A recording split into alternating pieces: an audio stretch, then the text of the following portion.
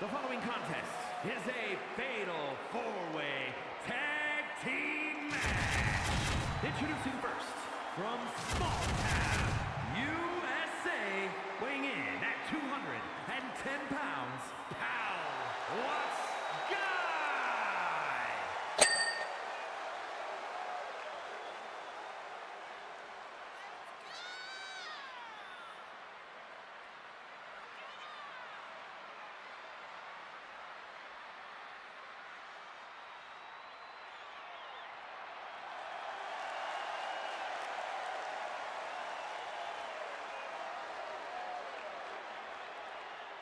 No Pites Nate has just said, the following announcement has been given from catering.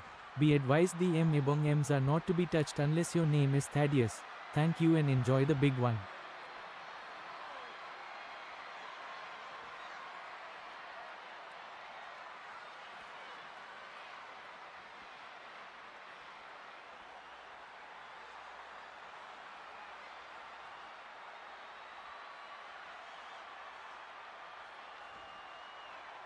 That's what I'm talking about.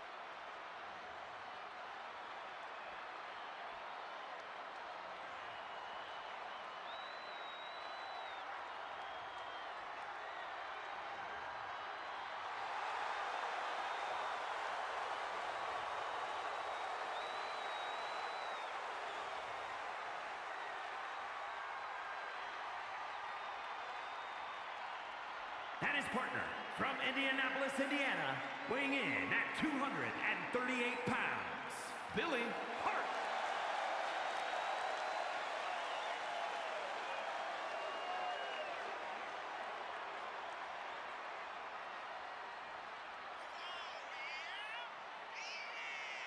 That's what I'm talking about.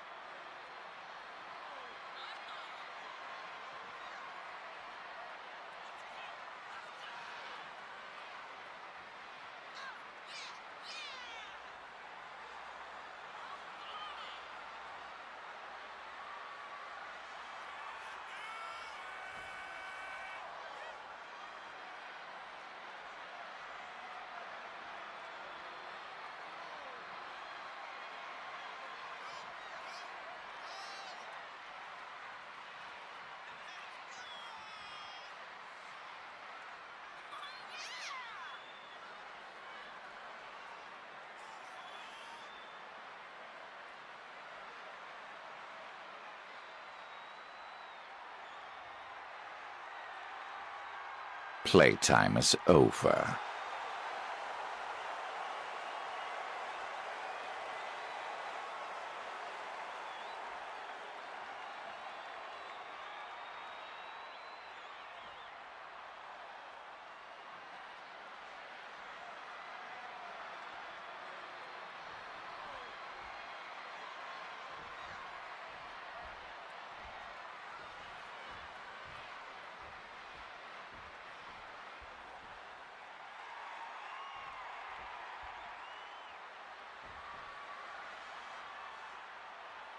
And their opponents, first, at a combined weight of 478 pounds, North Green Phillips and Kid Age Valentine, the War Raiders.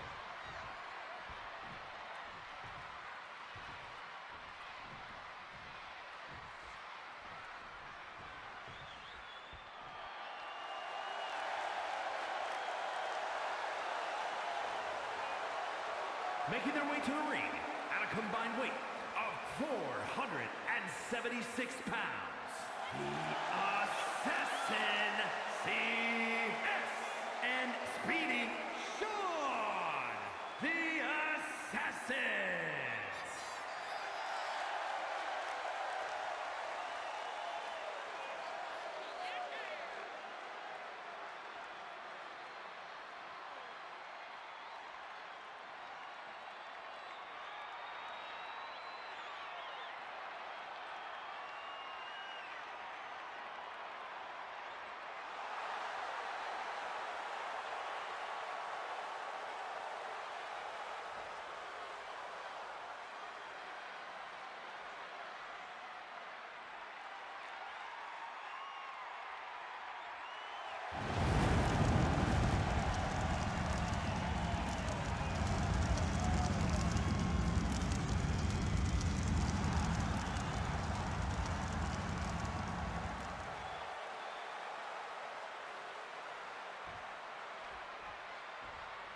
That's what I'm talking about.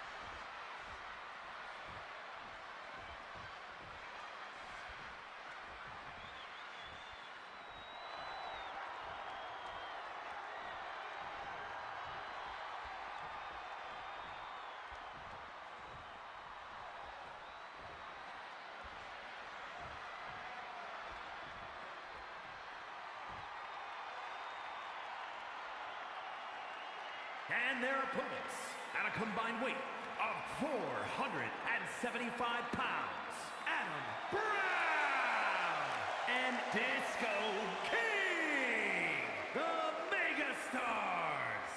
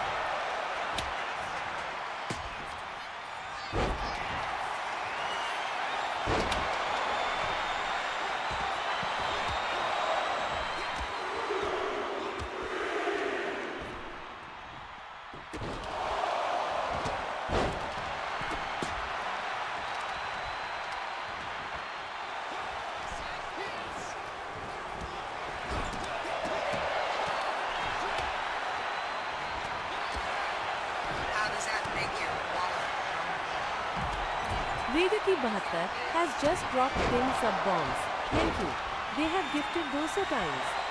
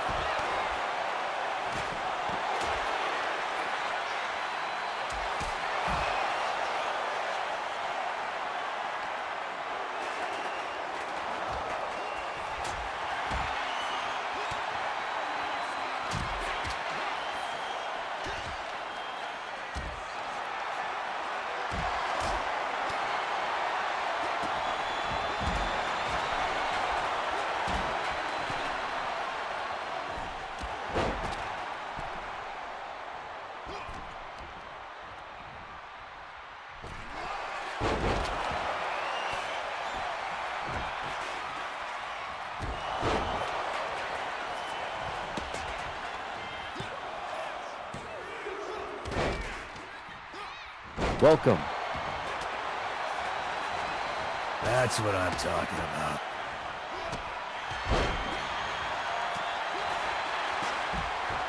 That's what I'm talking about.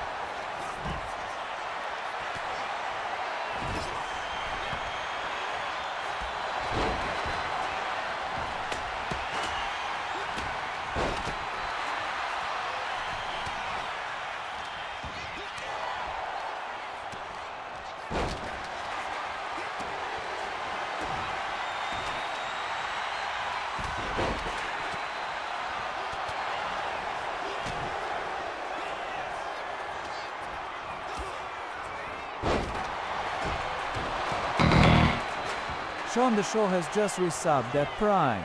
Thank you. 54 was John Cena's jersey number. Fun fact.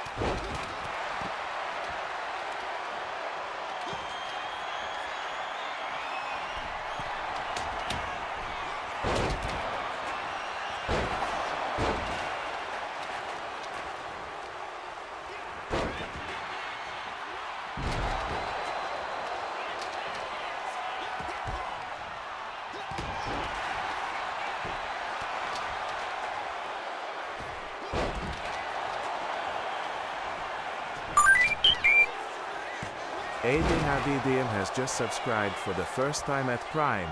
Thank you. Százalék ROV input.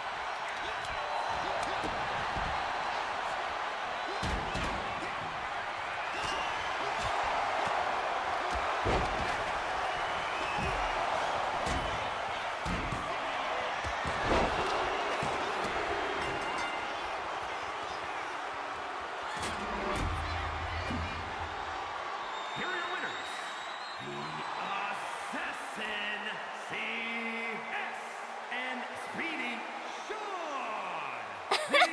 Gigi.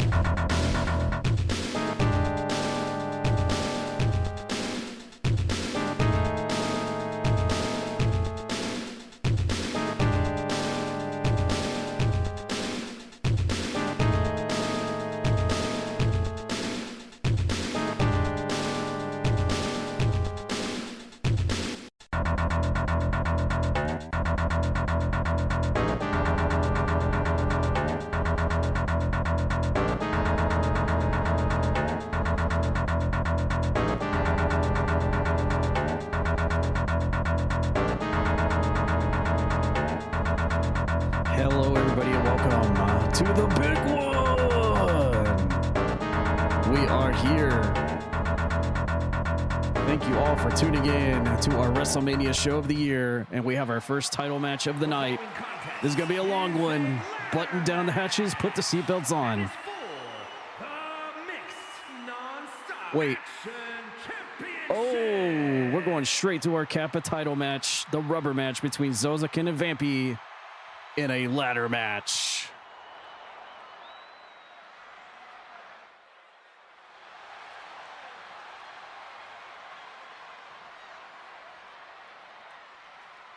Introducing the challenger from the Copper Age, weighing in at 228 pounds, Zion Kid.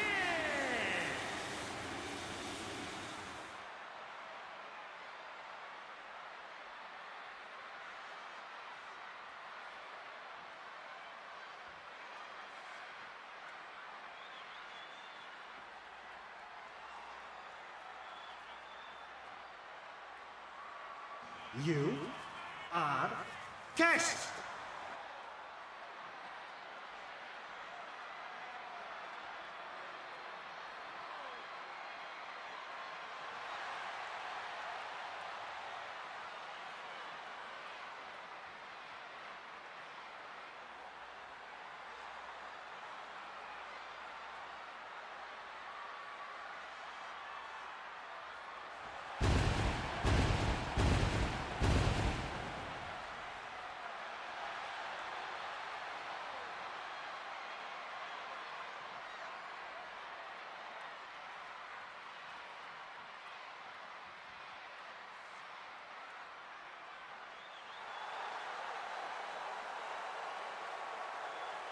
I'll take this then.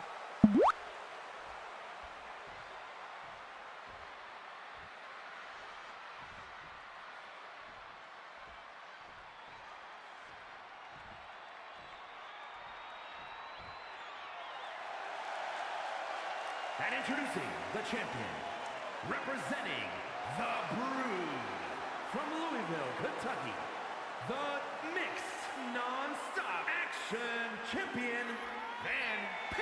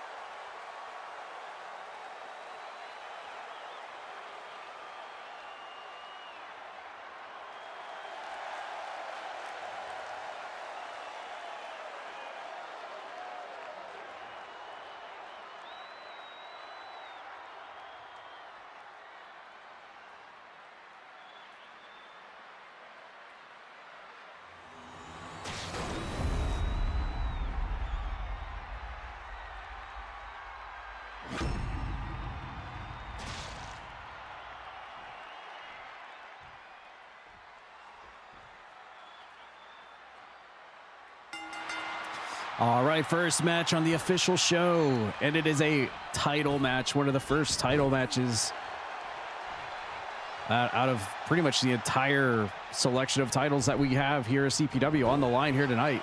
I think the only one that is kind of still up in the air is the Women's Championship. Asterial kind of thinking that she might have the night off tonight. I don't know. We'll come to find out sooner or later. As we know, CPW is full of surprises, and I'm sure we're going to get some more of that here tonight. In fact, I know we're going to get some of that here tonight as we start things off with a ladder match to determine who will be the new Kappa champion of CPW. Of course, Vampy was the original champion. Zozoken debuted back when we were on the Twitch front page and defeated Vampy to win the title belt and then defend the belt like 5 times in the same night, and was just utterly impressive here at CPW. But then Vampy came back and won the title belt back away, getting her belt back around her waist again. And she currently has it. And now this is the rubber match between these two. They're both 1-1 against each other. And what better way to end the tiebreaker off than right here at the biggest show of the year, basically our WrestleMania here at Croakitoad Pro Wrestling, to kick things off right here. And I know all the champions that have their title belts on the line later on tonight are watching this one intently to see how the momentum is going to go for champions here tonight. Are champions going to walk out still with the belts, or champions going to lose all of their title belts? We've seen it go one way or the other. We'll see how it goes here tonight. Welcome in, everybody. Glad to have you. If this is your first time in here, welcome aboard. This is CPW live every Tuesday night here at Croakitoad. Every character you see on the show is someone from the Twitch community or fellow streamers here on Twitch. And I'm hearing we have a double debut coming up next. 2 ladies showing up for the first time here at CPW inside a cage match that's coming up next. Double debut. It should be off the chain, and they got fisticuffs going on here between former champion Zozoken and current champion Vampy, a member of the Blood Triangle, 1/3 of the Asterial Women's Champion entourage here, looking to keep that belt around her waist here tonight against her biggest rival at this point in time, and that's Zozoken. Here at the big one, no pinfalls, no submissions in this match. The only way to win is to climb that ladder and grab the title, which is hanging above the air. That's right, the title is suspended in the air above the ring. They have to climb up the ladder, grab the title, and bring it down to win this matchup. We have a super jam-packed and stacked card tonight. Oh my God, Iranagi on the ladder by Zozoken. That'll splinter a spine for sure. Zozoken setting ready for something here out of the corner. Snapmares Vampy and a kick to the back. And once again, motioning for Vampy to get to her feet. Zozoken with a leg drop to the back. We have a jam-packed card here tonight. Tons of matches to go. Zozoken looking to go high risk to the outside of the ring. Is it going to pay off for him? Going big at the big one, and splatters all over Vampy out here on the track around the ring. And just like at Talladega on Sunday, we had a big one on the big one just then right there between Zozoken and Vampy, as Zozoken sets up the ladder in the ring, and he's going to be the first one to ascend to the top here. And there you see the Kappa Championship hanging above the ring, and now Vampy has got to get in there, and she cuts him off. But Zozoken kicks her down to the mat and climbs back down the ladder. Here comes Vampy, though. Immediately wraps him up. Oh, and drops him face planting into the mat, but he fires right back with a running lariat, taking her off her feet. By the way, for anyone who saw the card tonight and is here tonight, stick around. Even if you're not listed on the official card, you have a great possibility of being in the 20-person Domino Memorial Battle Rumble match, as Zozoken once again climbs up the ladder, but Vampy's right there. Oh, and Zozoken with a big wipeout off the top of the ladder. You have a huge opportunity and chance to be in the 20-person Domino Memorial Battle Rumble match. Of course, Domino, former Twitch community member of mine, as Vampy clawing the face, clawing the eyeballs, the face, the nose of Zozoken, doing whatever she can to take the Paladin down, and he slips over the shoulders. We'll have a 20-person Battle Rumble match in the tribute of Domino, our fallen friend here on Twitch, who is a current character here on the show, regardless, as a tribute. But he gets his own match here at the big one, our WrestleMania. And there will be 20 random people from the roster. And those of you who are watching and listening right here tonight have a huge opportunity and a chance to be a part of that match. And that will be coming up very soon. So don't go anywhere. You might be in that match if you're here watching right now. And look at this, Zozoken climbing up the ladder. Vampy going to climb up with him. Here we go. For the first time in the match, we have both members on the ladder fighting at the top of the ladder here. Here we go. Zozoken getting pie-faced off the top of the ladder. And now Vampy, oh my God, she's going up top. She's going up top. Oh, she missed the elbow drop. She tried to risk it all, and she did, but it did not pay off. Zozoken rolls out of the way, and she splatters into the mat, but a nice reversal out of the powerbomb position there from Vampy as Zozoken fires back with some chops and has the arm hooked. And here's a backdrop. There is, in fact, a lineup sheet. It is in our Discord under the CPW category. You might have to scroll up a little bit. Maybe one of the mods can repost it so it's fresh on the CPW category in our Discord. But yes, there is, in fact, a lineup. Tons of matches here. Vampy, rope assisted. Oh, and spikes Zozoken's skull into the mat. We might need to get a Discord link there for ADH as well, and for anyone else who would like to join. And then Paler DDT from Vampy hitting Zozoken with the 1-2 punch there. And he is laid out, so let's see if the current champion right now, Vampy, has enough time here to reach for that title belt here at the big one, as Zozoken needs to really get up to his feet here. She's angling. She's hangling and dangling. And Zozoken on the shoulders drops her with the electric chair chop. Zozoken now setting up the ladder. 3.5 match star rating here for the Kappa Championship, the belt that is put on the line every Tuesday night. It is the hardest belt to keep around your waist. Oh, and Zozoken crashes and burns once again as Vampy tosses the ladder over, and now she's backs up into the corner ready for something. Here she comes. Oh, somersault and leg drop to the back of the head of Zozoken. And we certainly have ourselves a back and forth fight here. As Vampy in the corner and a big enziguri. While Zozoken's propped up in the corner. Now it takes a little bit of time to pose to the fans here. And oh my God, look the way her spine contorted on the side of that ladder. Good Lord. That is not a good way to land there. As Zozoken, oh, he's gonna go for the Mana Burn submission. Oh yeah, butterflying those arms up, and look at the predicament that Vampy is in right here. Just completely twisting her into a pretzel here. And I kind of dubbed this submission maneuver the Mana Burn. And well, submissions don't really, I mean, other than wearing your opponent down, they don't really do much good, as both competitors are all tangled up here. Wow. They were all conjoined there. As Vampy gets up to her feet first and puts the stomps to Zozoken. Zozoken fires back, but he lands on the back. Oh, the back of his skull landing on that ladder. He probably hit that worse than she did. And here we go. Zozoken propping the ladder into the corner. Let's see what happens next. And he sends her to the ring apron.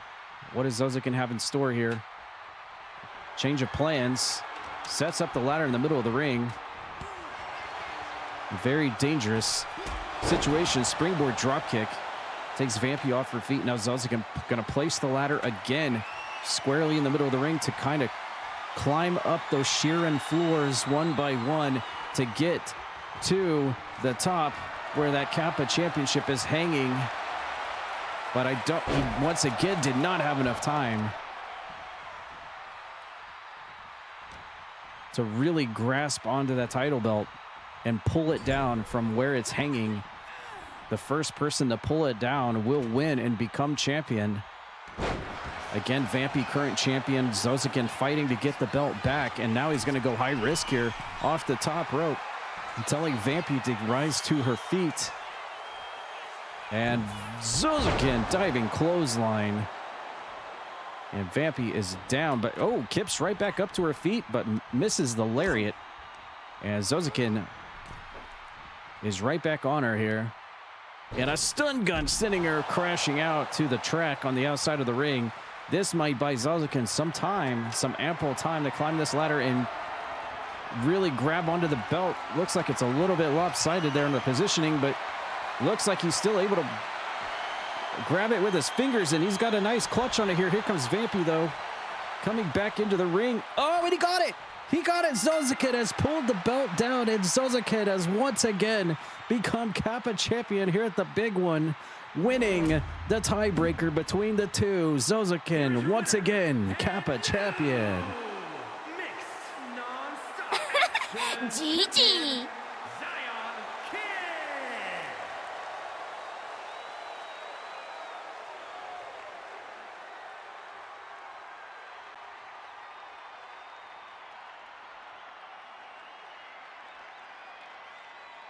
Great match there between Zozoken and Vampy, settling their tiebreaker here at the big one.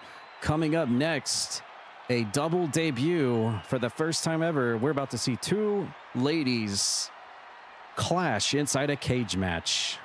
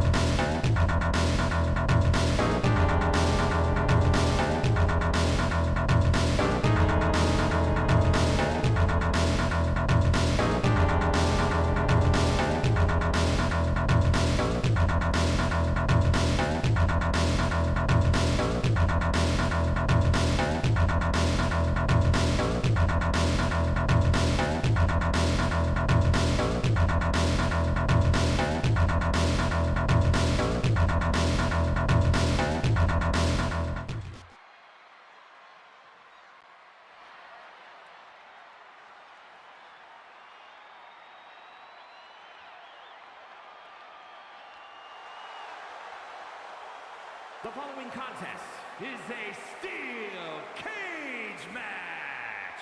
Making her way to the ring from Cincinnati, Ohio, the Queen, CPW.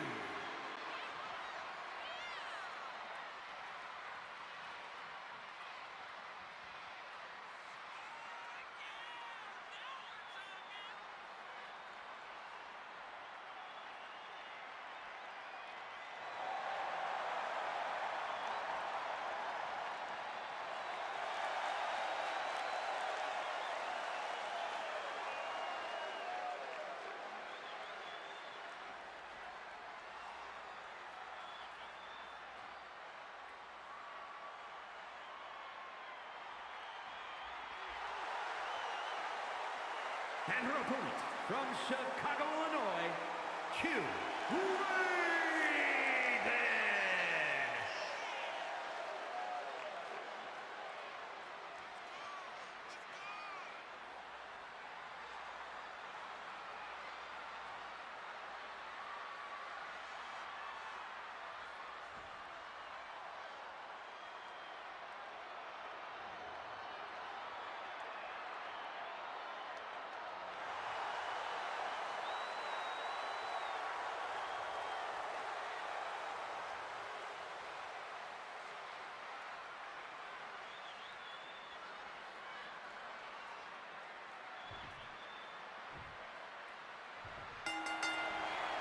All right, here we go. Big match here. 2 debuts here at CPW clashing in the first ever match. Both members, huge members of the Tomb Raider community here on Twitch. Both have done incredible things with those amazing Tomb Raider games that we also love here at Croakitoad, whether it be speed running, PB challenges, no loads, no meds, or just going for trophies and achievements.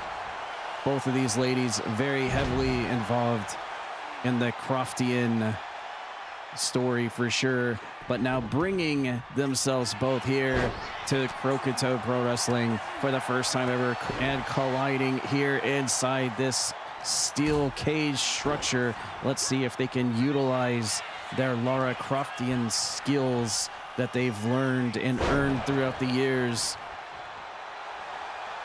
to survive this cage and possibly even climb up and out. I'll take over this it. then. Thank you for the hydrate. Appreciate it. I'm going to need a lot of those tonight. As Queen Savi and Q-Raider. Names at the bottom of the screen. As usual, you can see double debut tonight. Good to see even more ladies joining the roster here at CPW. And a giant and massive women's roster here at CPW. You'll love to see it as Queen Savi going for the triple suplexes here on Q-Raider. And look at that, Q-Raider immediately kips up to her feet, but gets met with a lariat from Queen Savi, who definitely brings the spice to her personification here in CPW. Oh, look at that, just as I was talking about it. She's ritzy, she's ritzy, she's glamorous, she knows it, and she's not afraid to show it. But Q-Raider, all business here tonight, taking Queen Savi down to the mat. But she also kips up to her feet. Oh, look at that. Q-Raider telling the referee to open the cage door. She was going to try to leave out the cage door, but Queen Savi said, I don't think so. This match ain't over yet. And Queen Savi with another trifecta of suplexes here. 1, 2. And Trace on Q-Raider, hitting that for the second time. And again, doing a little showboating, going for the cover here on Q-Raider, but she kicks out.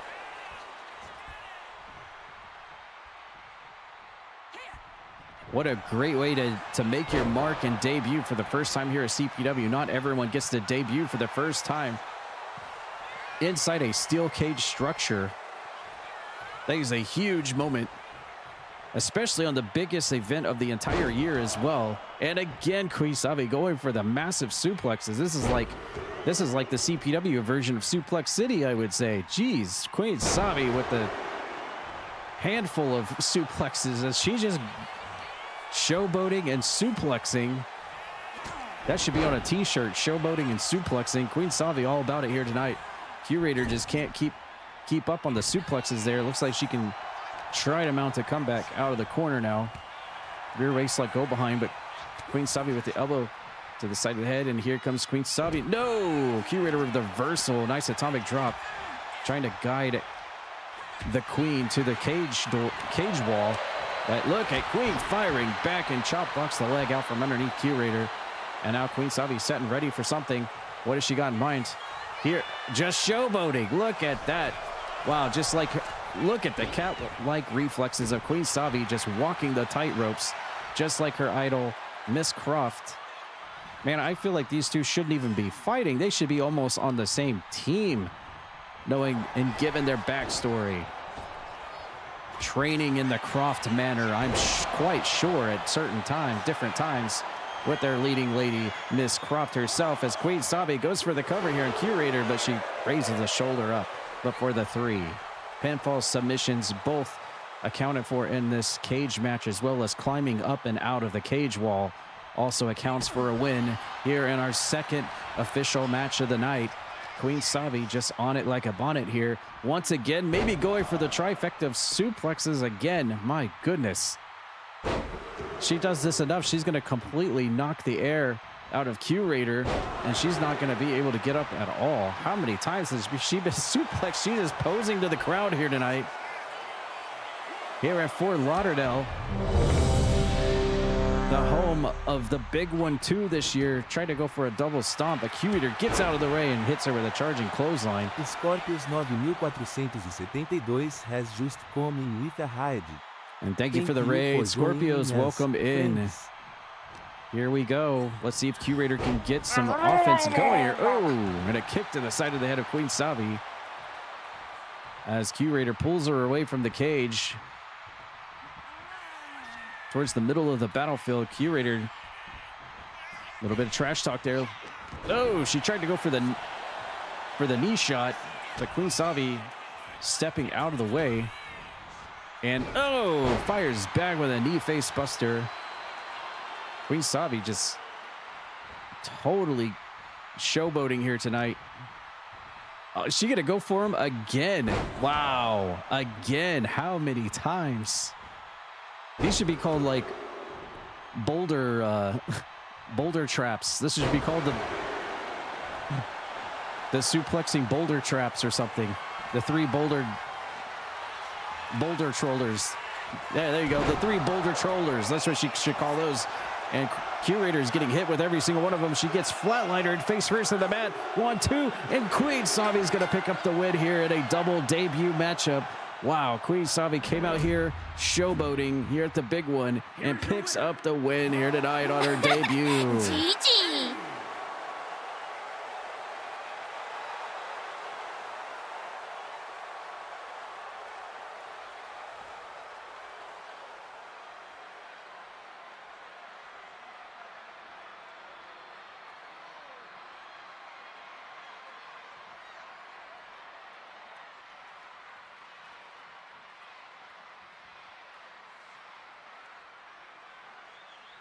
Hey,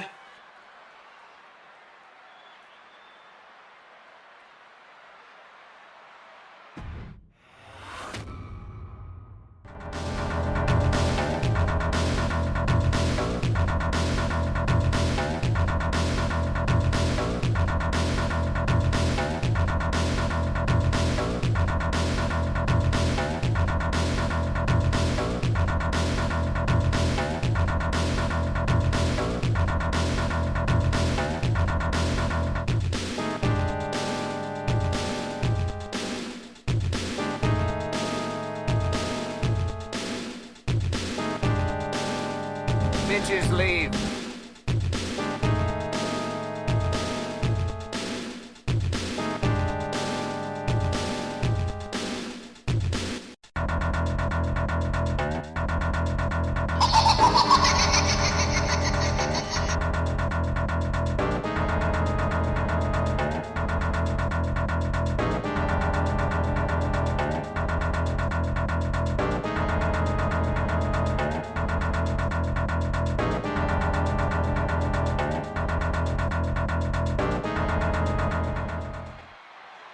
The following contest is scheduled for one fall and is for the Junior Honor Championship.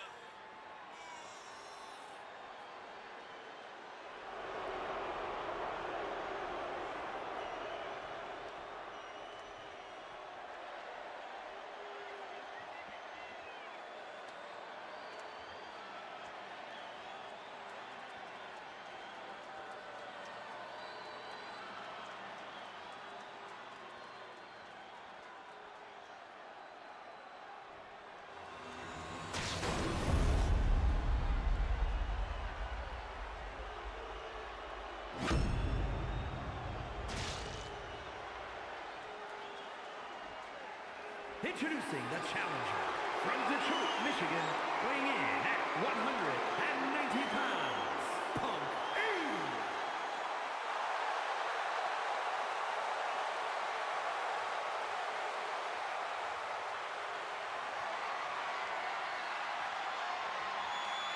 From Charlotte, North Carolina, the Junior Honor Champion, Disco Buddy.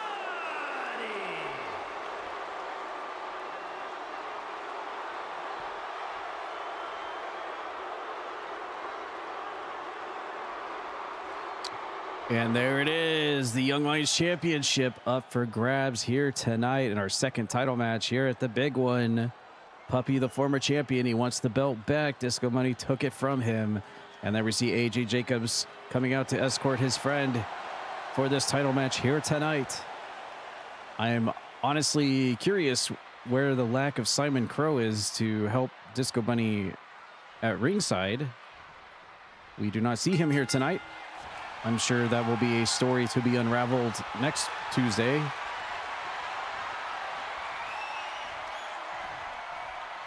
But also, Puppy, a little bit of a tribute to his friend here tonight, wearing the AJ Jacobs superhero outfit.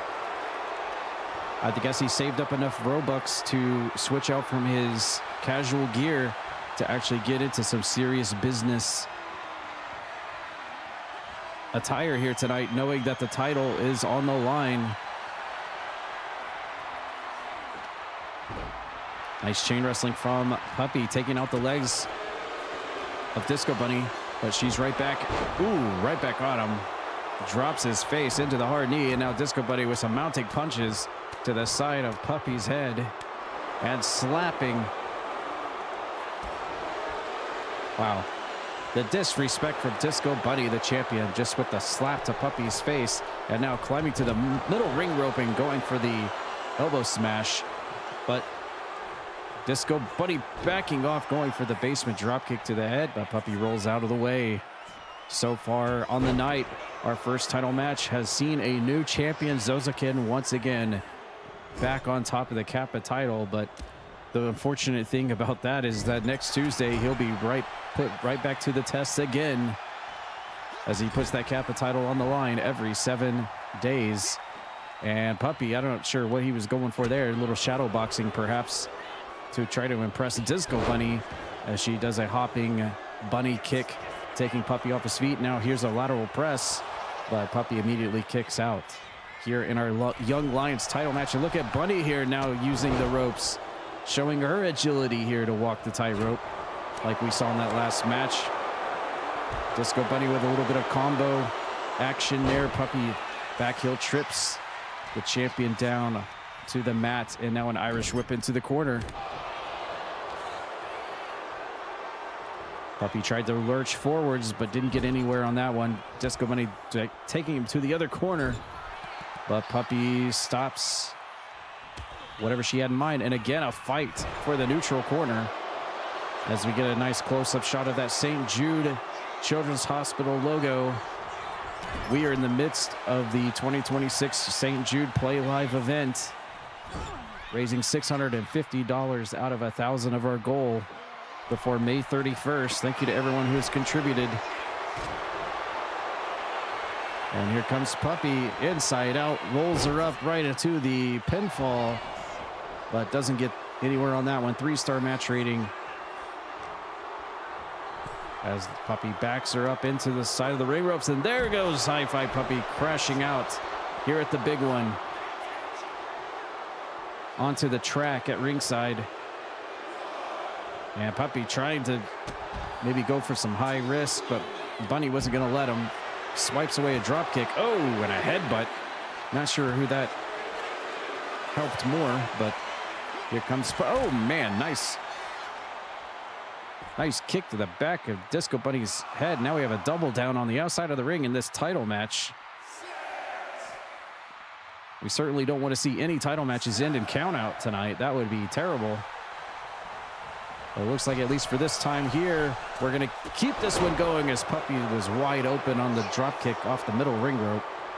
And now Disco Bunny back in control, and oh no! She tried to go for the big finish onto Puppy, but he stepped out of the way, but gets hit with the lariat anyways. Another lateral press, and now Disco Bunny gonna put her feet on the ring roast, but doesn't get away with that one. The referee saw that one coming. Sidestepping a grapple from Puppy, and now an Irish whip into the corner. Here comes Disco Bunny now, taking him to the top rope. I think this is what she was wanting to do earlier. Puppy reverses it, scouting that one, and sends her across to the other side of the ring. And here comes Puppy marching to the beat of his own drum here, and crashing into the corner with the forearm shiver shot. One of his patented maneuvers. Puppy's getting himself back in the ring and in position for something off the... Whoa, look at that. Wow, he tried to go for a double bounce cutter out of the corner, but Disco Bunny saw that one coming and throws him into the corner. That could have been a remarkable move there from Puppy, but he couldn't quite nail it on the Young Lions champion here tonight. And Puppy now assisting her to the ring ropes yet again. And here comes Puppy showing some high speed and aerial maneuver there on the champion, missing the standing drop kick. And these two know each other so well. Oh, heads collide, and Disco Bunny is gonna walk away with the dub on that one. Oh man, high knee to the right in the center of the face of Puppy, putting him flat on the mat as we see AJ Jacobs watching his buddy from ringside. Disco Bunny now going to the top rope and telling Puppy to get to his feet. What does she have in mind here?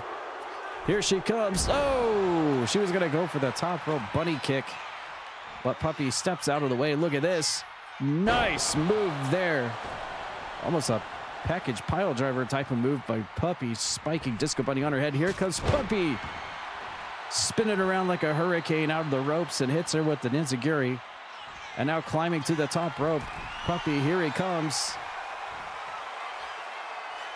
What's he got in mind here off the top? Whoa! Big time lucha move off the top rope, but Bunny isn't having any of that. And now we're gonna get some slap fighting. Puppy and Disco Bunny slap fighting each other with the Young Lions Championship up for grabs here at the big one, with AJ Jacobs watching in the background. How is this one gonna pan out? Who's gonna win out? You can hear the fans I think the fans here tonight in Fort Lauderdale are behind Puppy. And there it is. Pier 6 between Disco Bunny and Puppy. And they both felt the effects of that one. Puppy's gonna win out on the grapple, sends Disco Bunny into the corner, but she's ready for him again and trying to go for the lurching headbutt. Puppy fires back with a jawbreaker, taking her off her feet. And now Disco Bunny getting reversed. Here comes that handspring cutter, and he nails it onto Disco Bunny right on that CPW logo in the ring. Goes for the cover for the Young Lions Championship.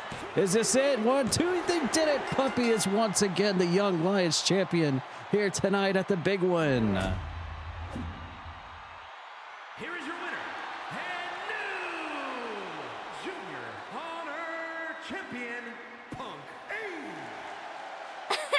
A. Gigi.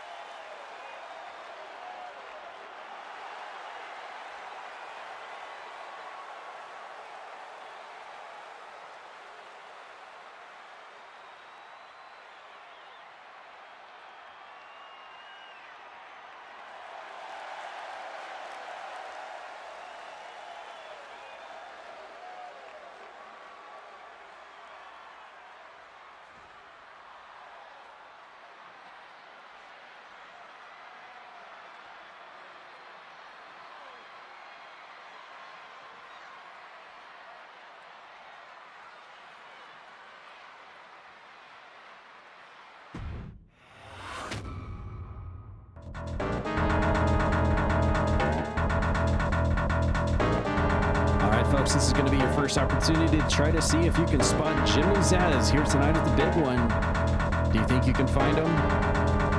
Let's see if we can find him as we get set up for our next match. the 20-person.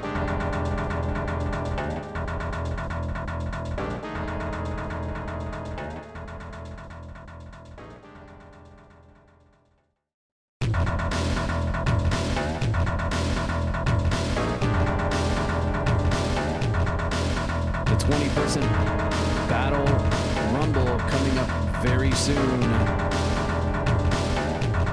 And I'm hearing there might be some surprises in store.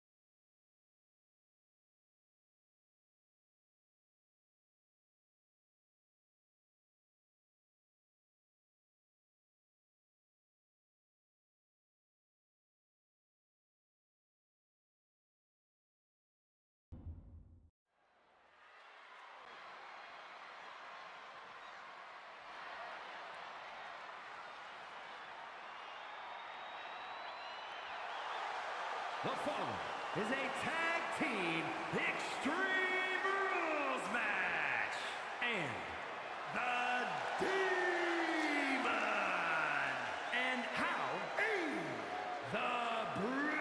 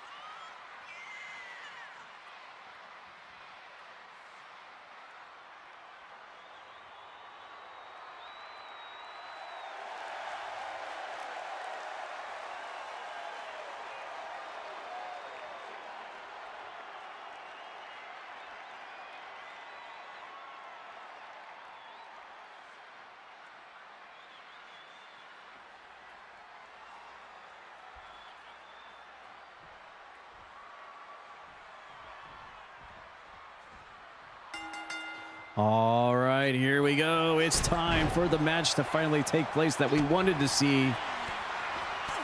But because of Miles Wildmore and Azarain, they attacked Lucinda and Necro a few weeks back, and we didn't get to see this match actually take place after we wanted more of this back on the Twitch front page several weeks ago. But now we're finally going to get it.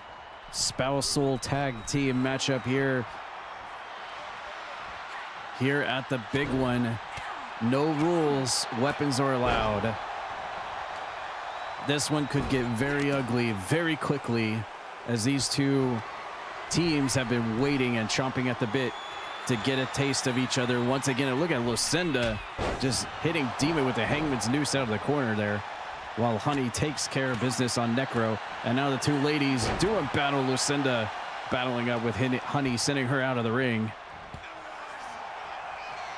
And I'm also noticing we're getting a little bit of secondary attires action here tonight in this matchup. Necro in the fancy purple, Lucinda shedding the Dishonored attire to go with the Fallout Wastelander attire. Demon in the blue and Honey in the peach colored cream outfit tonight. And we've got a 2-on-2 tornado battle where this thing could go anywhere and everywhere here on the racetrack. And Lucinda going immediately for thumbtacks. Hey, you can't drop those on the track. That's gonna pop some tires. That is definitely gonna cause a caution flag, having thumbtacks on the track. We'll see if those come to play at any point here in this matchup. I have been told a 20-person Domino Memorial Battle Royal is coming up next. Oh, nice move from Lucinda, cracking Honey in the side of her head.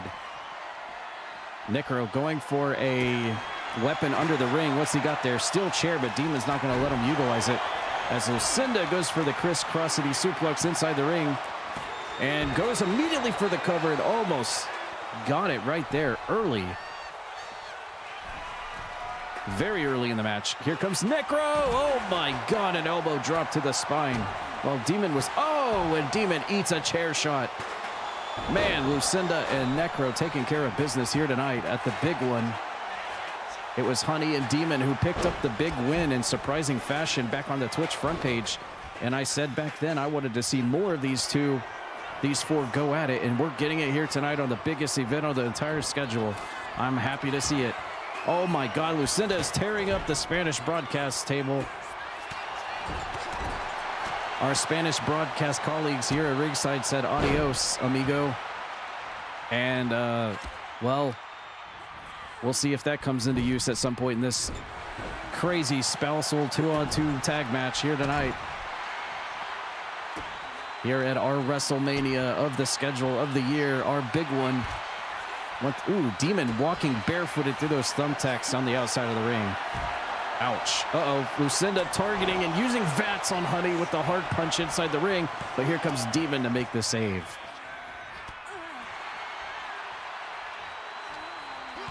And Demon utilizing the mask and the horns to his advantage. Necro has got another bag of thumbtacks.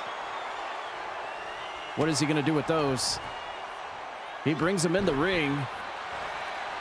And a lariat from Demon takes Necro down, but Lucinda's back in. Honey's now got a chair. And nice leaping leg drop from Lucinda's Demon. Well, he tried to hoist Necro around. Honey catches the leg and goes to town on Lucinda. And now Necro with the go behind on Honey, but she back flips out, lands on her feet. Nice back heel sweep, sending Necro out. Here comes Lucinda now. Scoop slams her into the mat, but Demon's ready for her. And Lucinda's got Demon up, and look at this. Oh man, marching. And who is getting assaulted with a chair outside the ring? Oh, big splash by Lucinda on Demon, right center of the ring. Honey and Necro are having a massacre at ringside here. Lucinda, the strength of Lucinda, deadlifting Demon up and hits him with a power slam. Smack dab on the CPW logo in the middle of the ring.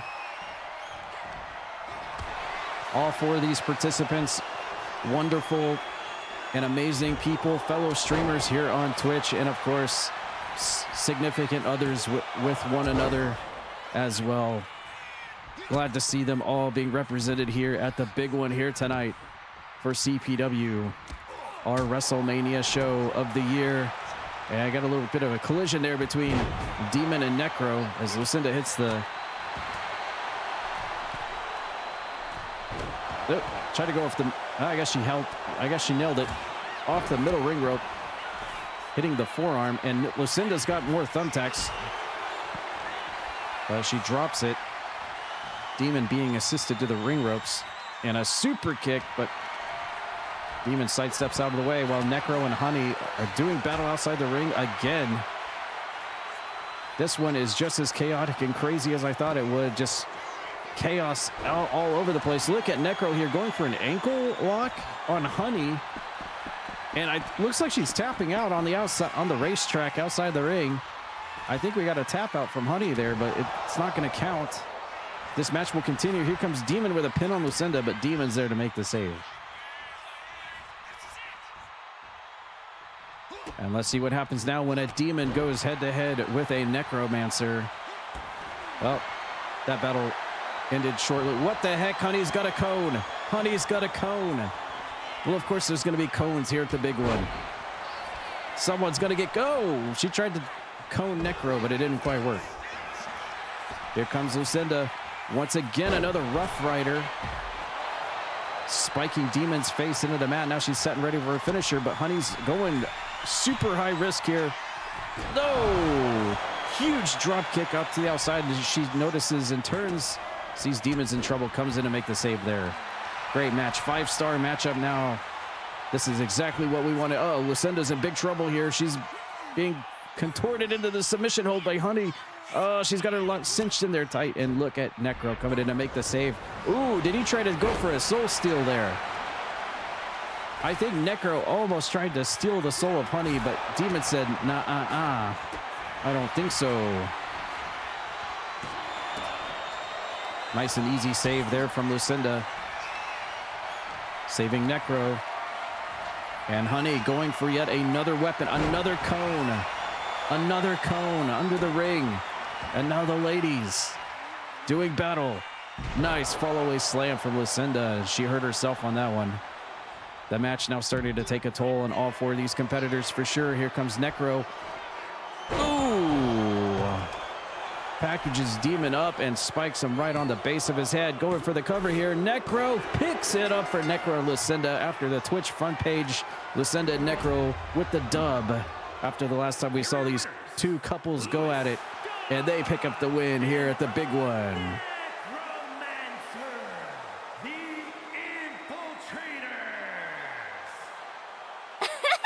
Gigi!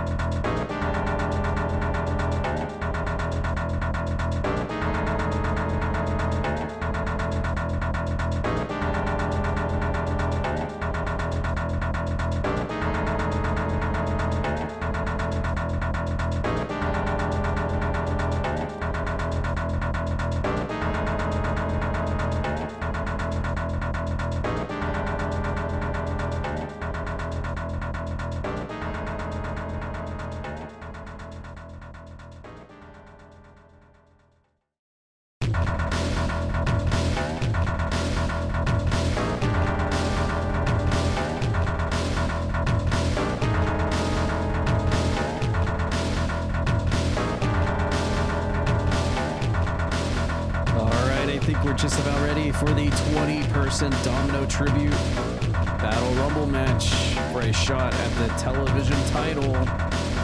We're just about ready.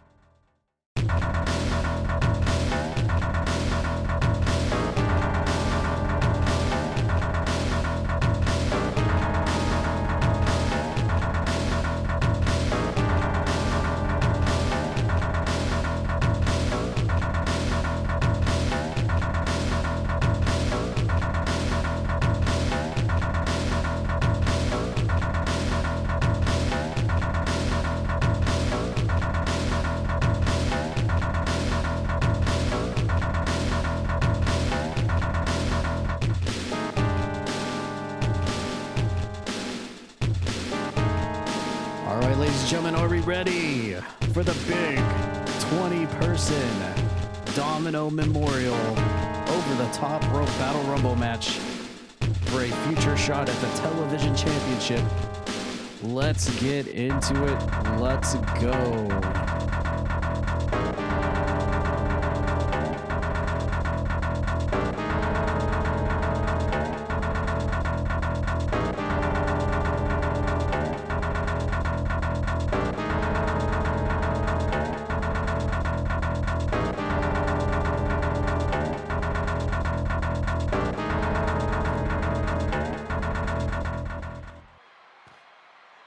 Let's see who drew number 1 and 2. Rumble match. Now, the two superstars that drew number 1 and number 2 will start the ring at the same time. Other superstars will join in the order they drew. This will continue until all 20 superstars have entered the ring. Eliminations occur when you are thrown over the top rope with both feet landing on the floor. The last superstar in the ring will be declared the Royal Rumble winner and will go on to face the champion of their choice at WrestleMania. Wait, we are at WrestleMania. All right, who drew number 1? Let's get into it. Who is it gonna... Wait, what? Who? Oh my God. Introducing the participants. First, from the North Pole, weighing in at 125 pounds, Scotty Scott.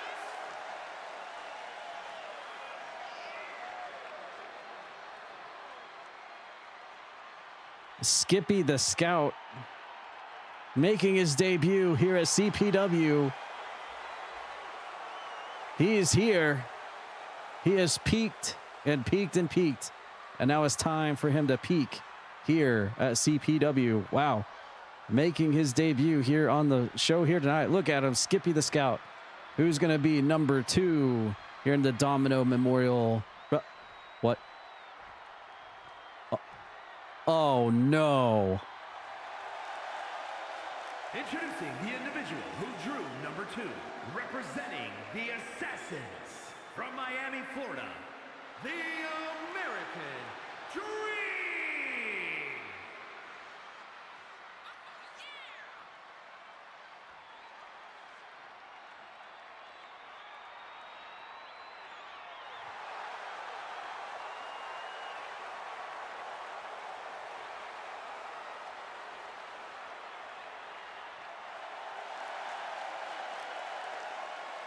Well, straight from Starfish Island, Candy Sucks is back.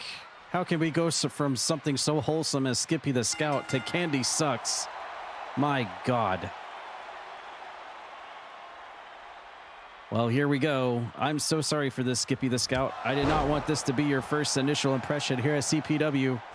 You certainly haven't seen anything like this. Peeking in the different biomes that you've gone to, Mr. Skippy. But welcome to CPW. All right, every 60 seconds, someone new is going to come out here until all 20 people have come out. As we get Skippy the Scout, first time. Whoa! Wow. He's rather agile. All that peeking and climbing and jumping off of the... Wow, look at that. He is very acrobatic. Lots of skills. Peeking all around. Whoa, a poison Rana to Candy Sucks. All right, here we go. Our next entrant about to make their way out. Entrant number 3 in the Domino Tribute. Who is it? Oh, no.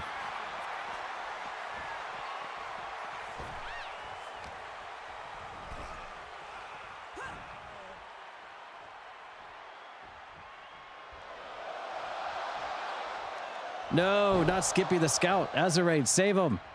No. Save Skippy the Scout. Azaraid, don't just stand there and watch and look at Candy Sucks' rear plumbing. What is the cast of characters we have in this thing already here at the big one in this 20-person over-the-top rope battle royal match as a tribute to our fallen friend and fellow Twitch viewer and community member Domino. Obviously, this is a play on the WWE's Andre the Giant Battle Royal in real life. I'm just shocked it took us this long to think of this for Domino. All right, here we go. Entrant number 4. Who's coming out next to join this wild cast of characters? Whoa, it's the big man.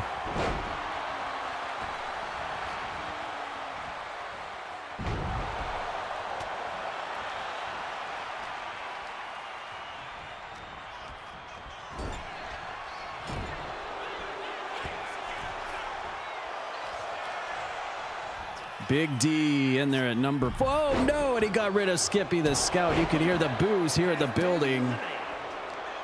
What the heck, man? Big D eliminating little Skippy, and he is out of here.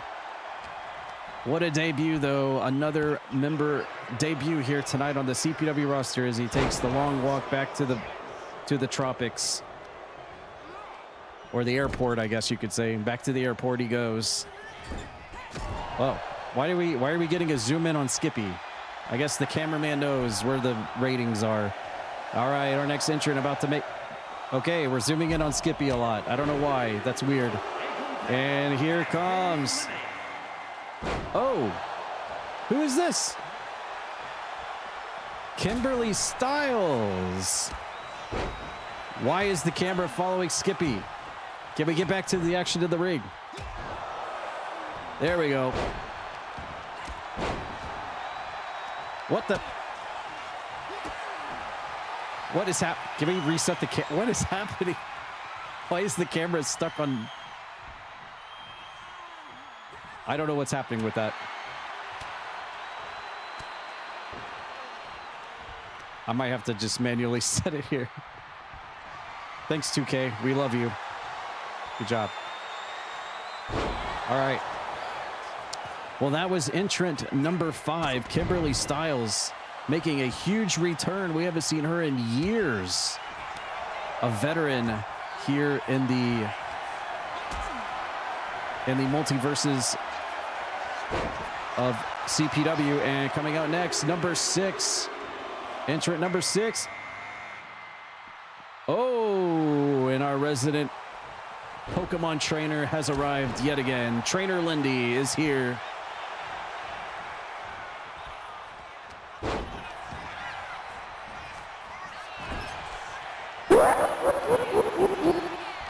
Yeah, the commotion with the peak camera. We didn't get to see what happened to Azarain. I guess, I'm assuming he got eliminated. There's no telling. We didn't get to see what happened there. He was probably up to some shenanigans, but look at Big D just toying with Trainer Lindy. Candy Sucks is still in there somehow. Now, if we reset the camera to normal, are we good to go now? No, we're not. The camera is actually broken. The camera is stuck.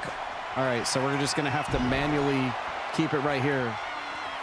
I don't know. I've never seen this glitch before, but thanks, 2K. Great game. All right, coming up next. This will be entrant number 7. Oh, and we have an elimination. Trainer Lindy. Bethany has arrived.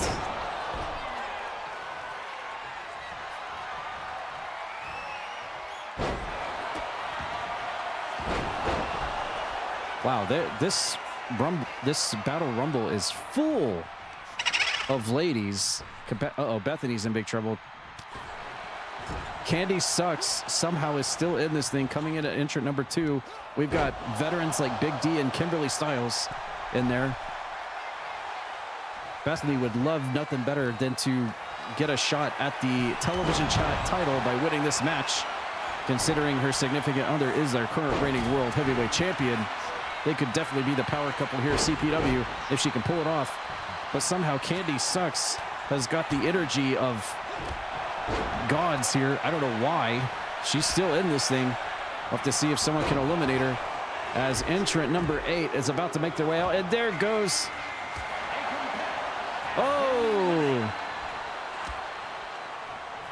Here comes the man with the $500 sunglasses, Sean the Show Bretherick, coming in at number 8.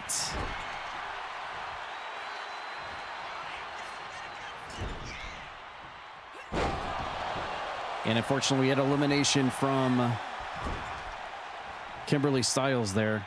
Your booty's so delicious. Man, this is an all-star cast of characters here. There's no telling who's going to be coming out here next to this 20-person over the top rope. What the hell was that sound? I think Jay Hair is in the back locker room chomping at the bit to come out here and smash someone with a light tube or something. Here comes Bethany chopping away at Sean. We got Big D facing off with Candy Sucks as our next entrant about to make their way out. Who is going to be entrant number 9? And it's going to be... Oh, it's Gumby Vince.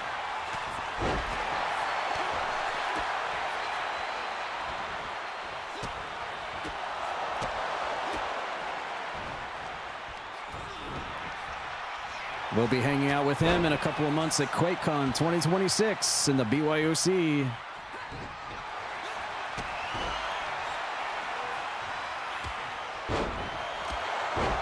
Oh, and Bethany has been eliminated courtesy of Sean the Show and his $500 sunglasses. Let's see if Big D can... That's right, we'll be hearing lots of those in a few months. Is Candy Sucks about to eliminate Sean the Show, brother? Why is Candy Sucks so OP? Some battles you win, and some battles you lose. I'm sure that's what Candy Sucks is thinking right now. Uh-oh, Big D might be in trouble here. No, and he is. Big D eliminated by Gumby Vince as our next entrant about to make their way out. Entrant number 10 here. Who is entrant number 10? Our halfway point. Oh, it's Kitten with the exclamation booties.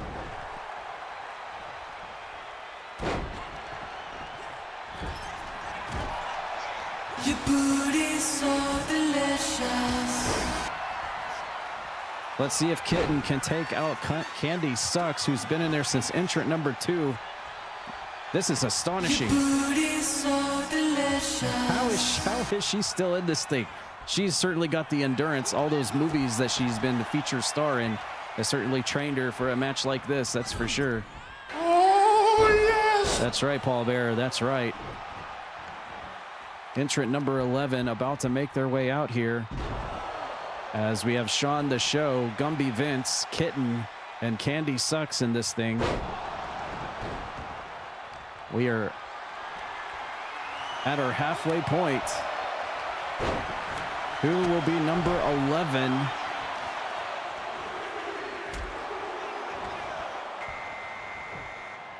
Oh no.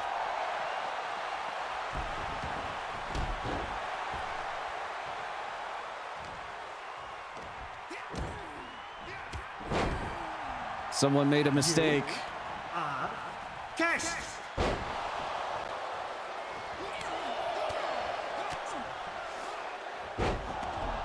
Uh-oh, someone made a mistake because here is Whiskers.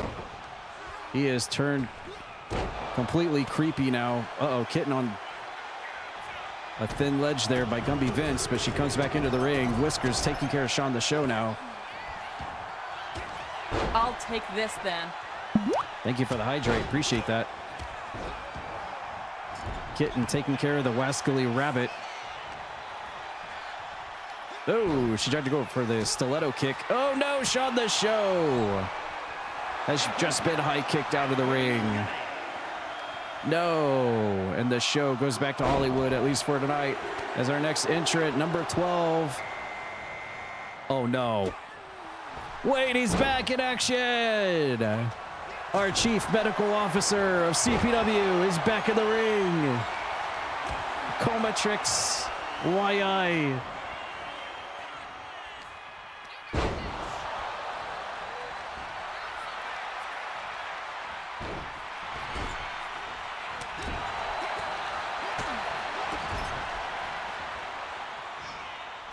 And instead of being backstage taking care of everyone else's wounds, he is participating. Oh no, Candy Sucks eliminates another one. Good Lord. Can everyone just gang up on Candy Sucks and get her out of this? Why is she so OP, man? This is insane. Oh my God, look what she's doing to Whiskers. To her, that's just another film. That's just another cosplay for it. Oh, Whiskers got her. Whiskers got her. And entrant number 13 about to come out next. The big news of Candy Sucks being... Wait, what is that song? I haven't heard that in years. Is that... It's Volano. Volano is back. Holy crap.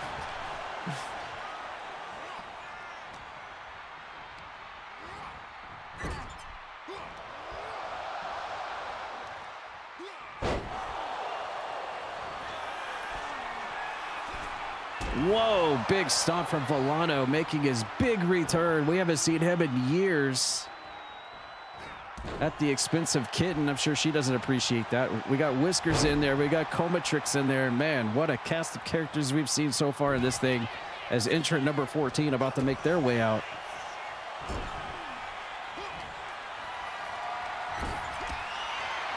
Domino bringing the cruiserweight here to CPW. Here comes our next entrant about to make their way out.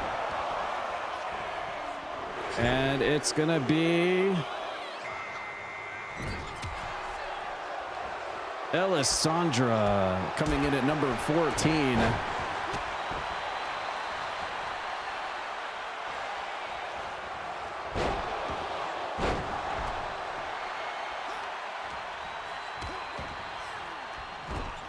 We saw Azarine earlier in the match somehow eliminated. We didn't get to see how he was eliminated or if he was even eliminated at all due to the camera glitching out. I'm sure that was... Oh no, Kitten and Comatrix, no!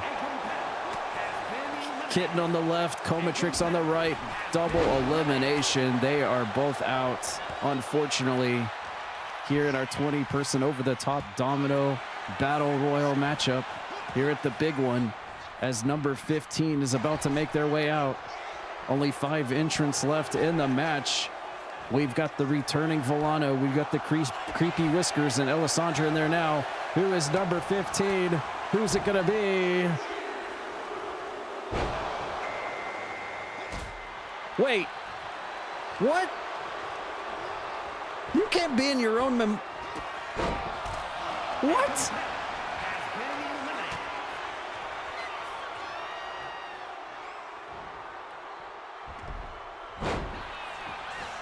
You can't be in your own memorial match. This is a tribute to him. He can't be in the match. That doesn't... What? No, you can't do that.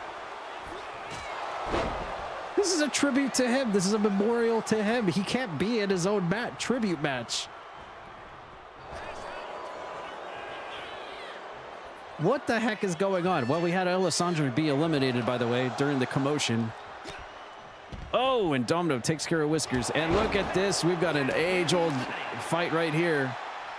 Domino versus Volano, baby. Man, that brings me back 15 years ago. And then entrant number 16 about to make their way out. Who's number 16? Mike Metal. Coming out here tonight at the big one to get in the middle of Domino and Volano.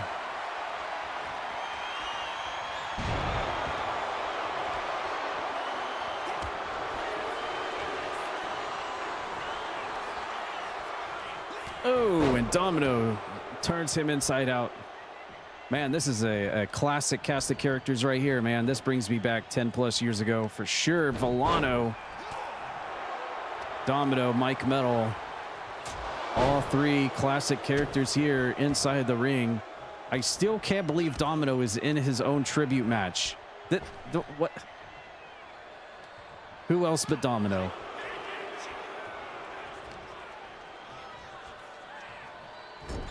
As entrant number 17 on the verge of coming out here next. Who's going to be entrant number 17? Look at Volano. Oh! Oh, no. The creepy laughter can only mean one thing. It's Miles Wildmore.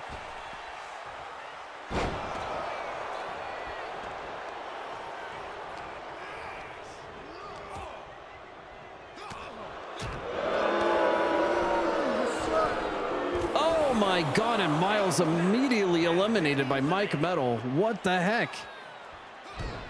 Miles was barely in there and got immediately eliminated by Mike Metal. Clothesline is sent out of the ring. Jeez, his run couldn't even get started there. What the heck was that all about? That's a terrible way to go for Miles Wildmore there, but we did see all three cast of characters, be it Azarain, Miles, and Alessandra, all three in this match, as Volano getting eliminated by Domino. And now it's down to Mike Metal and Domino, who is number 18. Entrant number 18 is gonna be 3 participants left. Oh.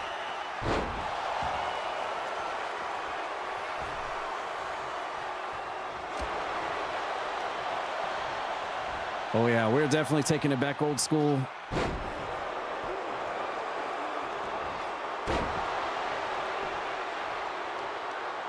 We've got Domino, Mike Metal, and Innie Dave yet again.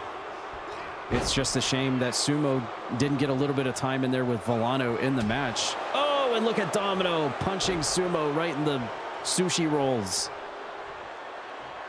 That is not a very respectable thing to do when this is a... And look at Domino and Mike Metal working together. That alliance isn't going to last long. Yep, called it.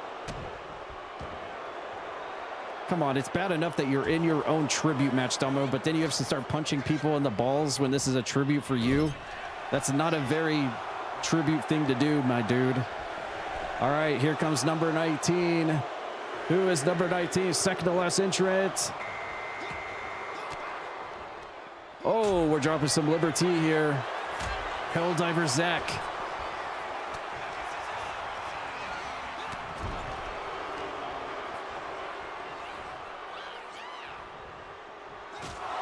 Oh. And Helldiver Zach just got a foot in the face by Domino. Oh. Well, Helldiver Zach just got completely annihilated by Domino. That really sucks. I hate to see that for him. I really hate to see that for him. But it is Domino, and you would come to suspect that from him. My God.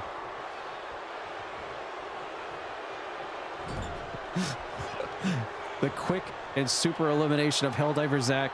We have certainly seen some moments in this match. My God, there's one entrant left. Who is number 20, lucky number 20, in this over-the-top Domino Battle Royal for a shot at the TV title. Who is number 20? What? What?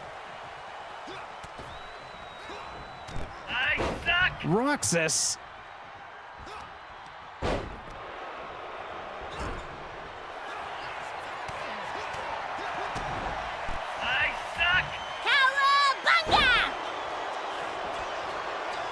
Roxas, Domino's about to get squished like a pancake here in the corner by Sumo.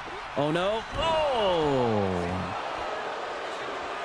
Domo just got flattened like a pancake by Sumo. All balls hit each other. And Roxas, who's going to be on special referee duty later between Coke and Spike Ryan, is getting a little bit of action here tonight.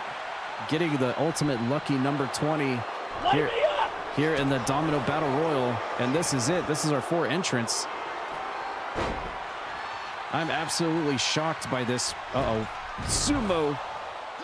Because I completely thought that AJ Jacobs was supposed to be in this thing. Where the heck is AJ Jacobs? We saw him earlier when Puppy won the Young Lions title earlier, but AJ Jacobs was like a shoo-in for this thing. What happened to him? Where's he at?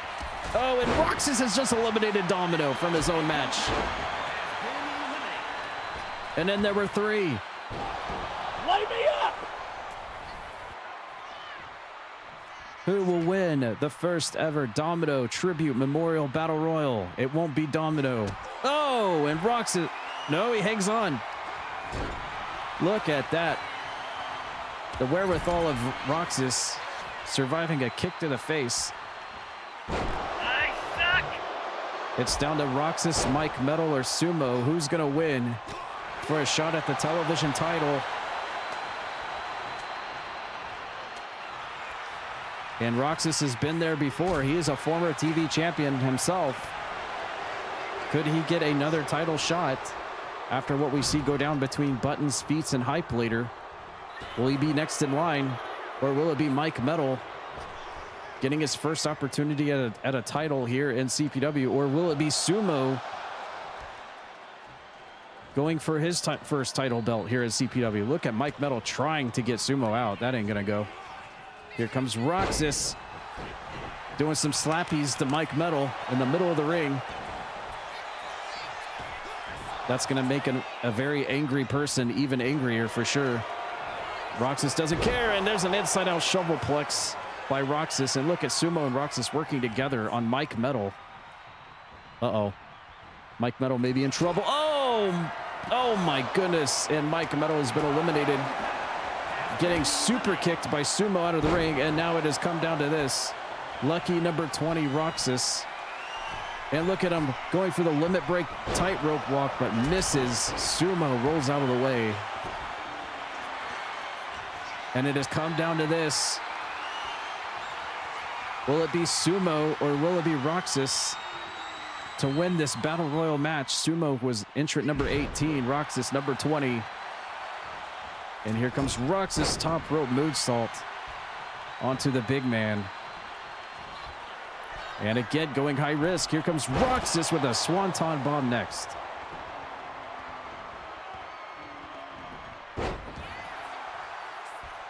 Here comes Sumo. I say moonsault. How is he able to pull off moves like that? This guy is over 500 pounds, and he flies through the air like he's 120. What about the cast of characters we saw in this match, by the way? Skippy the Scout making his debut. The return of Comatrix, Volano, Kimberly Styles. Man, all-star cast just in this match alone here at the big one. Roxas could, nope. Roxas surviving there on the outside of the ring, and a jumping DDT, dropping Sumo on his head. Here comes Roxas standing backflip splash. Here comes Sumo back. Momentum in hand. And reverse Irish whip. Roxas teetering. Where is Sumo going? He's posing to the... It's not over yet, dude. Roxas is still in. He didn't get eliminated, man. And Roxas measuring. Can he do it? Roxas trying to lift and put the big man out. Is he going to do it? Roxas with the strength. Can he get Sumo out of... No, he cannot. I suck. He just couldn't quite do it. But look at this, lifting Sumo up on his shoulders. Hitting him with the wheelbarrow and now a European uppercut. Roxas in control, going once again to the top rope. And he's going to walk the rope again. Limit break elbow, and this time he hits it. And he's going to go. Is he going to do it twice? Back to back. Wow. Double limit breaks. Yeah, he certainly got lit up there. Onto Sumo, and Roxas. No, reverse Irish whipped. Roxas, no. Catches the fist of Sumo. Back in the ring he goes. Roxas looking to eliminate Sumo here, but Sumo is just reversing everything.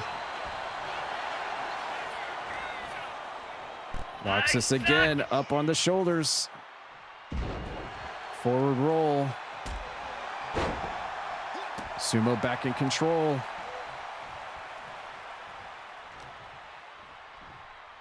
And, well, he's going for something. Roxas says, I don't think so. Sending him into the corner. Sumo again, another reversal. Roxas being directed to the ring ropes. This could be bad. Oh, no! Sumo with the super kick has eliminated Roxas, and he will get a shot at the TV title. Sumo has a title shot here at CPW.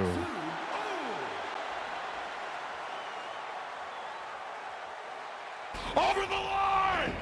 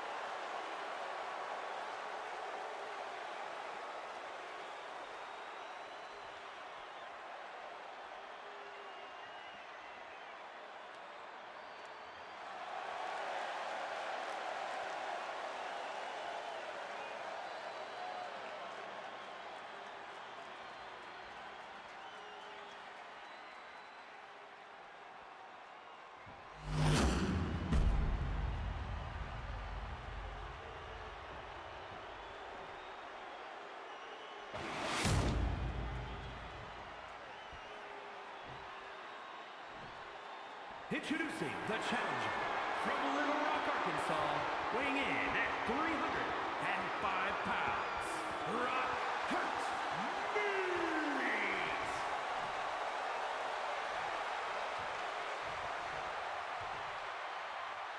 And his opponent from Newark, New Jersey, weighing in at 223 pounds, the International Champion, Shane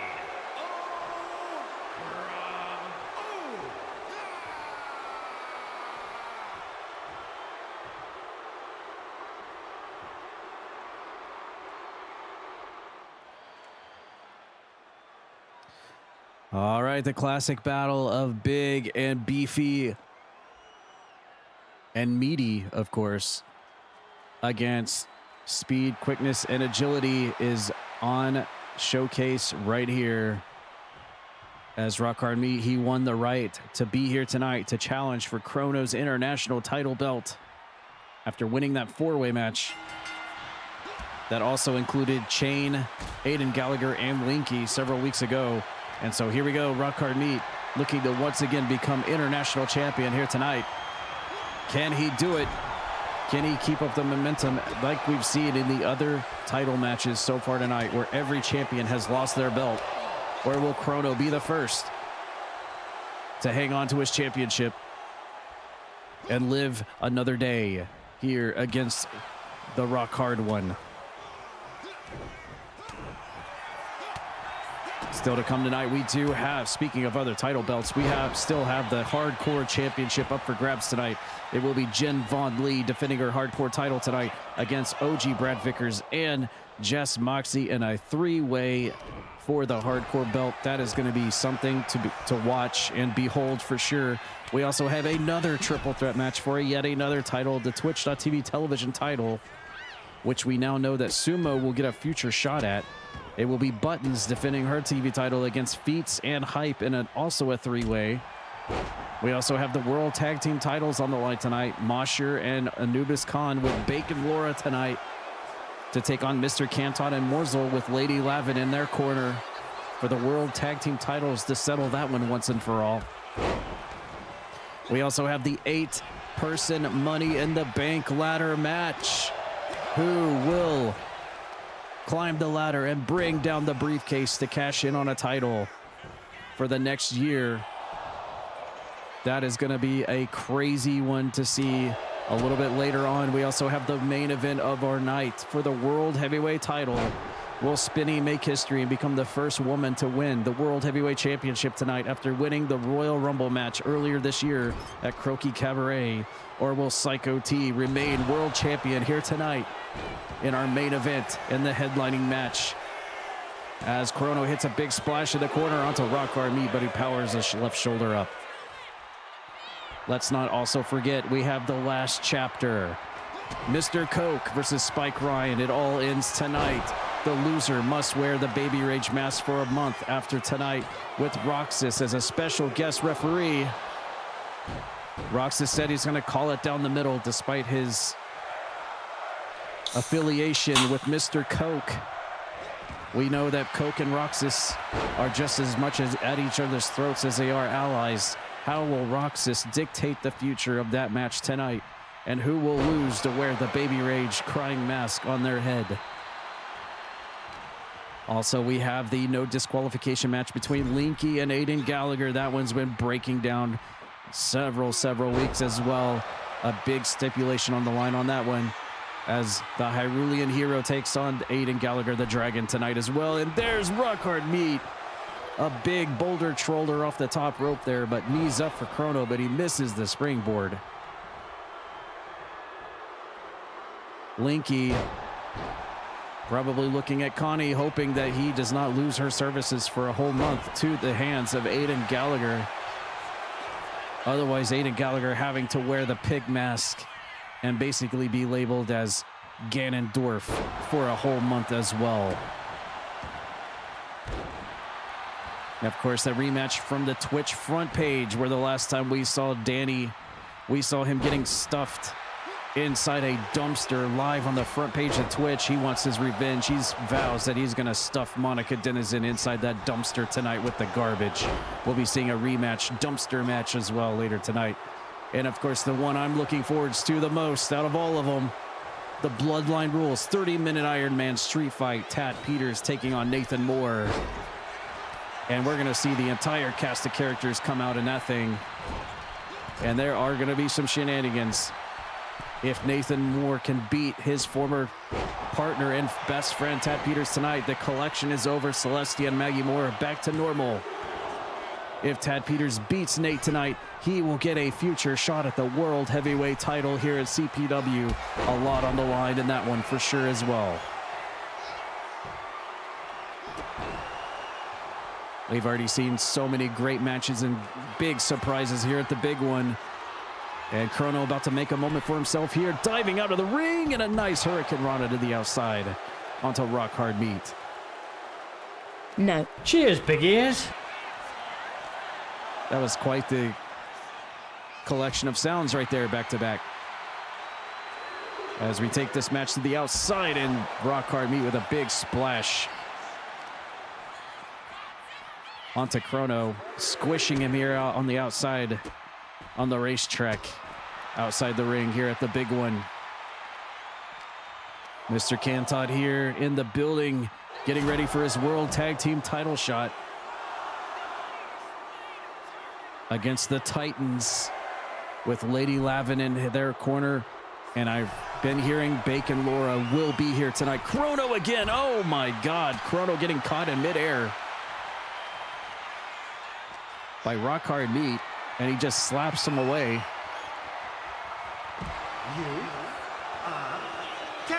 Oh, I think Rock Hard Meat just got cursed there by Danhausen. And we'll see.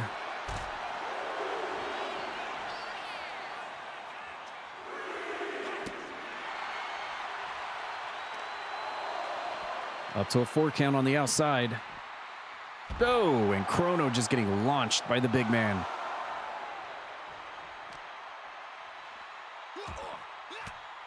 And while those are the matches that are listed right now, we know that there are other things that may go down. I mean, we started the show off last Tuesday hearing from Barry Bones, the world professional boxer.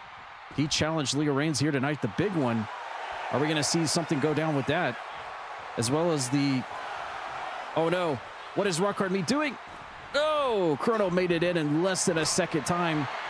Rock Hard Meat might have won the match, but he would not have won the title belt. Not a good move for Rock Hard Meat there, but the match will continue. That's good news for him.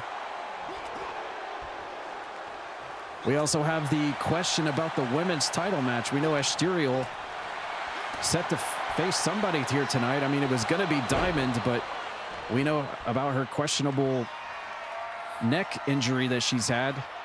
And Chief Medical Operations Officer. Hold that thought. Rock Hard Meat off the top with a big splash onto Chrono. Is this going to do it? No. Rock Hard Meat, almost international champion right there.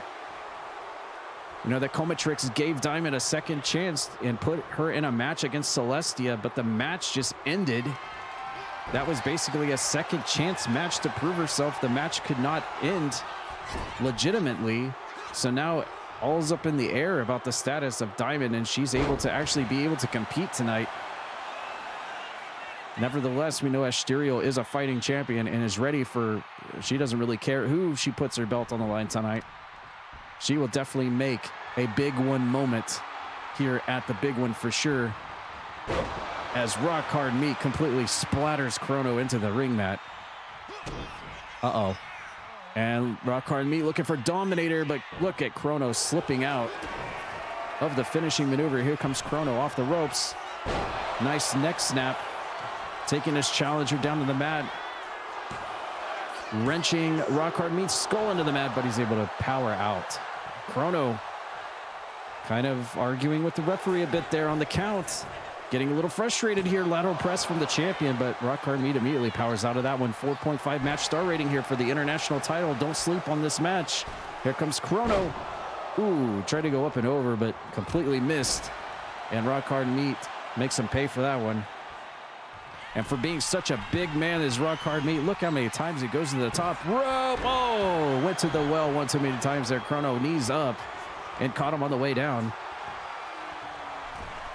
Chrono out and back in again and gets met with the grapple from his challenger, rock hard meat, and a brutal headbutt to the back of the skull. And oh my God, Chrono just walks right into a brick wall known as Rock Hard Meat, and he goes for the cover, and that's it. Rock Hard Meat is the new international champion, and the champions just continue to fall here tonight at the big one. Rock Hard Meat is back on top of the mountain. International champion, Rock Hard Meat.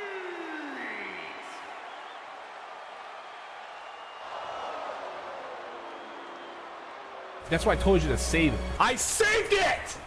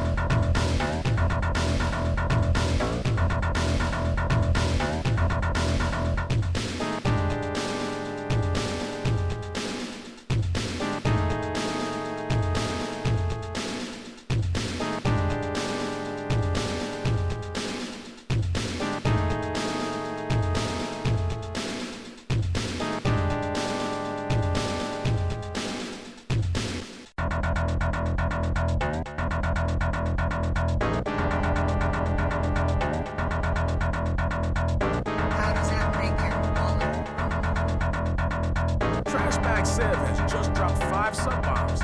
Thank you. They have gifted 217 times.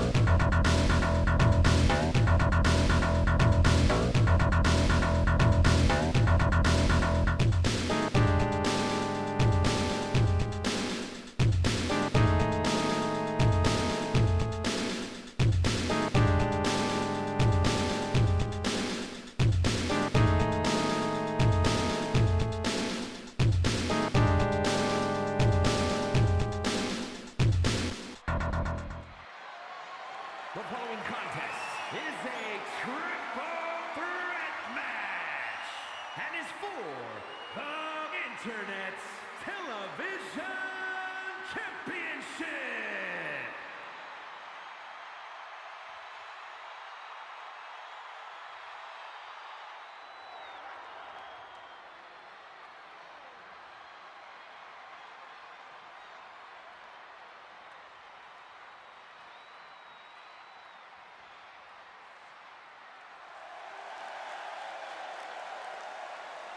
Introducing the challenger, representing the United Kingdom from Birmingham, England, weighing in at 242 pounds, Freak.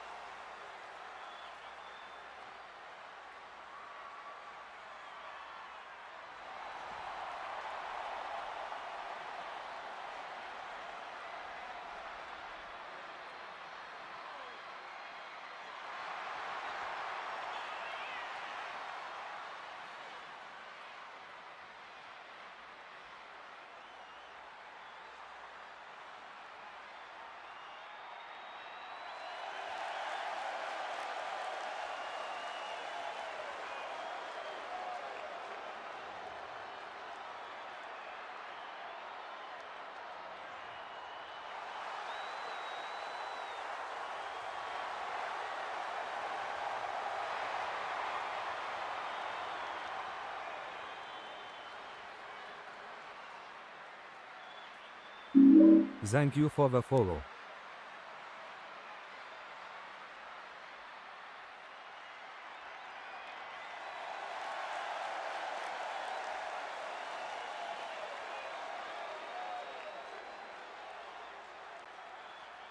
And introducing the challenger, representing the Originals from Marietta, Georgia, weighing in at 243 pounds, AJ Hyde.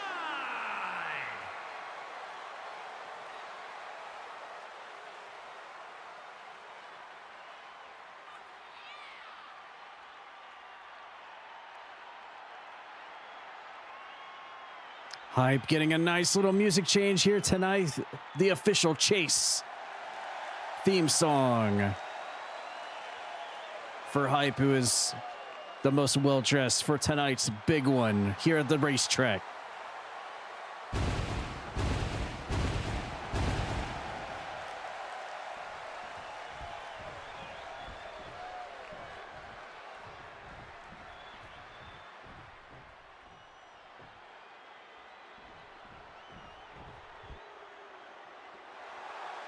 And introducing the champion, representing the United Kingdom from Glasgow, Scotland, the Internet Television Champion, Goose Lady.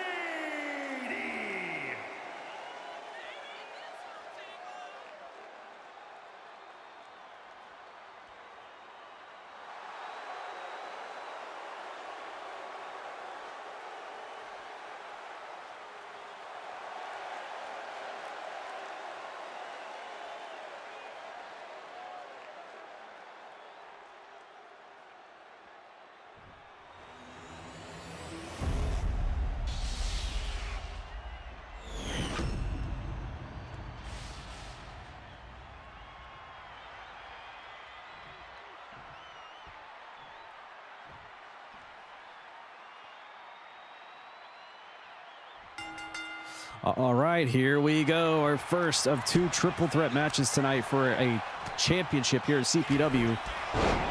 We've got Buttons, the current champion. We've got Hype, the former champion. And we have Feats, the champion who was the champion before that. This is quite the triangle of relationships here over the television championship here at CPW.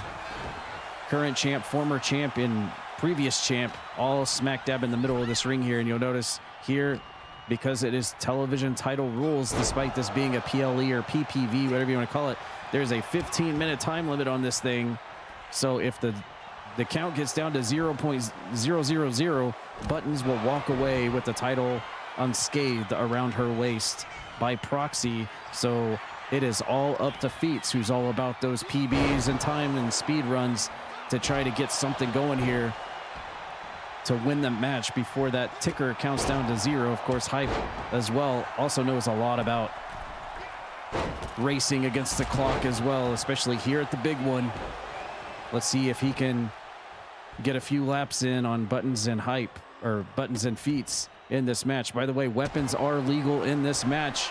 Oh, Buttons tried to go for the Asai moonsault, and there's Feats off the top. What the heck was that? Hype just cracked Buttons over the head, and Feats with a wrench. What the heck? I think one of his pit crew left that thing under the ring from last Sunday's race at the Dega.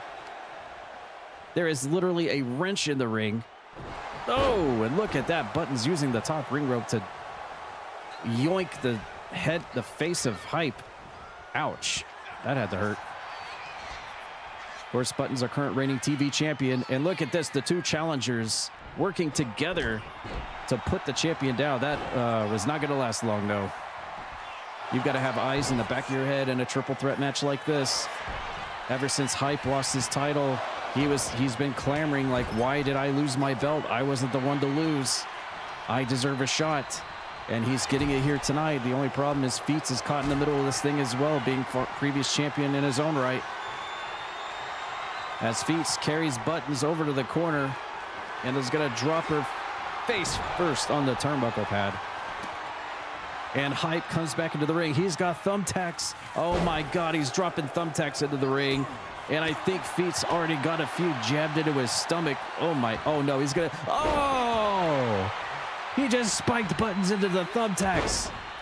Oh my God, we're about to see some thumbtacks being stuck out of some people here. This one is, oh my goodness, this one's already going to get violent. Oh my God, and Hype gets a little taste of his medicine. He's got some thumbtacks stuck in the back of his tracksuit now. And we haven't even started the hardcore title match yet. Good Lord, I was not expecting this one to get this violent, but here we are. Buttons off the top rope and a big stomper onto Hype. But Feats comes back in and smacks her with a headbutt.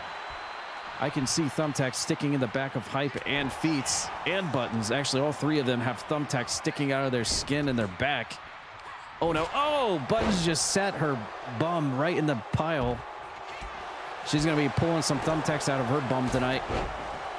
Sending Hype out of the ring and kicks Feats off his feet. Again, all eyes on the clock in the top right corner. 11 minutes left to go to make some magic happen. Hype going once again for a weapon under the ring. He's got a steel chair now. Oh, and he lays Buttons out, the champion, with a chair shot. While Feats is stunned and out of it. Hype looking to restore his title belt. But not enough damage done to Buttons. The mischievous Goose Lady trying to turn the momentum here tonight. Every champion so far on the night has lost their title belt. Can Buttons be the first one to keep that belt around her waist? Oh! I think Buttons might have crashed and burned into that pile of thumbtacks again. And this is why you need to have eyes in the back of your... Oh my God. Oh!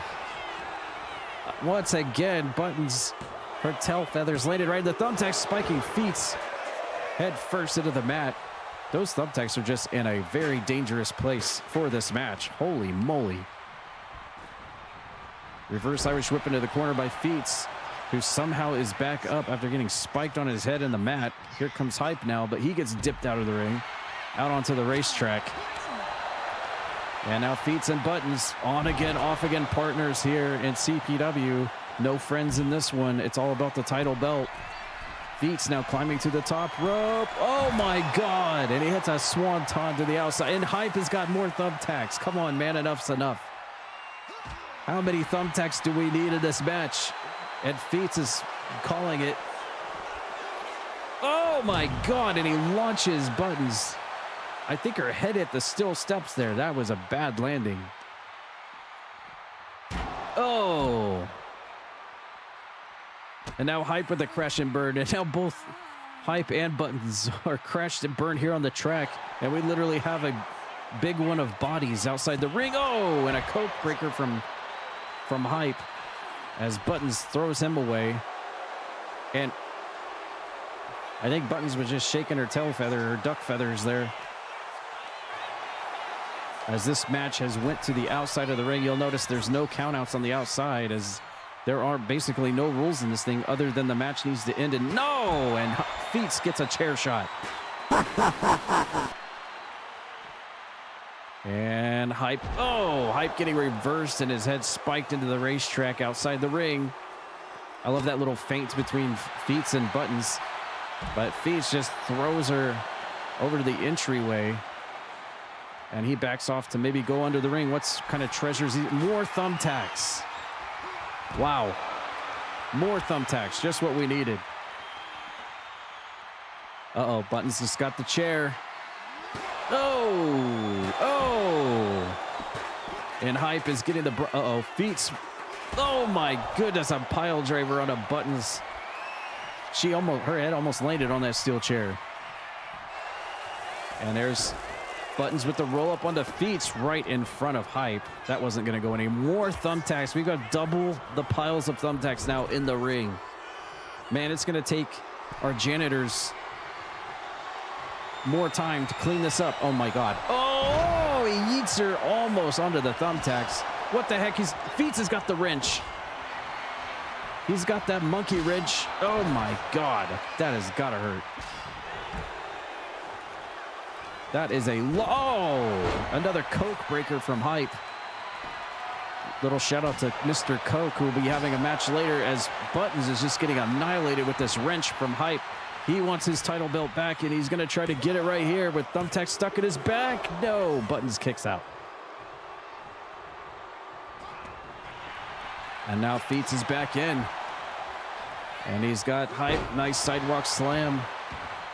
Buttons just falling all over into those thumbtacks, catching the leg of Feats and pops him.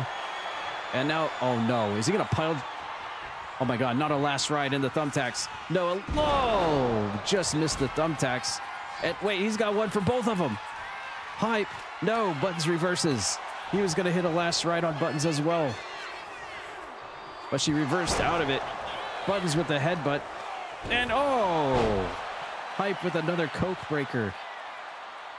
Onto Buttons. And this match hasn't gone on very long, but it has certainly taken its toll. 6.5 minutes left. There's the wrench again. Hypes knew it was coming. 4.5 match star rating for the television championship. Oh, now that was on the thumbtacks. Oh my God. Hype's back. And now Buttons has got the cone. There's plenty of those under the ring here at the big one. And she double coned Feats and Hype at the same time. Oh, and Buttons right in the pile. Here comes Hype. No, Feats breaks out of that one. Feats firing back. What's he got here? He's got a pump handle. Oh, and spikes Hype into the mat. Looking to seal it here. 1, 2. No, Hype kicks out. I don't know how he did. Buttons with a table now.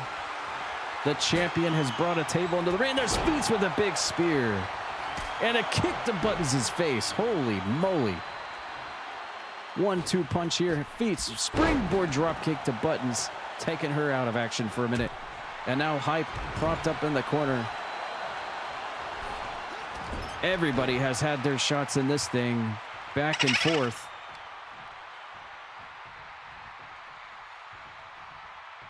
Holy moly, what a three-way match for the television championship here. With 5 minutes left on the clock.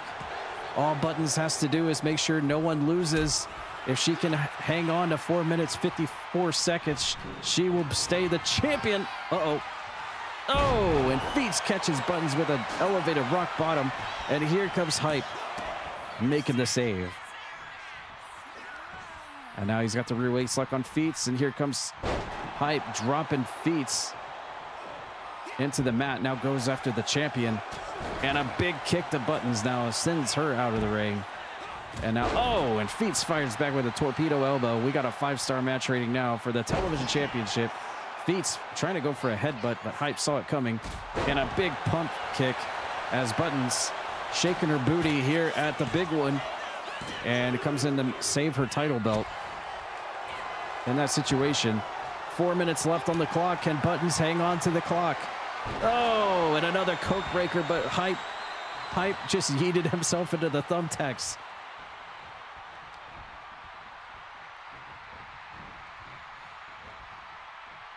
He took care of, wait, what's this? Oh. Wait, what's this? Buttons is going to stand by and watch his Feats dive. No. Oh my God. She reversed into the wing clipper on the Feats. He was going to dive out of the ring. Hype doesn't realize it. Hype doesn't realize it. What is he doing? Buttons has got the cover. 2, 3. Buttons stole it. Buttons stole it. It is still the TV champion. Buttons stole the match between the two fellas and is still the television champion. Television champion, Goose Lady.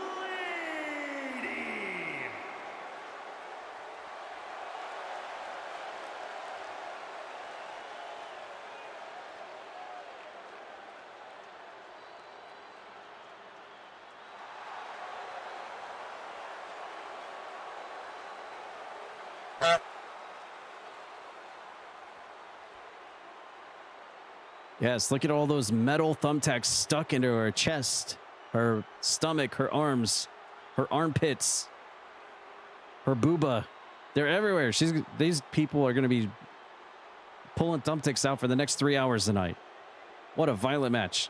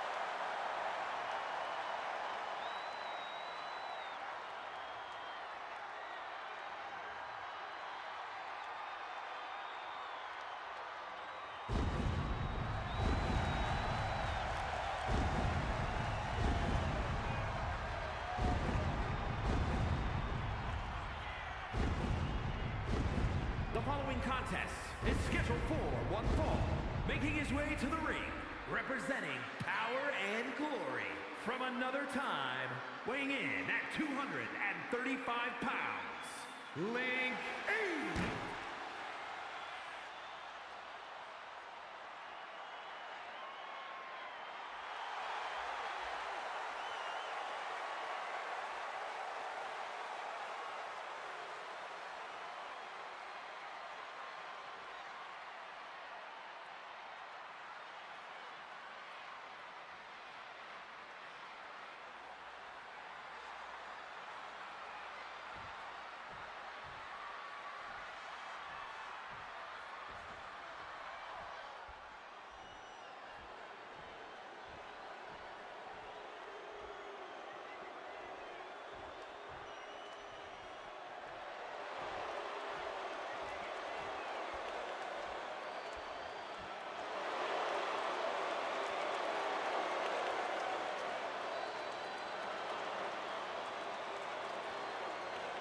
And his opponent from Aberdeen, Scotland, weighing in at 251 pounds, the Dragon, Hayden Caloretto.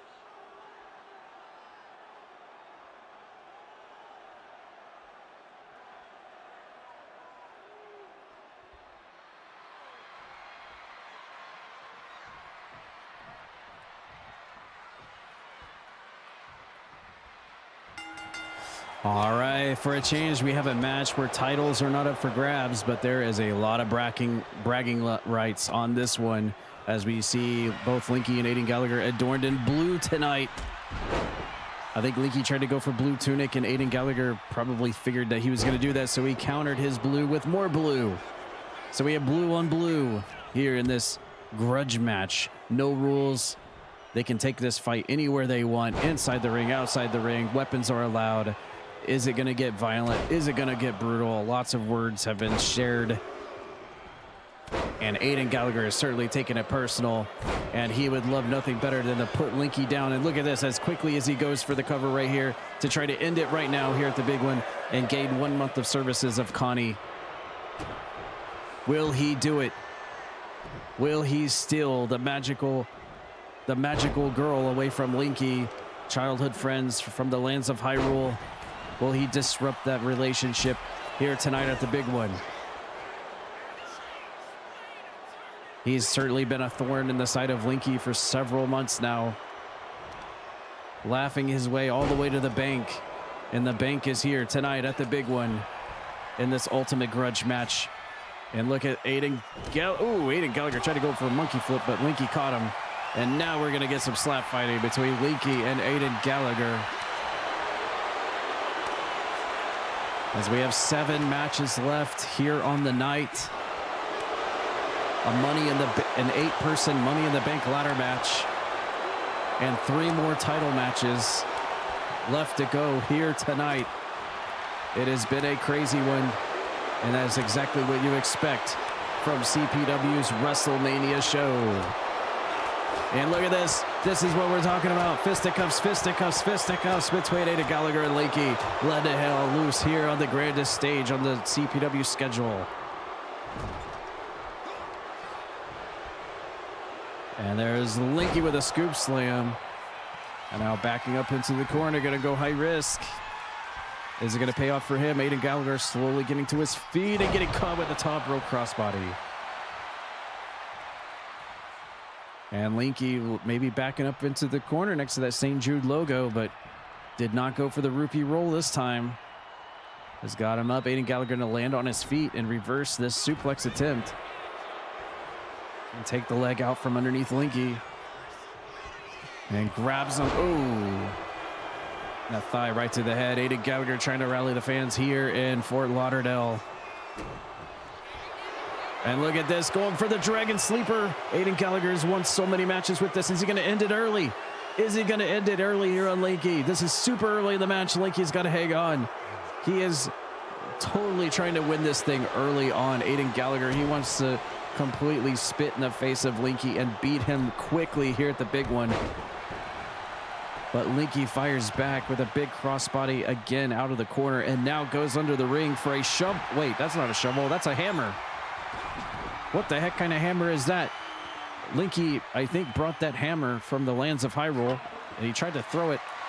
And now there's a shovel. I know what that is. Oh, my God. And after cracking Linky in the head with a shovel, he goes for the cover on the outside of the ring and almost gets it. I have never seen that hammer before. Much like we saw the Master Sword last season that Linky pulled out from under the ring. Now we're seeing hammers that we've never seen before. Oh, Aiden Gallagher's skull first and cracked into the ring post. Here on the racetrack outside the ring at the big one. Oh, splash. Nothing fancy about that. Aiden Gallagher immediately breaks out of that one. And Linky in control right now. DDT's Aiden Gallagher on the outside. Here comes Linky. He's going to risk it all right here. Here he goes. Oh, and he got him. Elbows Aiden Gallagher over the top of the head on the outside. And here comes, nice move there from Linky. Does not go for the roll-up. And now look at Aiden Gallagher out of nowhere. Every time you think he's down, he comes out of no. Oh my God, he almost snuck a win there. Oh! Aiden Gallagher busted open courtesy of the kick from Linky. Oh my God, Aiden Gallagher might be out of it.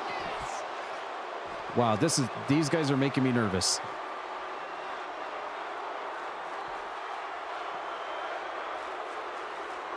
These guys are making me nervous in this match right here.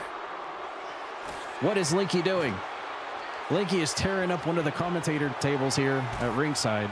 Aiden Gallagher's been busted open and is leaking blood everywhere. Here at ringside, I knew the ring would not be able to contain these two. This has turned into a complete street fight here at the big one. And look at Aiden Gallagher going for a Texas Cloverleaf. Oh my God, he's got it cinched in, but Linky's gonna break out of that.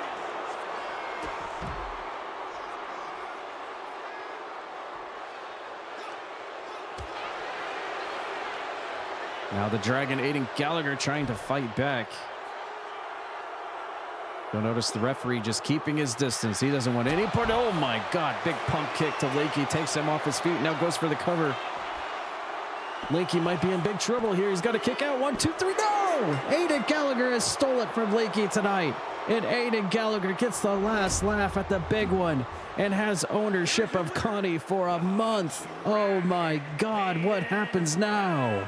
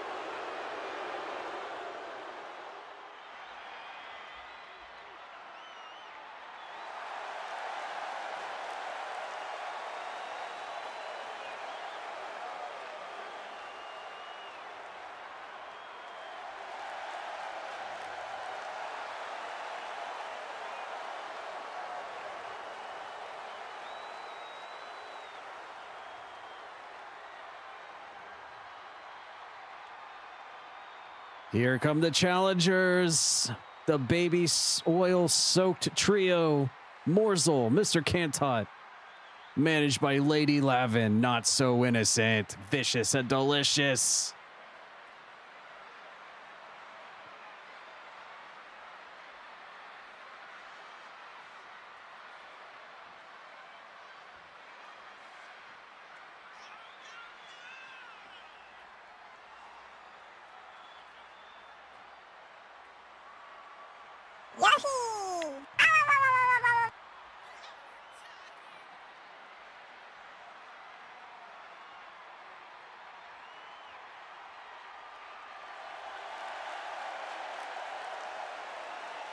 Aw, look at them. What a trio. The CPW sexiest man, Mr. Cantot. Morsel, the sexual stallion. And the sleepy time Lady Lavin. Set to try to take out the Titans here tonight.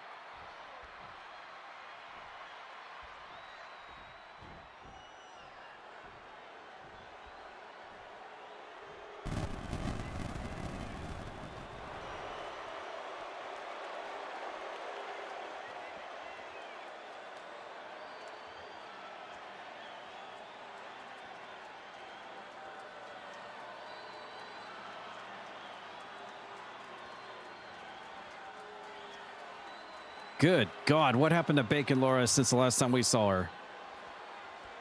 She is getting very bacony. Very gooey.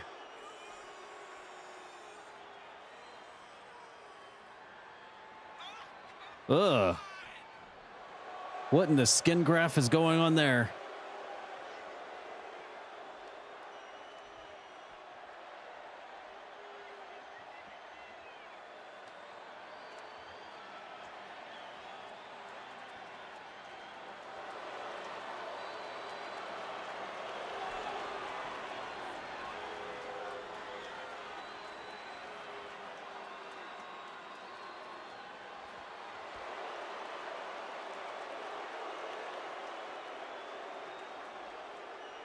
Somehow I feel like this is not Bacon Laura's final form.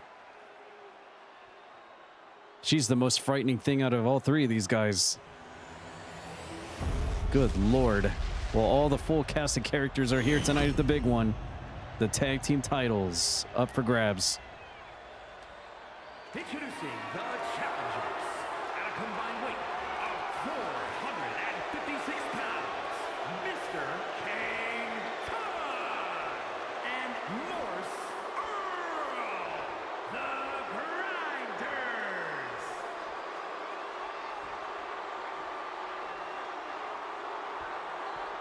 And their opponents at a combined weight of 668 pounds, the World Tag Team Champions, Angus Cole and Welch Mocker, the Acolytes.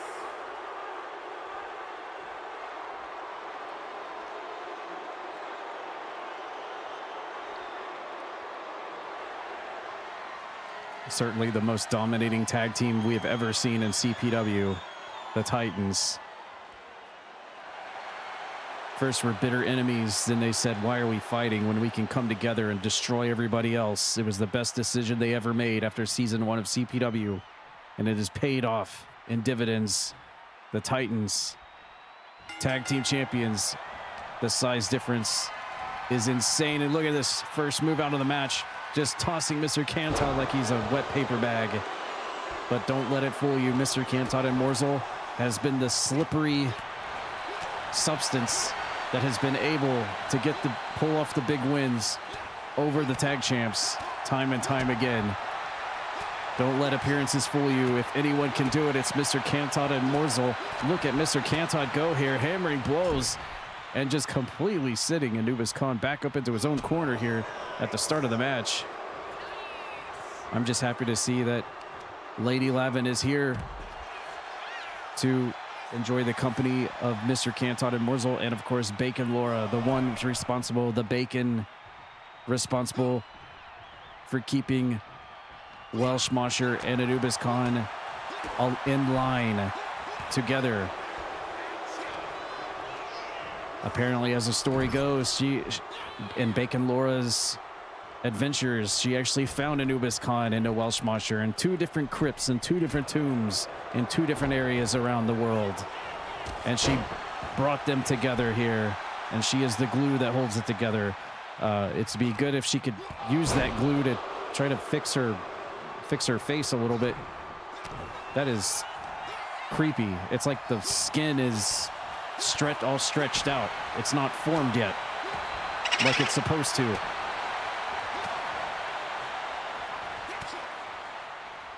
At any rate, Mr. Cantod doing damage here to both tag team champions at the start of the match. Oh, and a big back senton splash, mashing Mr. Cantod in the corner. And now these 2 big boys are going to use their size and weight. As we see Lady Lavin getting a little bit of hands-on there on the ring apron.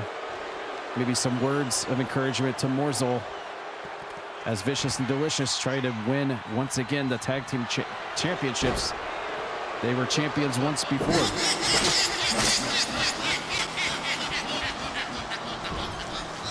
As somewhere Predator is standing on those scaffoldings up in the top of this Fort Lauderdale Stadium. Way back there on that scaffolding, I think I saw the Predator back there. Uh-oh, look at this bear hug. Bear hug gets in for Welsh Monster, looking to end it early on Mr. Cantod, but he's going to fight out of this. Welsh Monster could certainly squeeze the life right out of you. Mr. Cantod can't really do much other than send a bunch of fists and fisticuffs over. It looks like maybe a tag to Morsel finally, but no. World Tag Team Championships hanging in the balance here. Another tag made from the tag team champions. Anubis Khan now tagged back in, drops an elbow onto the back of Mr. Cantod. Now a lateral press. And Cantod immediately kicks out. So far, I don't know if it's just been isolation or just Mr. Cantod has done a good job, but Morsel has not been tagged into the match yet.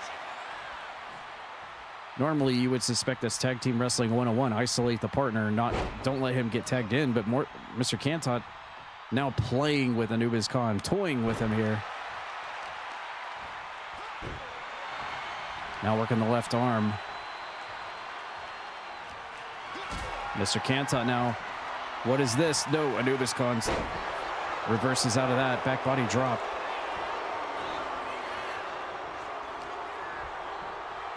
Oh my goodness. And the tag team move in the corner. Mr. Cantod in definitely enemy territory there in the bottom right. He might be wanting to look at maybe tagging in Morsel at this point, I would say. Morsel's still completely fresh. This may be a game plan on the part of the challengers, is to let Mr. Cantod stay there as long as possible. And then let Morsel be completely fresh to pick off the win. Look at Mr. Cantod trying to use the ropes right in front of the referee. Come on, man. Anubis Khan fires back with a toe kick. Cantod a little bit quicker on the dodge. Now going for an abdominal stretch. Old school style. Anubis Khan quickly breaks out of that. Looks like Cantod's going to go for the tag. There's a tag made to Morsel.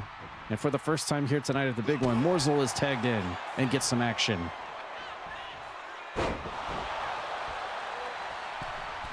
Morsel trying to go middle ring rope, and it's a big splash onto the back of Anubis Khan, who is trying to crawl over and make a tag.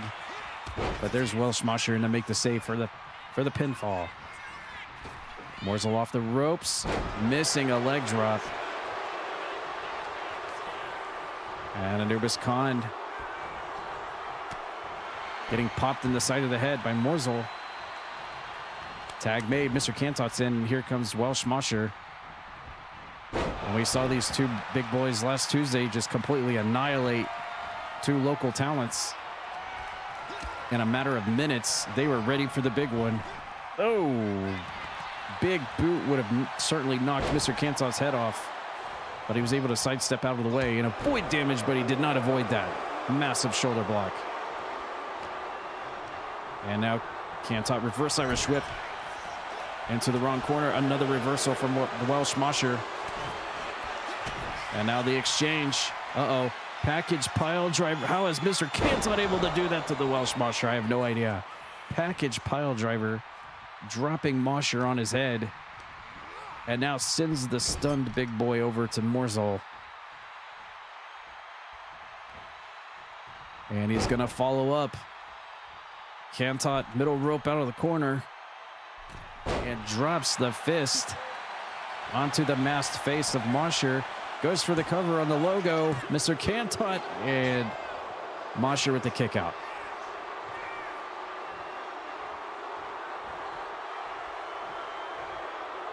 Three-star match rating between these two tag team rivals here in CPW. And Mosher just simply choking the life out of Cantot in the corner. Oh, and look at this. Cantot able to avoid a foot to the jugular. Fires back with a lariat and makes a tag to his partner. Morsel's in. Welsh Mosher, a ramming headbutt takes Morsel off his feet. Oh, Mosher looking to maybe make a tag there, but Morsel prevented it. Reverse Irish whip. And we got a donation to St. Jude. Thank you, Alba Dragon, for that $10 donation to St. Jude Children's Hospitals. Thank you so much. That brings us up to $660 of our $1,000 goal. Really appreciate that. Thank you so much.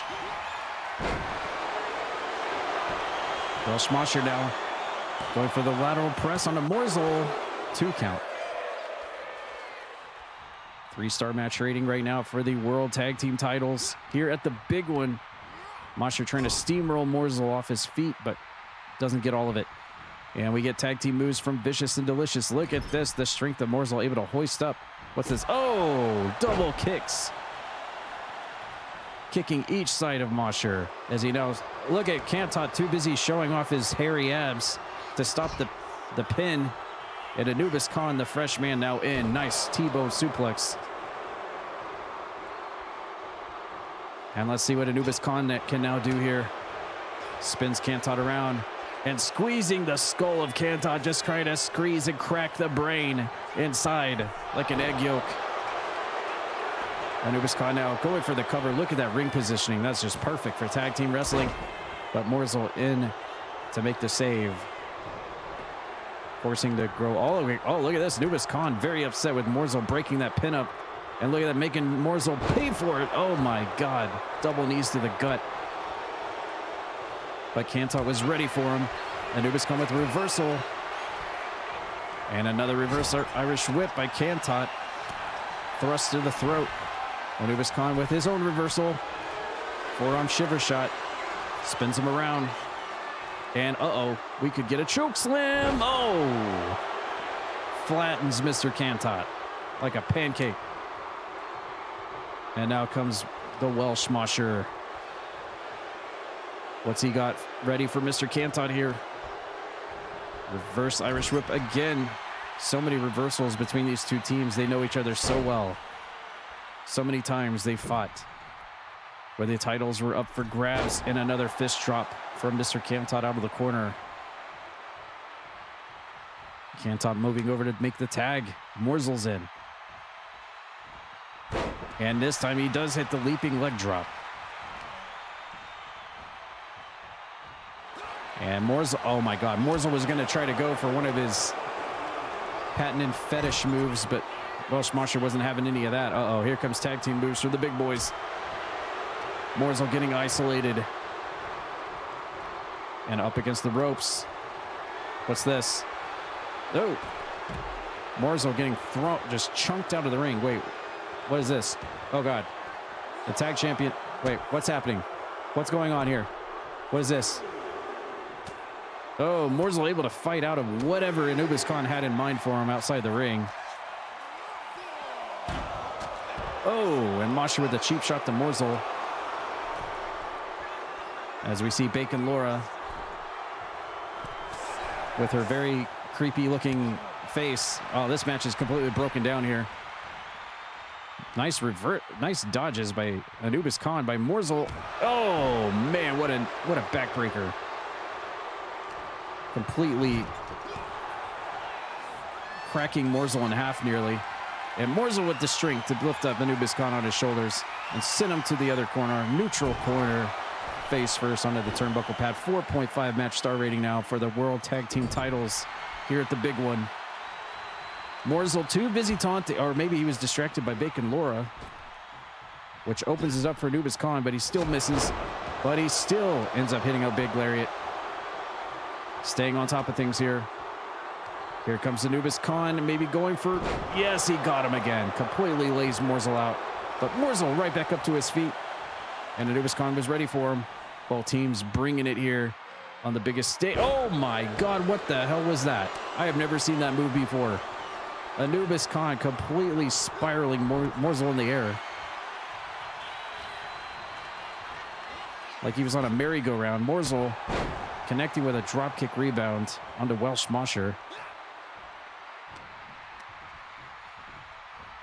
And a reverse Irish whip. Morsel over to his own corner and getting plowed by Welsh Mosher.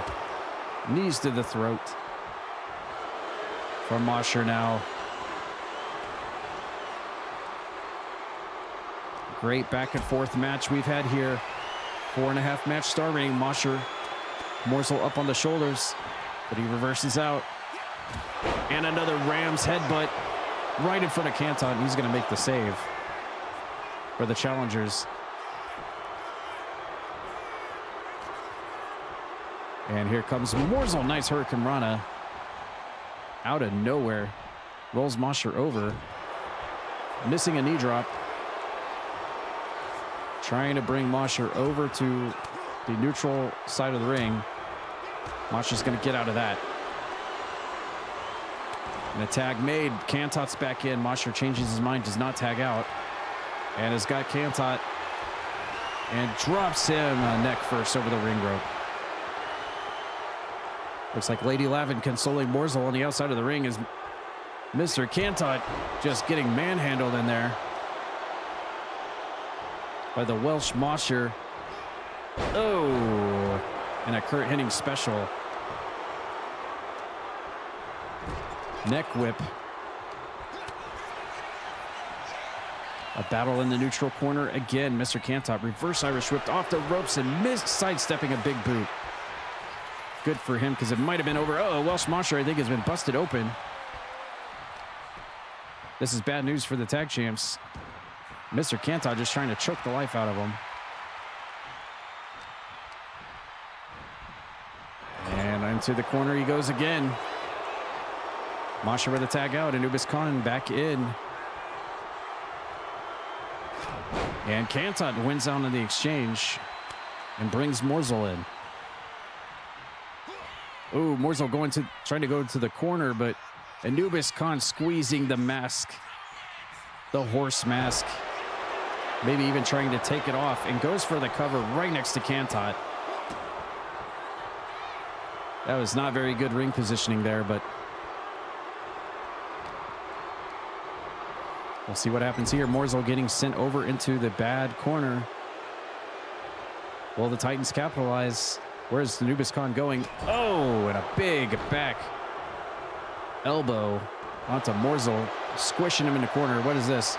Oh my goodness, is Anubis Khan going to go for that? Oh no, not this lethal submission. Oh my God. Morsel is in big trouble here. Canton or Lady Lavin need to get in there and make the sit. No, Morsel got out of it. I can't believe it. Usually when people get cinched into that submission hold, it is over. Somehow, some way, Morsel, completely soaked in baby oil, was able to get out of that submission predicament by Anubis Khan. I can't believe it. Anubis Khan trying to fire back. Morsel exchanging. Oh no. Morsel going for the fetish. He's going for the fetish. And we see Anubis Khan all tied up. And there's the exit hole. Wide open for Morsel. A target. Welsh Mosher comes in to make the save.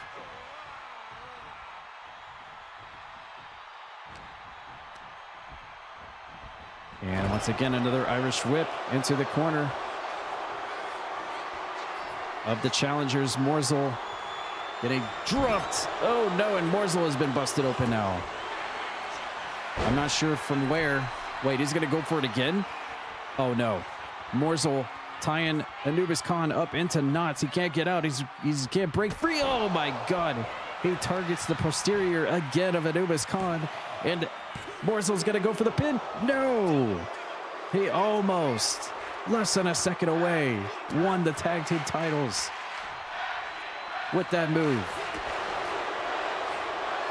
Anubis Khan trying to fire back here. Off the ropes in a collision. Anubis Khan wins out. Goes for another one. Catches him. Big flapjack.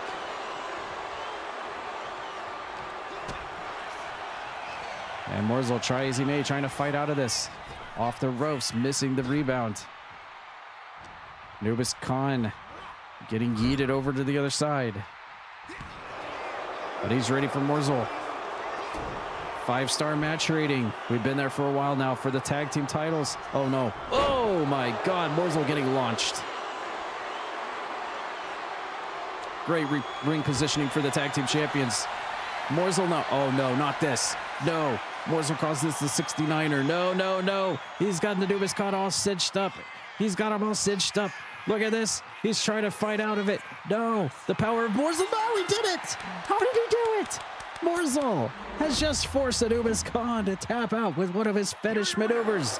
And like I said, every time you think they're down, they come out of nowhere and get the win. The Titans have been toppled for the tag team titles.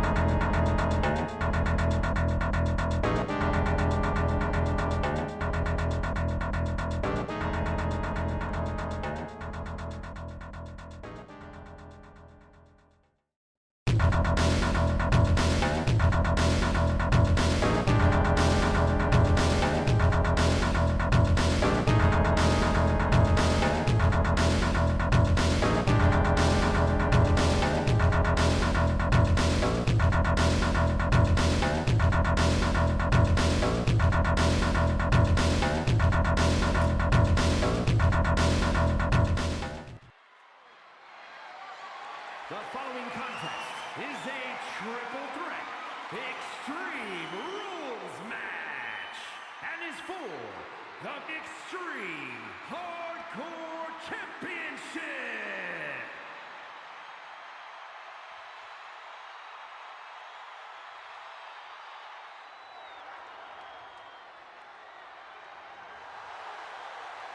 Introducing the challenger from Kansas City, Kansas, weighing in at 244 pounds, Jesse Morse.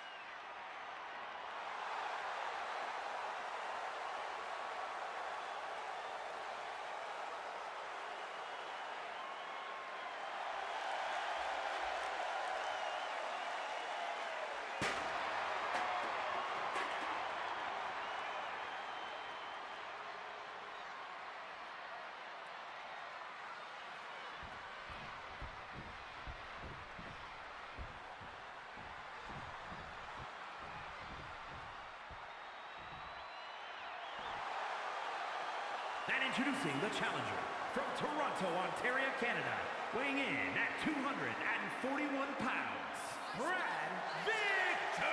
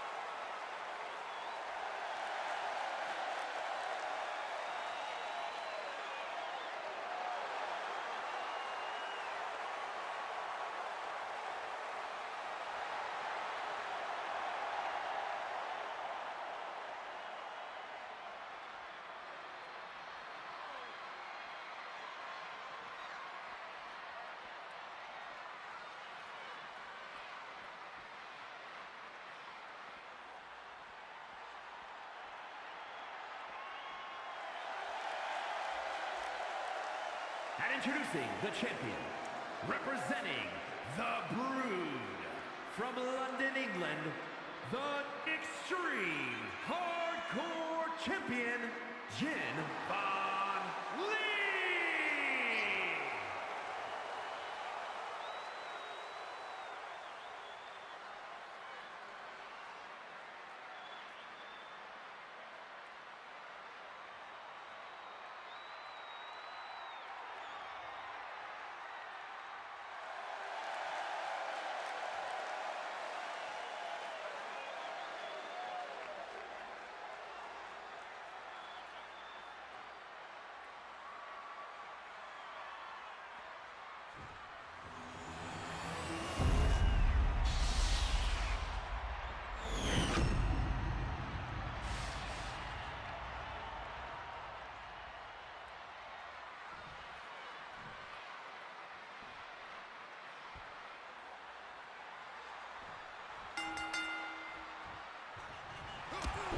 Well, look at that. Just exactly how I expected the match to start off. Evan goes straight for Jen. Jess Moxley just happens to be in the middle of this thing. I am really interested to see how this one pans out. Obviously, this is set for extreme hardcore rules. Weapons are going to be allowed. They can take the fight anywhere they want, just like many of the other matches here on the card tonight. But look at that. Jen just completely throws Jess Moxley out of the ring and turns the focus on Evan. That is going to be what this match here is all about. Jen wants a piece of Evan. Evan wants his title back. This is one of the hottest rivalries in all of CPW, and it continues not only on the Twitch front page, but here at the big one. As Jess Moxley says, I don't care about your petty little feud. I just want my hardcore title back. Brad! And there's Brad right there, watching in attendance as we see a hockey stick already being used by Jess Moxley. Here comes Jen Von Lee, bringing a table into the ring. And I've been told that this has been set up for elimination rules, actually. So one by one, these entrants will be eliminated from the match. So someone will be eliminated first, turning this into a one-on-one match where the match will continue. It's not first falls.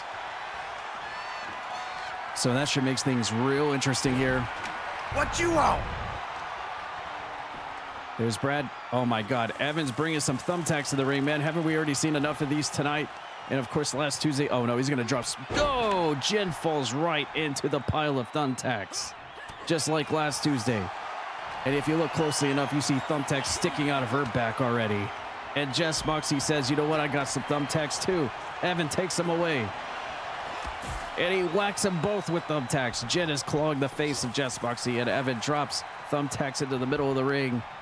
And now we have a double pile of thumbtacks in the middle of this ring in this three-way dance. Oh, set for the Hardcore Championship here tonight at the big one. And the champion, Jen Von Lee, exiting out of the ring, but OG Brad Vickers meets her there. And a little bit of trash talking there from Brad Vickers and Jess Moxie on the outside.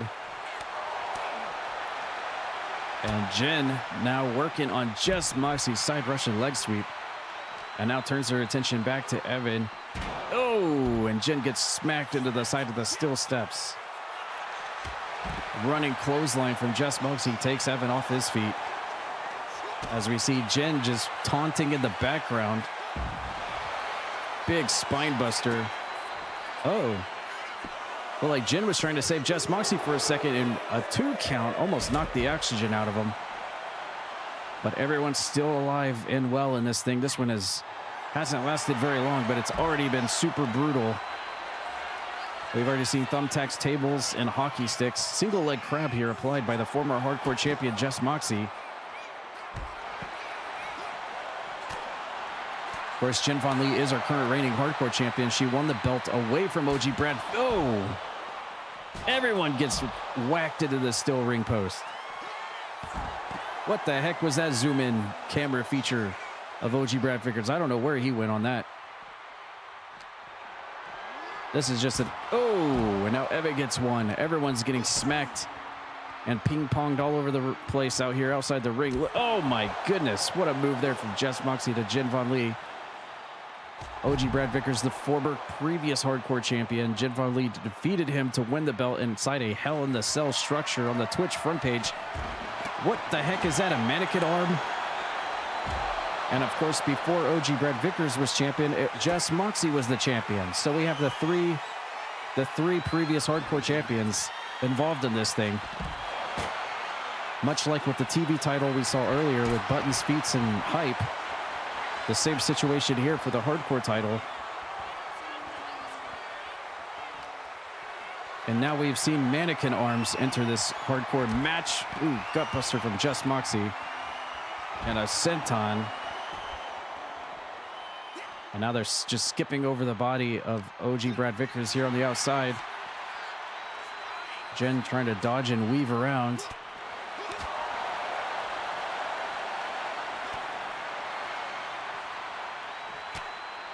Great camera. Oh my God, Jess Moxie just getting yeeted. And here's Jen Von Lee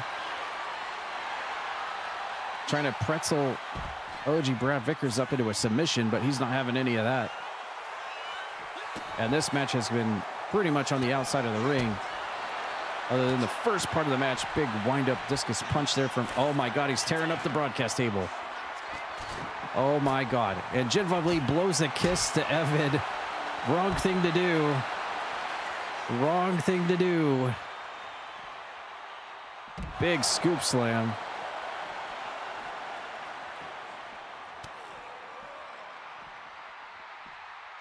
Looks like OG Brad Vickers looking for something there. Jess Moxie counters out of that.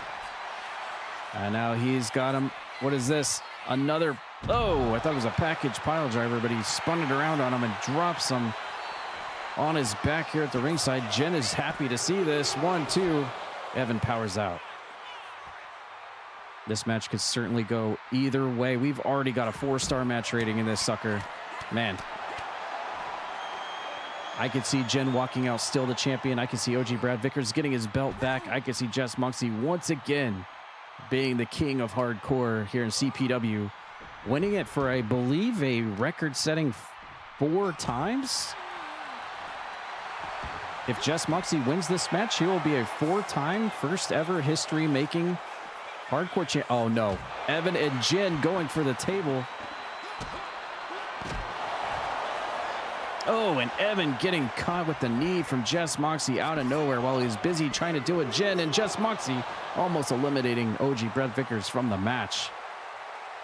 They're danger close to my broadcast table right here.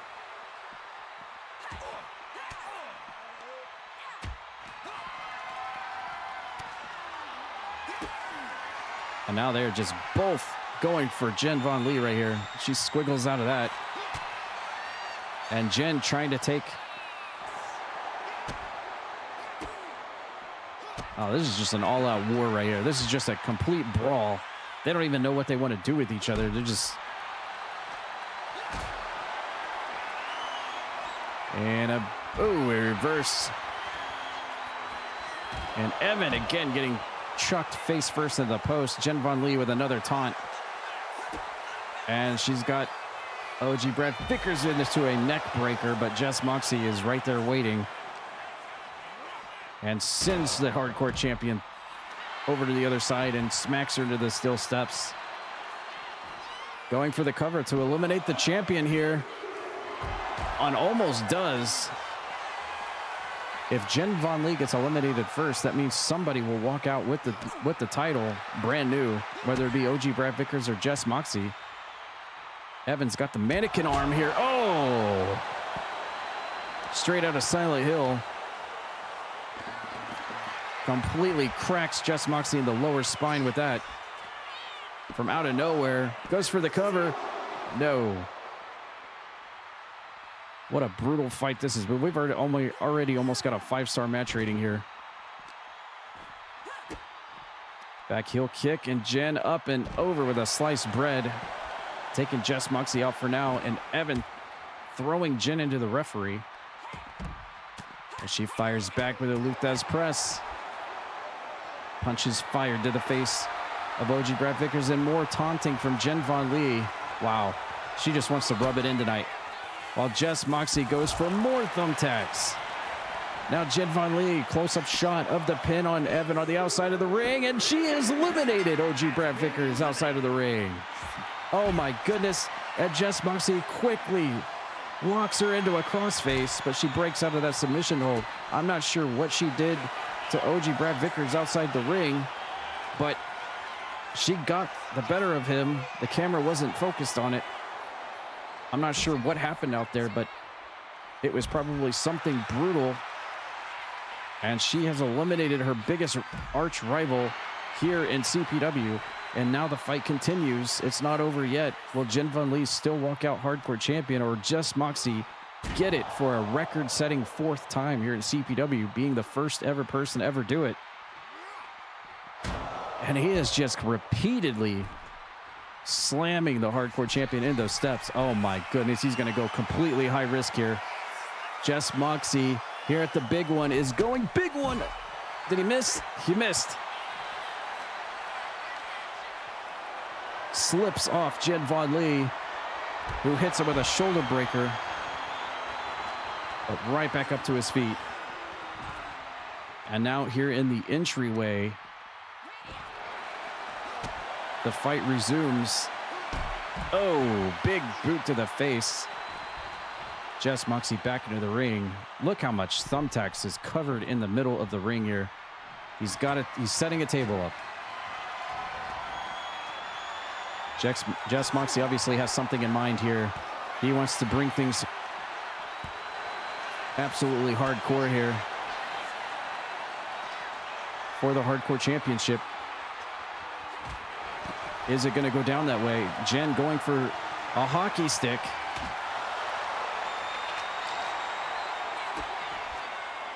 And wins out again over Jess Moxie with a running knee to the side of the head. And now we've got a double down. Everyone is down, feeling the effects of this brutal match. Wow. They have definitely given it to each other here since the start of the match. Weapons and violence galore for sure. As we go around different side of the ring, more thumbtacks from Jess Moxie. How many is enough? Uh-oh, Jen had that submission hold ready, but wait. Wait, she wins. Jen Von Lee with that dreaded submission hold, that octopus stretch, gets the better of Jess Moxie, and Jen Von Lee stays the hardcore champion here tonight at the big one.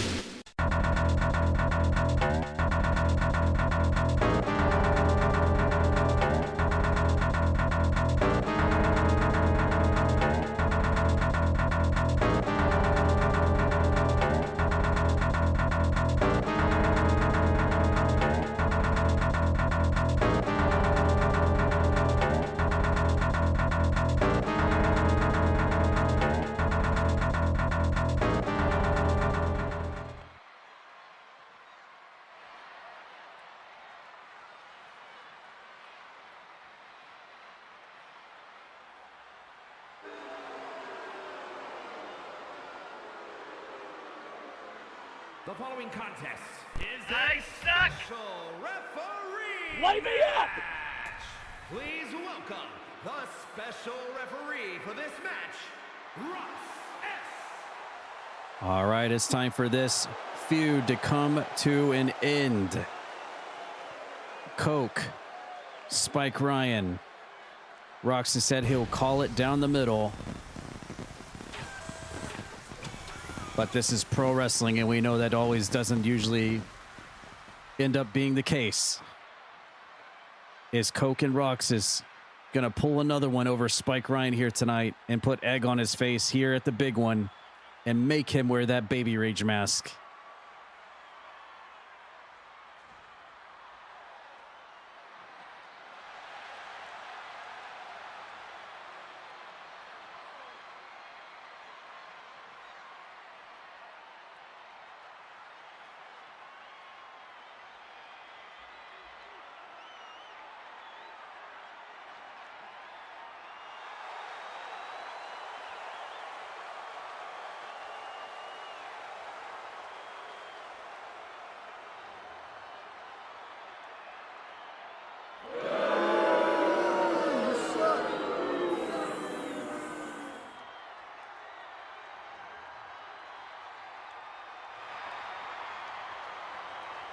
And the participants, first, from Virginia Beach, Virginia, weighing in at 229 pounds, Spike Ryan!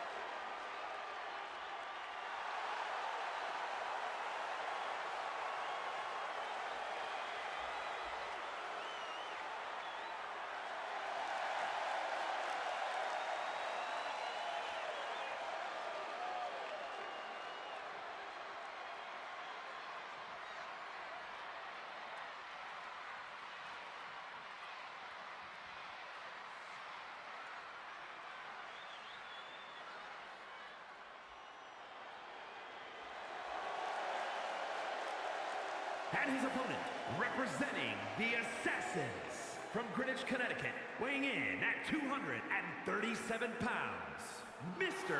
Cole!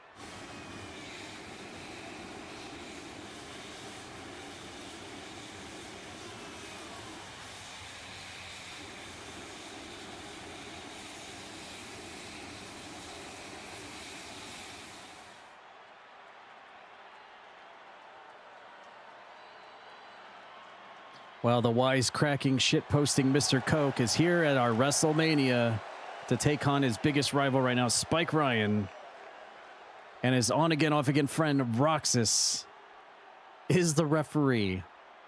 How is this gonna go? I could see Coke and Roxas being in cahoots to screw over Spike Ryan here at the big one, or... well, who knows how it's going to go. And there is Roxas going for the count. And counts a one there early on the match. So far, seems pretty legit. As Mr. Coke and Spike Ryan do battle here at the big one. We'll see how this one goes. What is Roxas going to do? The fate is in Roxas's hands. I mean, honestly, you could think that maybe Roxas, after all these years of After all these years, he'll finally throw it back into Coke's face here tonight. Will he finally throw it back into Coke's face here? So far, so good. Looks pretty fair and square so far on the PIDs.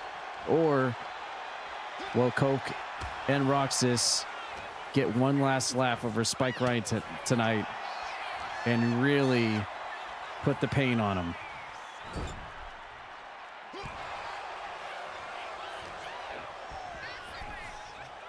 I mean, last Tuesday on the show, he said he would call it right down the middle.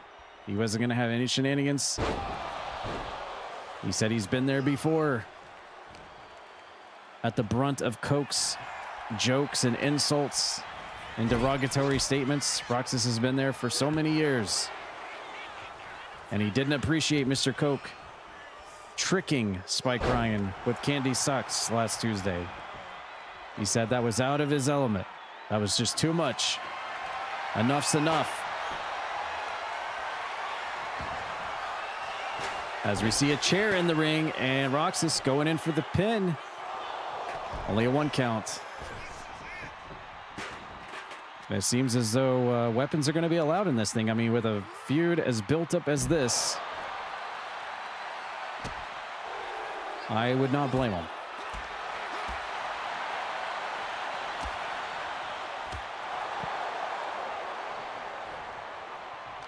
I say let him go at it. I mean, this is the big one.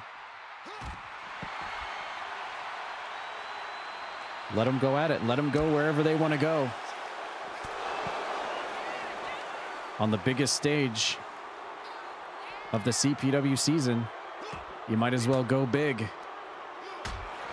Pull out all the stops.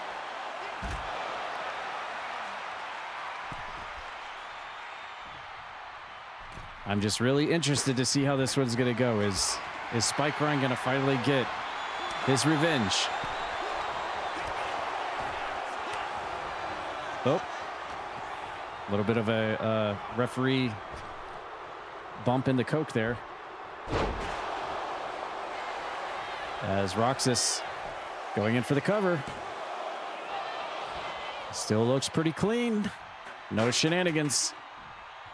I'm sure Coke is probably screaming at Roxas to pick up the pace and count a little faster, but he's not doing it.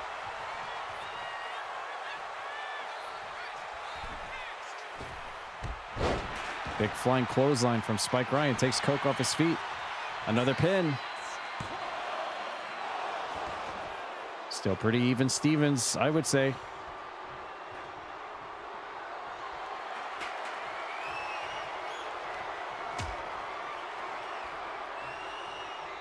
Looks like Roxas leaving the ring as well. Oh, going for a table. Wait, Roxas is the referee. He's helping enable this situation by bringing weapons into the ring here. This is not like any referee I've ever seen here.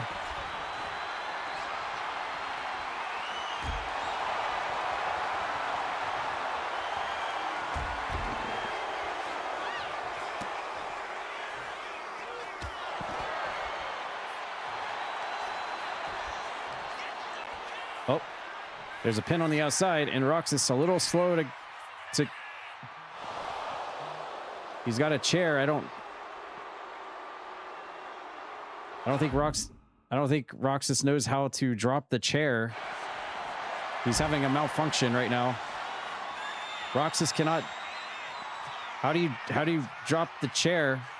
Oh, like I think Roxas was just spazzing out. I don't think he understood how to drop the chair there.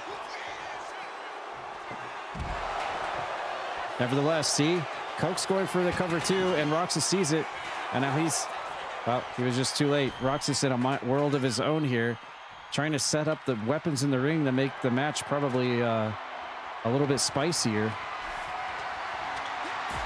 Ooh, as we get thumbtacks now. Roxas setting up tables and ladders. I think Roxas realizes that this is the big one, so you need to really bring all all the big guns out. Uh-oh, there's a pin from Coke onto Spike Ryan.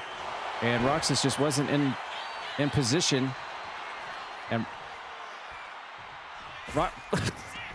Roxas is not doing a very good job as referee right here. We're seeing some pins here.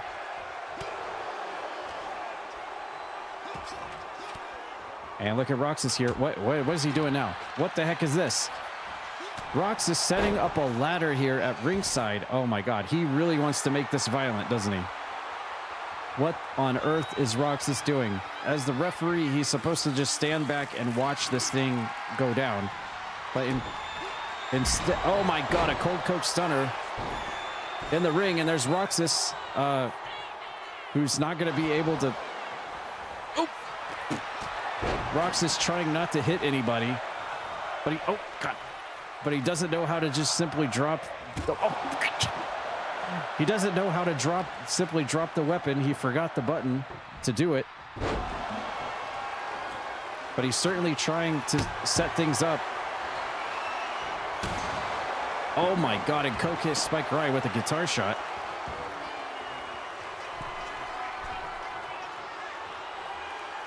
And Coke, oh, off the top rope. Hitting an elbow drop. And I think Roxas very upset that what the heck? I don't know what Roxas was doing there. A drop kick to the air. I think Roxas is very upset that Coke keeps messing up his table. He really wants to try to do something big here. Oh, and there's a cover. And Roxas he can't. Oh, there he goes. And a 2 count.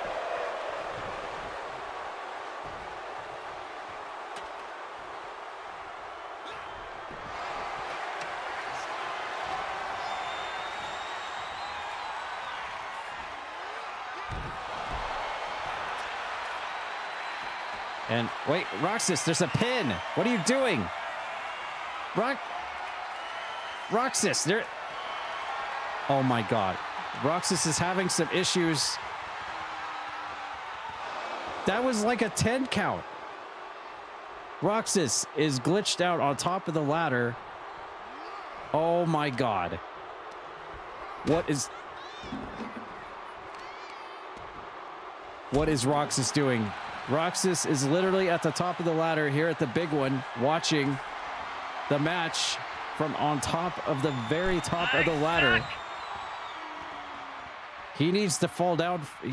Well, not fall down. He needs to get down from there. Light me up! Oh no. And Coke with the reverse onto Spike Ryan. Oh my God! Oh! Oh my God! What the heck is this? Coke just lit the table on fire.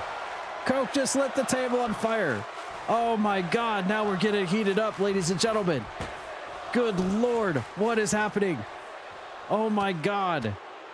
Not only did Roxas fall off the top of the ladder, but now we have a burning, flaming table in the ring, ladies and gentlemen. What the heck is going on? Oh my God. Uh-oh, Coke's in big trouble. Oh no. Coke's about to get fried into the table. Oh! Coke gets fried into the table. And Roxas, this is his moment. Is he going to count the pin on his friend? Is he going to do it? Is he going to do it? He did it! Spike Ryan wins! Spike Ryan wins! Spike Ryan wins! Roxas made Coke lose.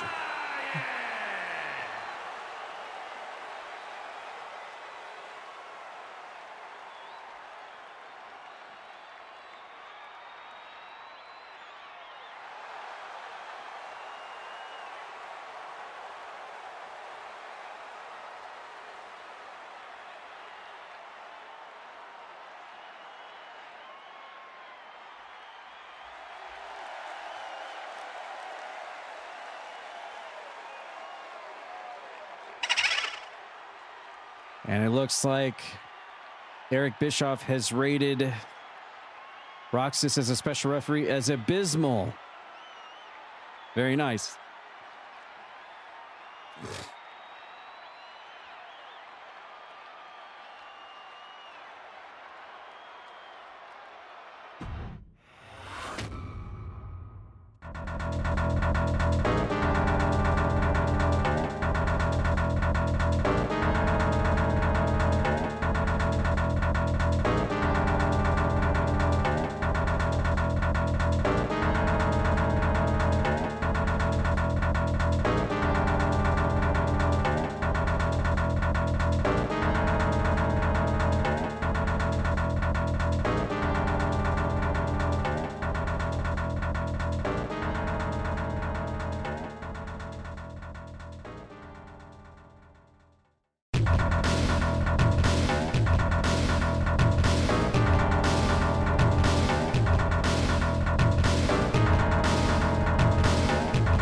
folks. We have made it to the final four of the big one, 2026.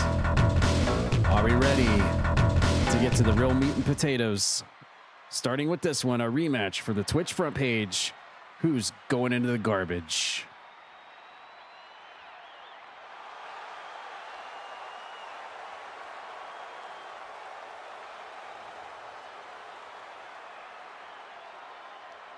Making his way to the ring from Los Angeles, California, weighing in at 239 pounds, Danny Adachi!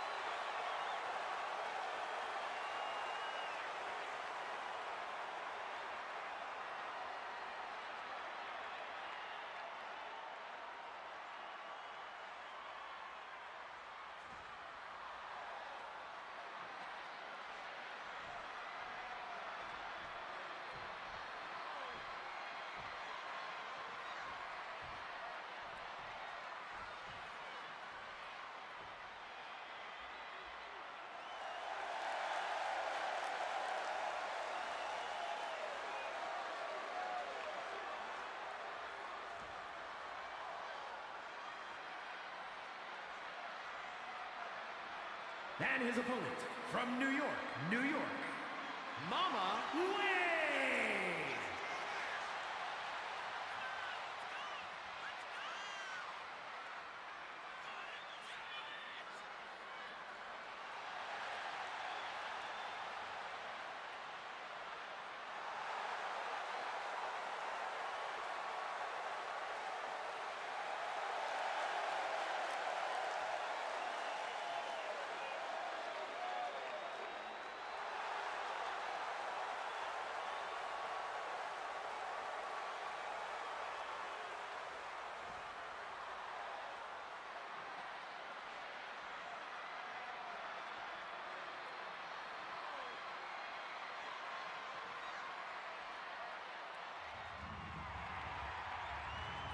The following contest is a dumpster match. There are no pinfalls, submissions, disqualifications, or countouts. The first superstar to force their opponent inside of a dumpster and close the lid shut will be declared the winner. Now, let the match begin.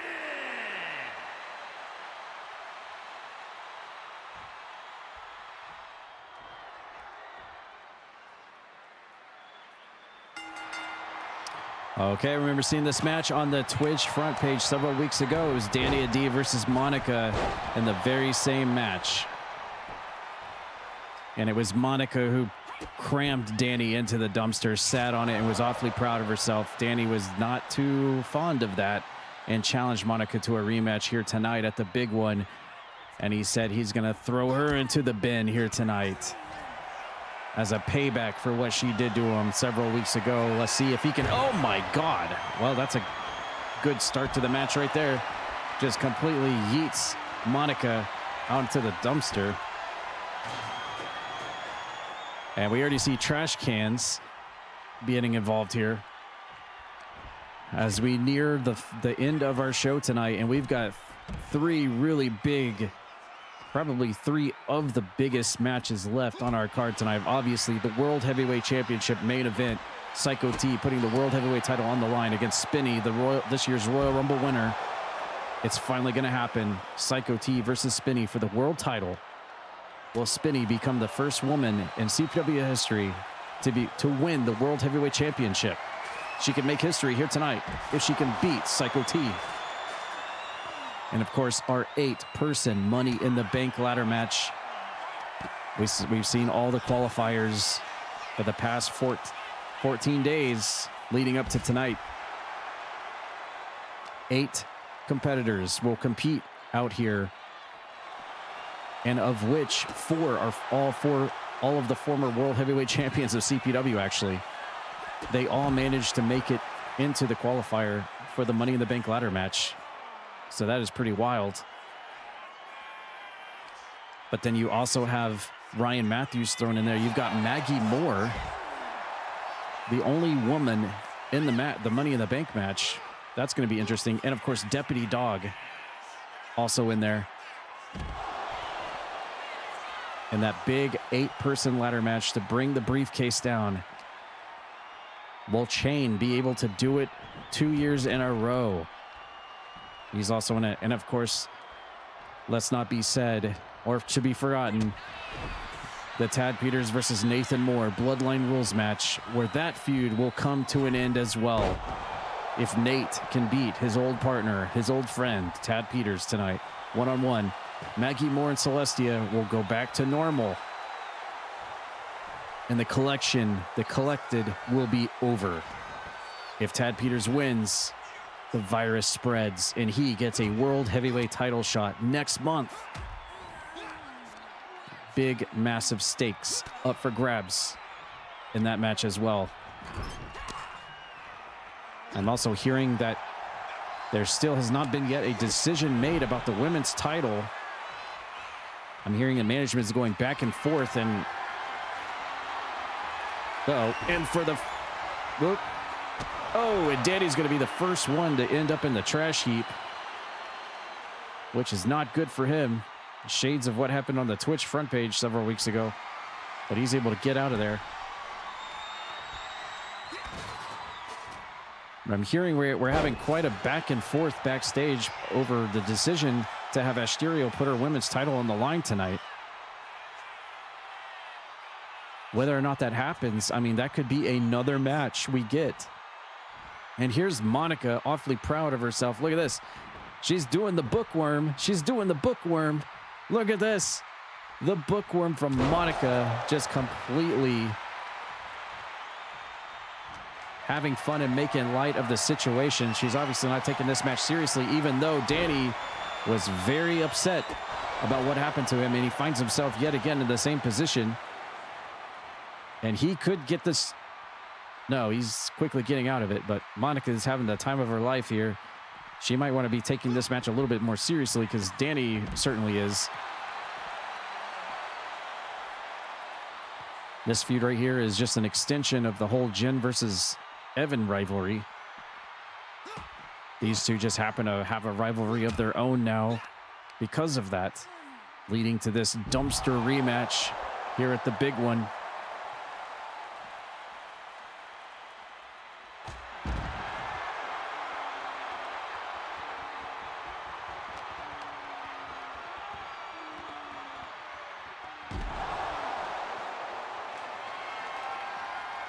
And Danny's set and ready for something here on Monica. Oh, he's going to cinch her into the sharpshooter. Look at that. Cinched in. Not going to help him win the match, but certainly going to wear her down a little bit. And that's what you got to do to make sure that she stays inside that dumpster so you can close the lid on the operation. And there it is. Monica tossed into the bin, and she's fighting for her life for that lid not to be shut, and she immediately breaks out of it.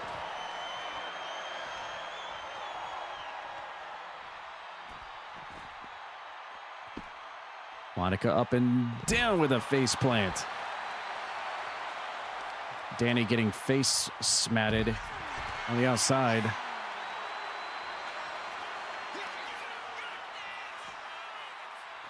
Danny, ooh, and Monica getting spiked on her head on the outside of the ring. Never a fun moment getting pile driven on the outside of the ring, especially here on the big one track on the outside of the ring. Monica trying to return the favor, but gets hit with the inverted DDT. Now Danny setting ready for something here. 4-star match rating.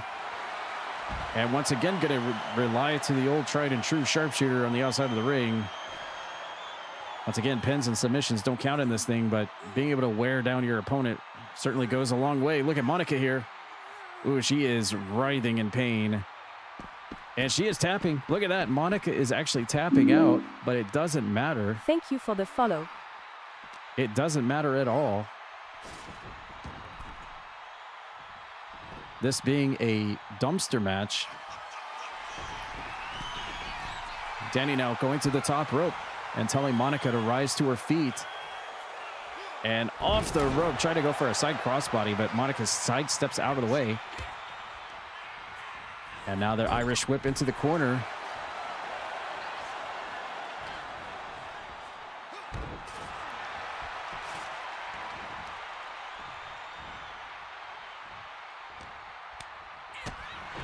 Back kick to the breadbasket of Monica. Danny slowly crawling to the corner. And Monica, big back elbow. Mashing Danny into the corner. Oh my God, Monica's twerking. Monica Dennison, certainly the life of the party, even a serious situation like this, where Danny has certainly taken it oh my gosh, she's twerking on Danny. She's literally twerking on Danny while he's down. Monica, please. I feel like she might have this match won. Another back elbow. And she's gonna do it again. Monica is going on a twerking spree here on Danny at his expense. And she's gonna do it again. Oh my God, what has gotten into her? I have never seen so many twerks. Well, I mean, I guess we did see Candy Sucks last Tuesday doing quite a lot of twerks. I guess Monica is doing her best Candy Sucks impression. Your booty's so delicious. That's right. But in the middle of a dumpster match? No. Can't say I've seen it. Well, Danny was able to raise the double knees up, go for the roll up, but no pins in this thing. Danny going for another weapon, steel chair.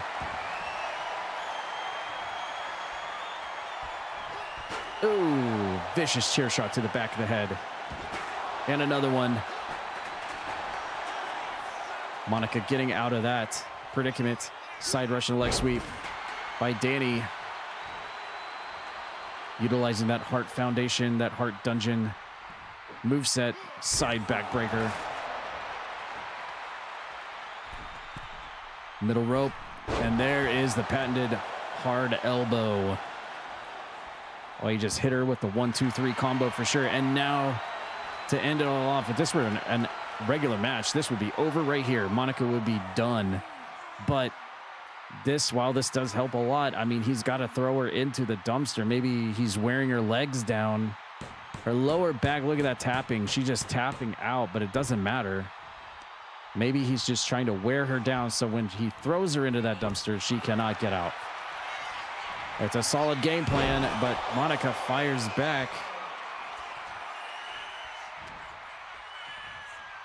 And now she takes Danny to the corner. Once again, gonna go. What is she doing? She is taunting Danny again. And smacks him into the corner. And once again, twerking. I feel like this has something to do with Jin Von Lee winning earlier. She's just in a happy mood. But I just hope she is not underestimating Danny here, because that will certainly backfire.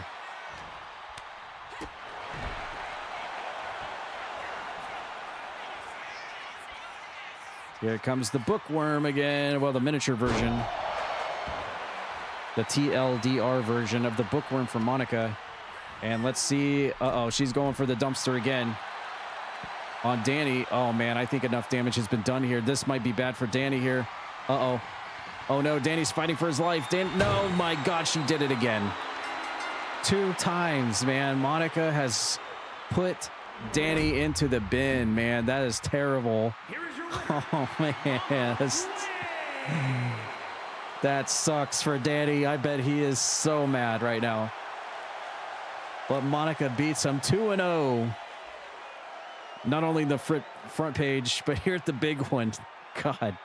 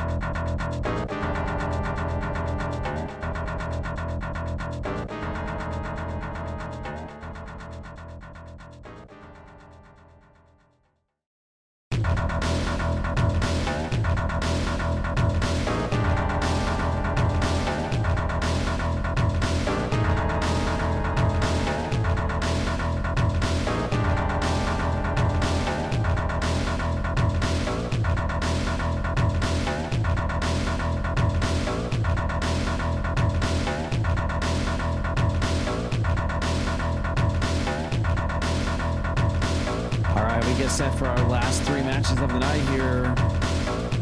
These last three have a lot of stuff going on in terms of storyline and future direction here at CPW. But, oh wait, hold on a minute. Do we have something? Oh my God, not again. We have something going on backstage. Can we cut backstage? What is happening backstage? Can we get a camera back there, please? What? Okay, we finally got a camera hooked up back. What is happening back? What is this? Diamond. What? Diamond is getting assaulted here. Courtesy of the once again maniacal, crazy, psychotic clown duo of Azarine and Miles Wildmore. And these two rabid psychopaths have once again targeted somebody else. Azarine and Miles working in cahoots, and I can't believe this because Miles and Diamond, through some other connection, I mean, they have a mutual friend. Miles and Diamond here have a mutual friend. But yet, that is not stopping Miles in his sick and sadistic, twisted, psychopathic ways here of going after Diamond, slamming her into the side of this car. And of course, Azarine is just in it for the thrill of completely annihilating anybody. He doesn't care who it is. Just tonight, it seems to be Diamond, who is already we know is already suffering from a neck injury. It was really campaigning to get a title shot tonight for the women's title, but now it looks like these dastardly evil clowns have found their next target here tonight at the big one. Even on this grandest stage like this, they are still on the attack backstage, just targeting anybody on the roster that they feel like. And I feel like this is just going to continue to happen until somebody in a management role gets some order on this thing. Like they did every week, it seems like they have targeted somebody else and ambushed them and just completely annihilate them. Last Tuesday, it was Connie, which ruined her night because she could have qualified for the Money in the Bank ladder match we're going to be seeing here in just a few moments. And now tonight, it's Diamond spoiling her plans at an attempt to possibly get a women's title shot against Asterial here at the big one. And look at Azarine, awfully proud of himself, taking a bow to an already injured Diamond. And that's probably precisely the why they targeted her tonight, because like a pack of vultures, they knew she was already down and not 100%. So an easy prey to gang up on her in the backstage area.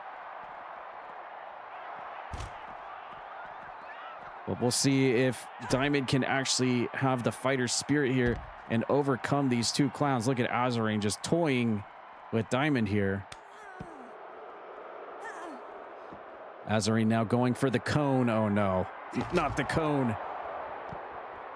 Not the cone. And Azarine. Oh my God, she's already basically got a cone on her neck. And now he's trying to, wait, what is this? Is he literally going to try to... Oh my God. Is Azarine going to throw Diamond into the ambulance? Azarine saw Comatrix's ambulance there and had a bright idea to throw her into the ambulance to send her to the hospital or somewhere. God knows where. But it looks like that plan has been foiled, as now Diamond is in big trouble here. Oh no. Oh my God. On the harsh pavement, the concrete here in the parking lot, here at the big one backstage. And unfortunately, Diamond is in big trouble here. Azarine with the stop sign now. Oh. Well, looks like Diamond got out of the way of that and is trying at the best she can here to fight back.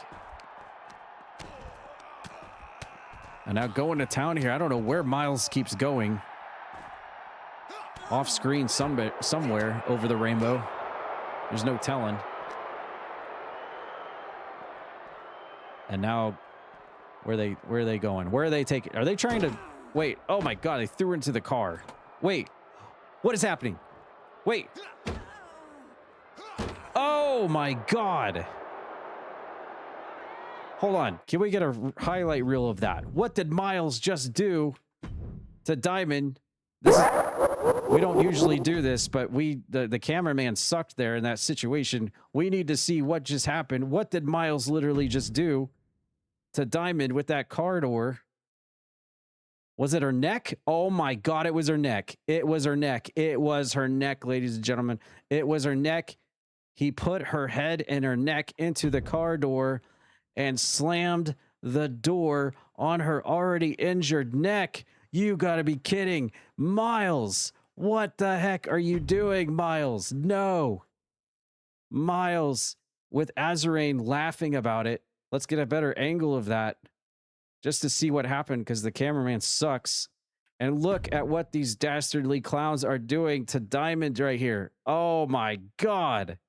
Slamming the car door on her neck. I have never seen this before. In CPW, nobody has ever went to these depths to try to permanently retire somebody. What do they have against Diamond here tonight? I don't know. I don't think they really have any personal thing against Diamond, but they just want to try to cause as much havoc and destruction and chaos as possible. And they knew that she was already suffering from a bum neck from that injury suffered, and now they are just going all in on it. I just can't believe this is happening. This is bad news for Diamond. Hopefully we can get some kind of help out here, someone to assist Diamond and help her out here, because she is all by her lonesome, and there's just no way that she's going to be able. No one has up to this point been able to. Wait, is Azarine going to do it again? No, Azarine. Oh my God, I thought Azarine was going to do it again. I've literally never seen someone stick their head into the car door and slam it like that. That is the first time I've ever seen that. I mean, these two guys, they, if you want to call them guys, they just randomly pick and target anybody. Tonight just happens to be Diamond, but, and like I said before, just for obvious reasons, she's not 100%. They see a weakness and they're going to target it. But I don't know if they have any personal, like, I don't think they have personal grudges. They just go after anybody they want. They're like a pack of hyenas, vultures. They'll go after anyone. Diamond just wrong place, wrong time here. And I'm actually shocked that she's able to still actually walk around and look at that. Wow, look at that, fighting back. You have to give Diamond a lot of credit that she's still fighting despite the pain that she's probably going through right here. Putting Azarine down into the mat, spiking his head into the pavement, rather. And now look at this. Oh, look at this. She's fighting back. I don't know where Miles keeps going. There's no telling what that weirdo.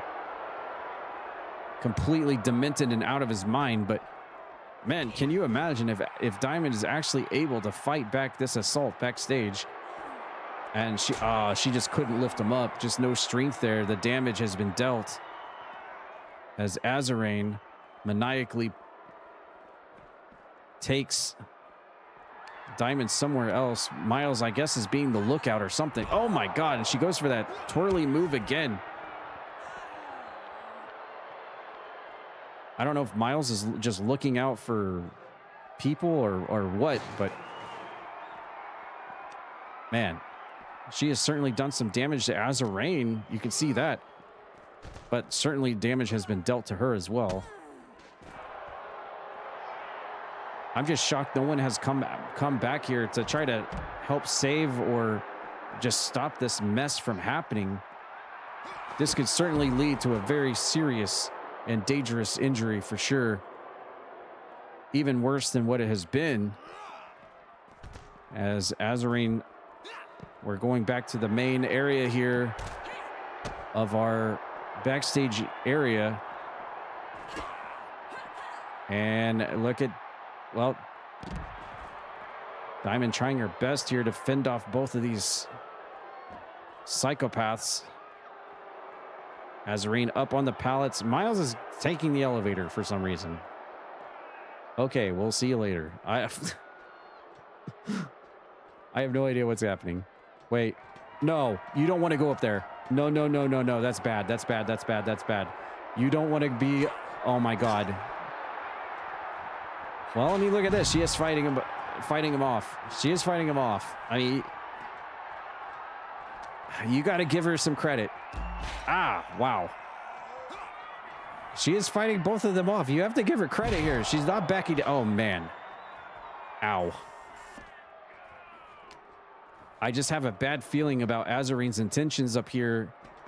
There is a lot of distance down to the floor area, and I just don't trust Azarine. Miles is playing with the ladder. These are like two just like creepy clowns. Like they're just... It's just natural instinct. There's no reasoning. I see ladder. I have fun. I don't know. Man, how far Miles has come since the original Miles that we know and love. And they're going to take the elevator down to ground floor. Here we go. And a drop kick to the back of the neck. Ow. And Diamond just getting choked out. I think Azarine was trying to take that neck brace off. And Miles now taking his shots in on Diamond. And now she's got the double stomps on him.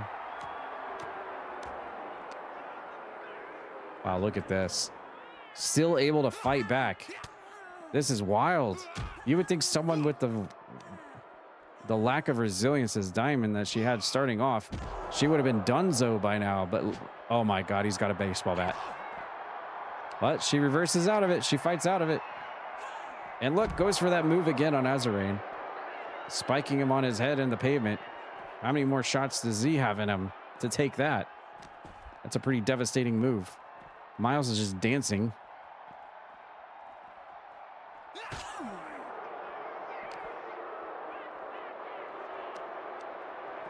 At this rate, we're just watching a brawl take place. Uh-oh. Miles has got a weapon, and he walks away for some reason. No. He's just weirdly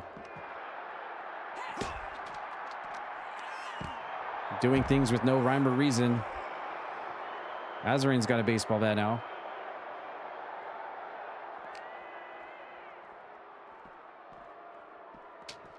Well, there she goes. Ooh. Ooh. Oh my God, a baseball bat to the back of the neck.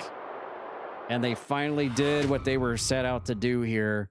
And that's terrorize another person on the CPW roster.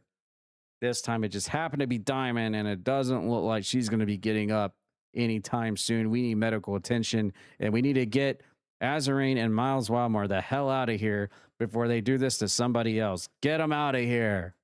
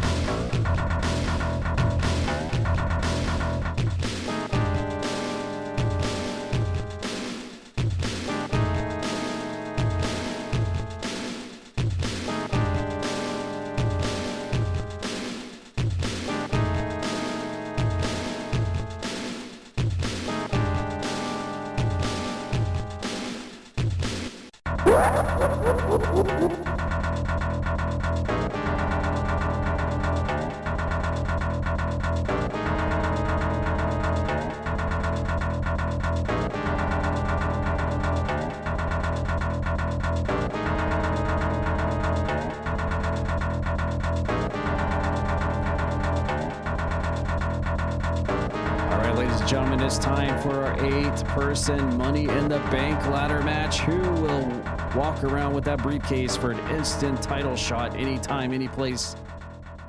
Let's find out.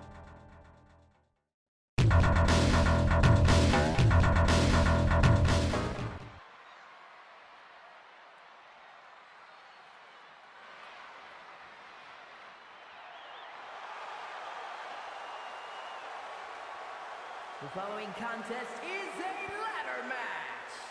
Making his way to the ring, representing the good guys from Louisville, Kentucky, weighing in at 219 pounds, Grim.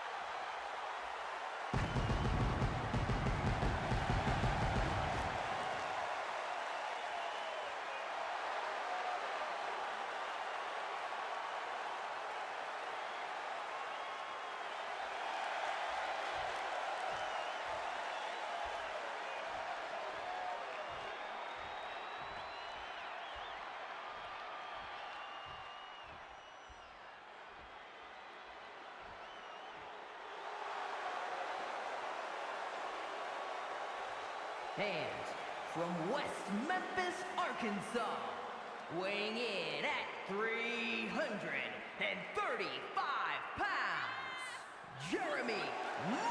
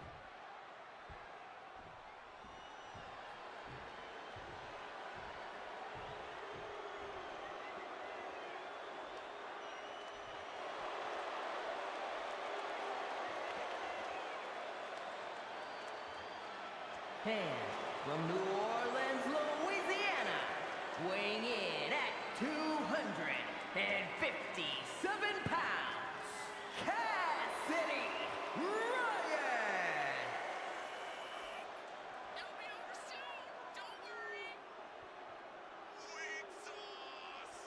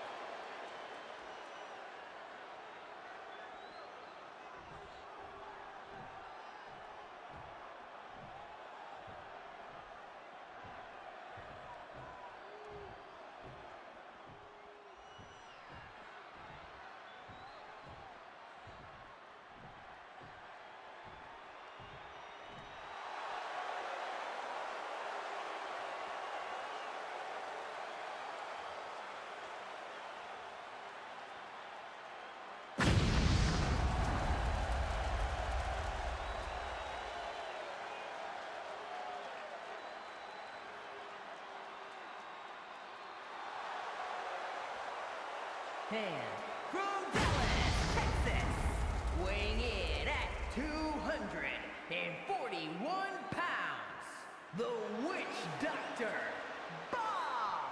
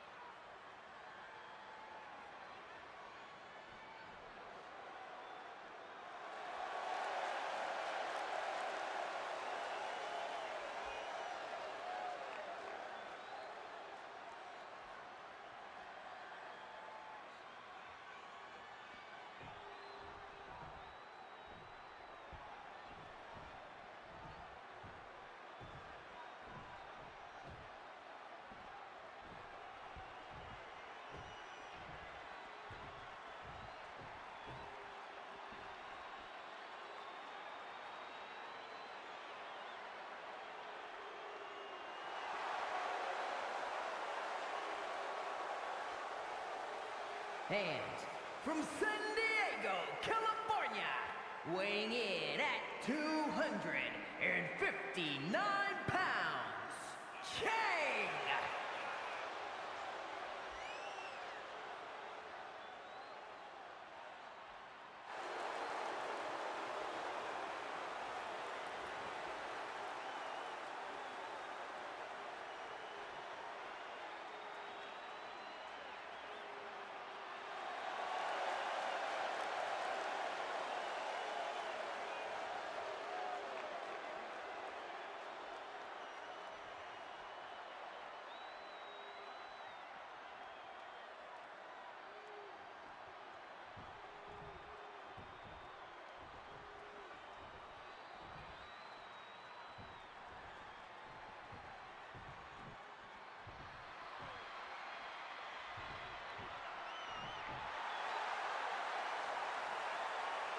And representing the Mega Powers from Sioux Falls, South Dakota, Maggie Moore.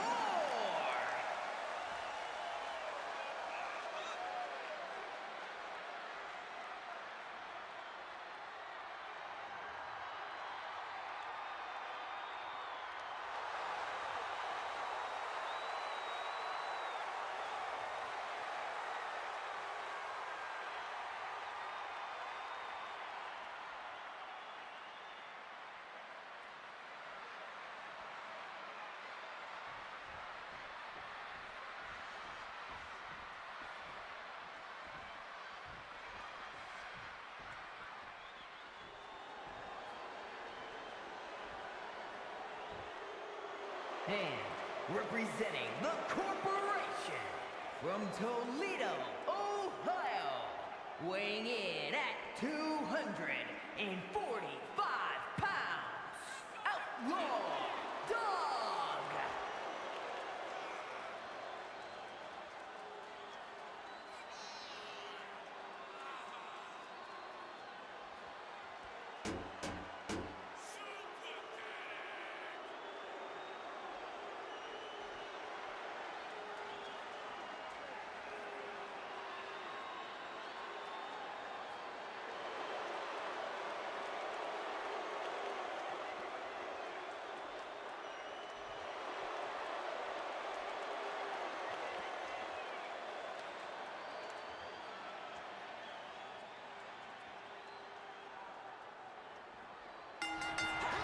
All right, here we go. It's time for 8 people who all qualified to be here tonight to climb that ladder, bring that briefcase down, and see if they win that briefcase where they can cash it in on a title shot whenever they want. As Wizard Boz, I just saw Wizard Boz spitting some blood into the air already.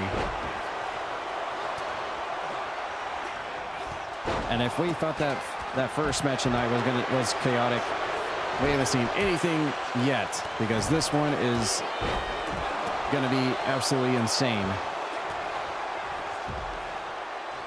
The fact that you have every single former World Heavyweight Champion all in this match is pretty wild, actually.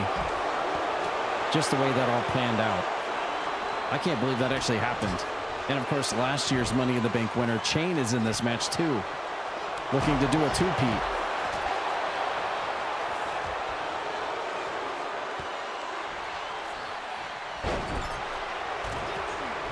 And then you have the corporation's representative right there, Deputy Dog. You have Maggie Moore, a representative of Tad Peters and his Collected, and therefore the Dead Zone. And then you have Ryan Matthews, the creepy wild card.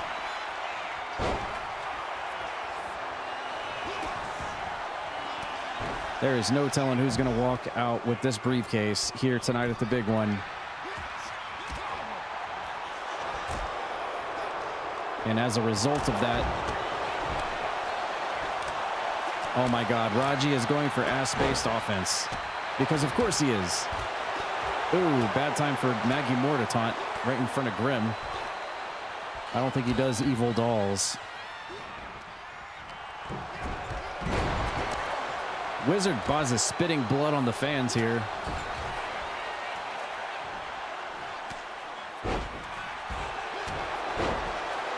So just to let everyone know, this type of match, there are no pinfalls, no submissions, no eliminations. Literally all it is the first person to climb up the ladder and take the briefcase down from the cable will win the match. So everybody is fighting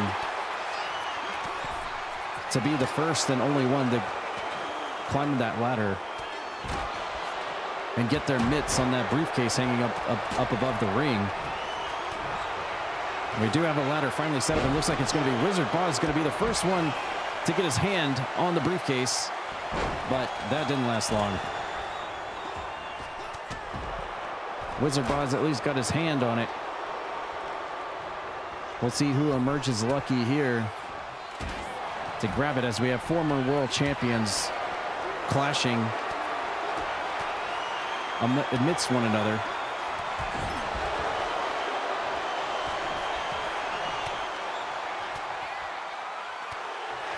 Of course, Maggie Moore, the only female in this match. And there's Chain was going for the chain of chain lock there on Wizard Boz. Ryan Matthews left to his own devices, climbing the ladder. And now he's going to get his hands on the briefcase. What is this? Oh my God. Nobody notices him at the top of the ladder. Could this end before? Oh my God. Is it already over? No. What's happening? Is it over already? He won. That's it. It's over. Oh my God. Here is your winner, Ryan Matthews.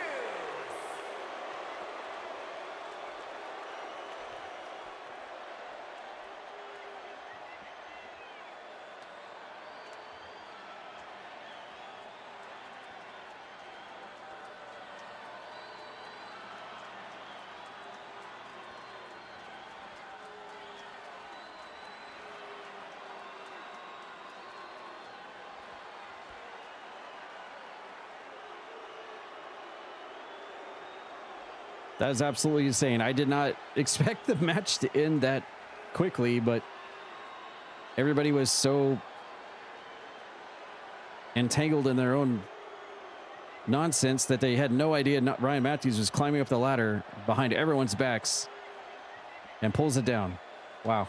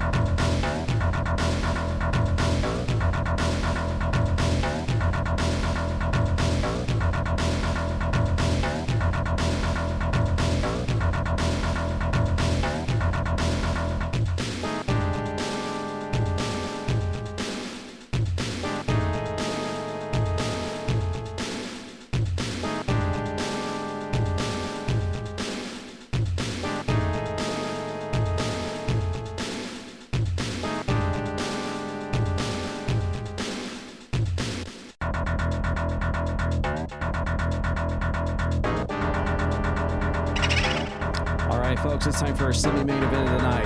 And this one's another big one at the big one.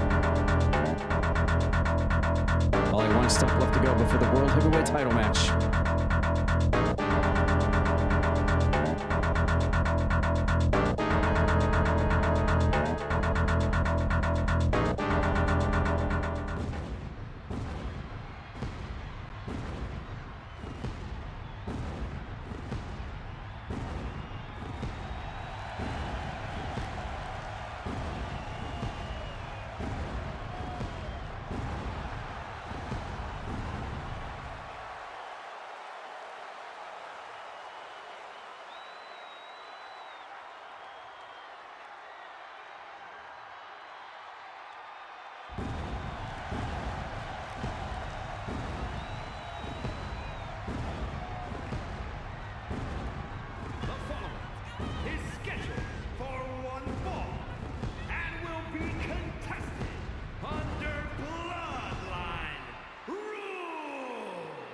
Making his way to the ring, representing the War Raiders from Sioux Falls, South Dakota, weighing in at 245 pounds, Nate Moore.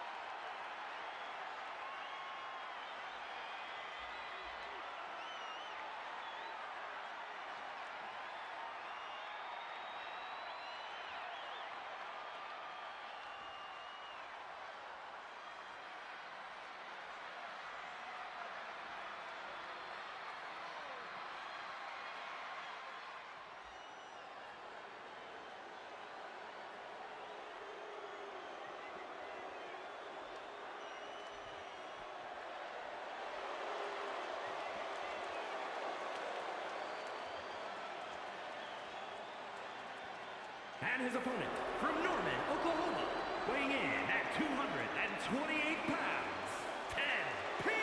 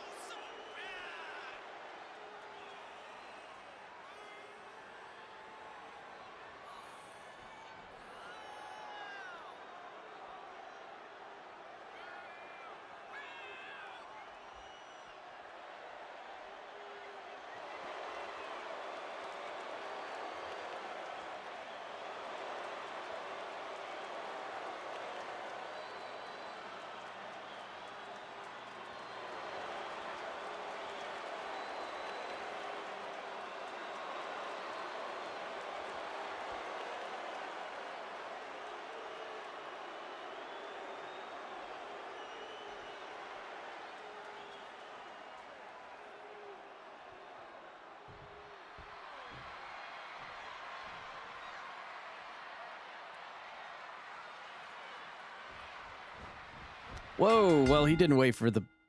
Oh, okay. All right, well, he didn't wait for the bell at all. He's dove clear across the ring and went straight for Nathan Moore before the referee gave any indication. But here we go. We've got a first ever in CPW history, a Bloodline Rules match between Nathan Moore and Tad Peters. A lot on the line here. If Tad Peters can win this match, and it's set for... Wait a minute. Hold on. That's not right. That time's not right. Hold on. We've got a mess up here. Let me reset. We'll be right back.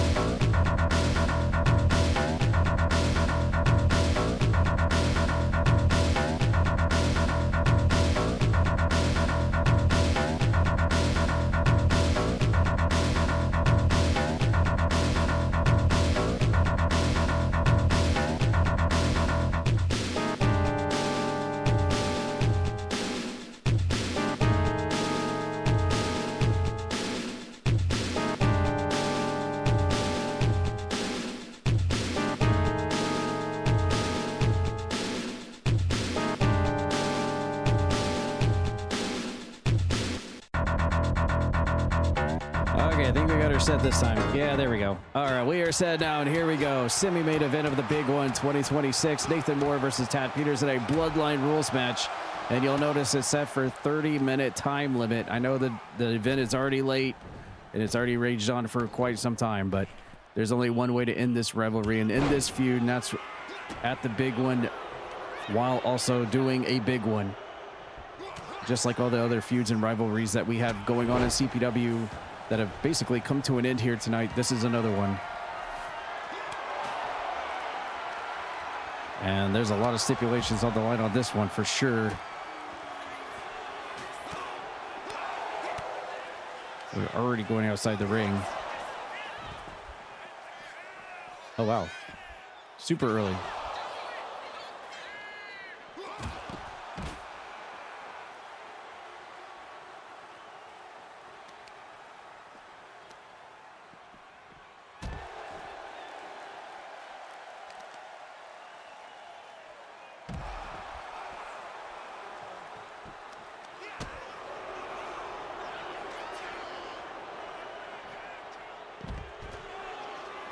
Well, that certainly didn't take long for us to go outside the ring.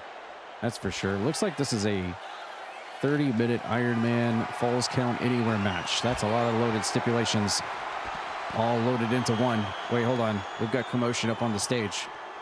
What's happening? Oh my goodness. And here comes, this is part of the Bloodline Rules right here. And we see one of the Collected, one of Tad Peters' dolls, Celestia, coming out here to assist him here against Nathan Moore as he dumps the thumbtacks in the middle of the ring. Oh, wow. And he goes for the cover here very early in the match.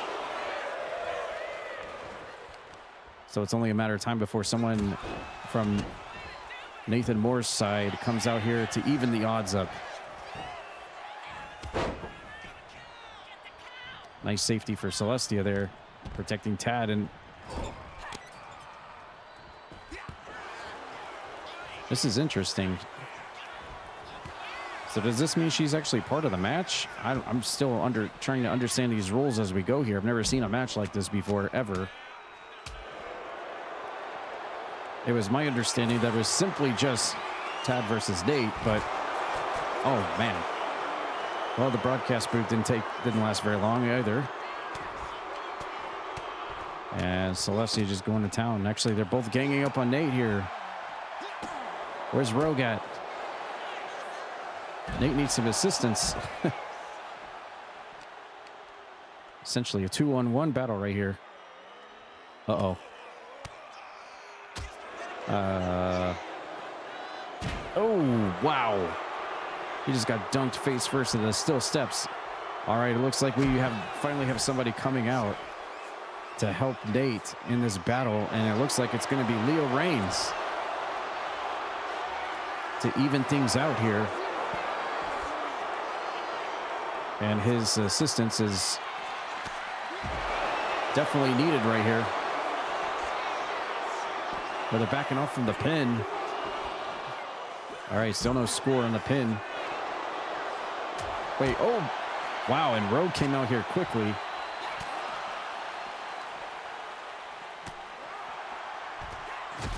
So as I understand it, it is simply just Tad versus Nate, but all of the cast of characters in this rivalry are going to come out here one by one and be a part of this thing.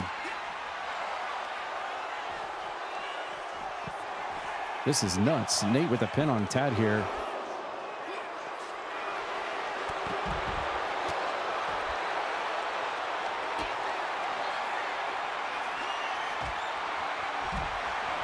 Wow, there's so much going on.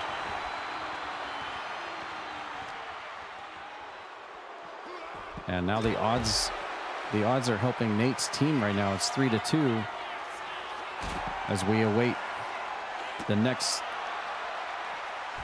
entrant that's going to enter this absolute brawl here at the ring as a representative of Tad's side. Oh, big curb stomp there. And Nate's going to go for the cover. This could be the first one of the match.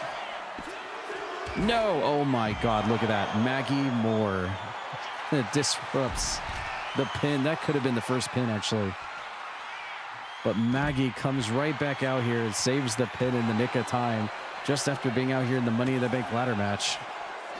Wow, we have bodies. Wait, what the heck? Who is that? Is that? Wait a minute. What the?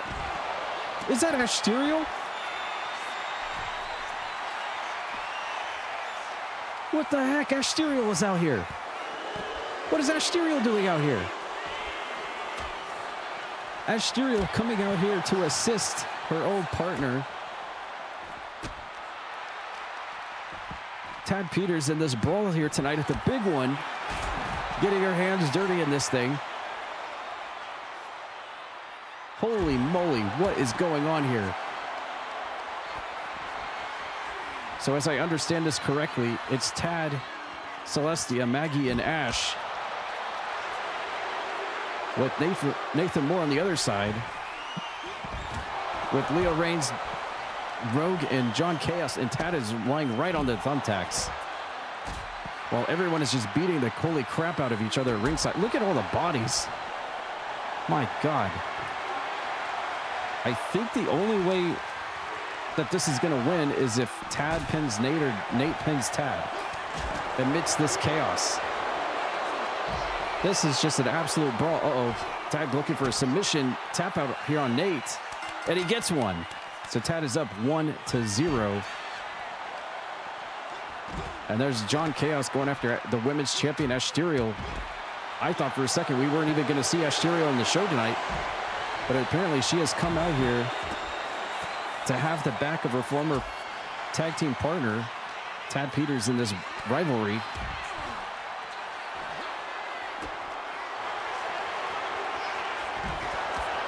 And here's, oh my God, Tad trying to take Nate to the broadcast table here. Man, look at this absolute war we have going on right now.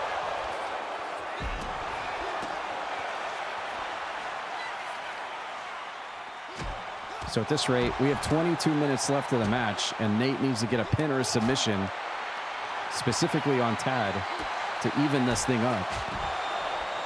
With the stipulation being that if Tad wins this thing, he will get a World Heavyweight title shot next month. But if Nate wins, the collective is over.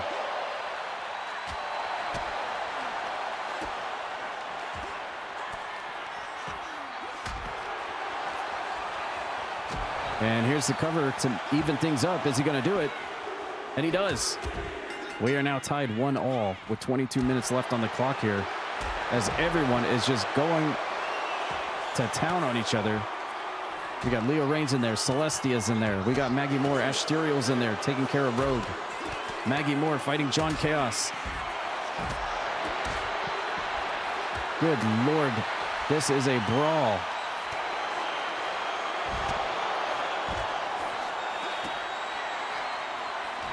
Uh-oh. Tad might be in big trouble here on the broadcast table. Uh-oh. What is this? What is Nate about to do to Tad on the broadcast table? Look out. Oh, my God. He just crushed Tad Peters to the broadcast table. No, and Ash, look at Ash making the save. MVP Asterial making the save. That could have been it for Tad Peters there on that count. And her money's well worth that right there as Nate cinches in another crossface here on Tad Peters, but he gets out of it. This broadcast table is done. Here's a pin from Tad onto Nate, but there's Rogue to make the save. John Chaos is busting up the other broadcast table. Oh my God, what? I can't even keep track of what's happening right here. Here at our semi-main event.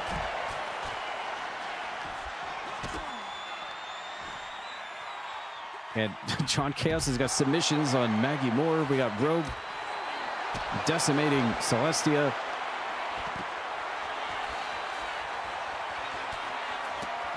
Leo Reigns and Tad Peters rekindling their own rivalry from years past. And I'm interested to see where what happens between Barry Bones. I mean, he called out Leo Reigns to have a prize fight tonight. We didn't see that. So what happened there? Here's Nate looking for something, but he reverses out. Celestia has the back of Tad Peters right now. Ooh. And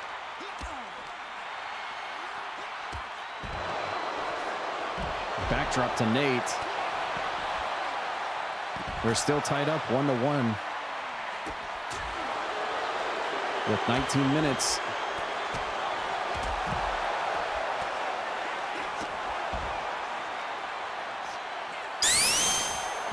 That's exactly right. You got to go fast to try to keep up with what's going on with this thing. We've already got one broadcast table completely decimated. We're almost about to have the other one. This is just a who's who war out here. As the legions of the OG takes on the undead army of the Dead Zone. Uh-oh, and there's a 3. Nathan Moore is up 2-1. And he's one step closer to saving Maggie Moore and Celestia here. Will he do it? Oh, and Nate's leg hitting the broadcast table. Dang. Huge shocker here. I was expecting, and Tad with the Anaconda Vice, and he evens it up 2-2. We've got a 2-2 score. Oh my God, Road just kicks Tad Peters in the back of the head. Everyone just popping off shots on each other as soon as they turn around.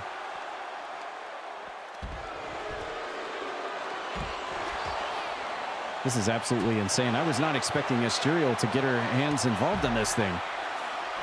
I think just like most people, they were expecting it to be Dark Phantom, who we saw show up on the show last Tuesday, who chokeslammed Nathan Moore. But instead, Asterial coming back to help out her own teammate. And by extension, the Dead Zone.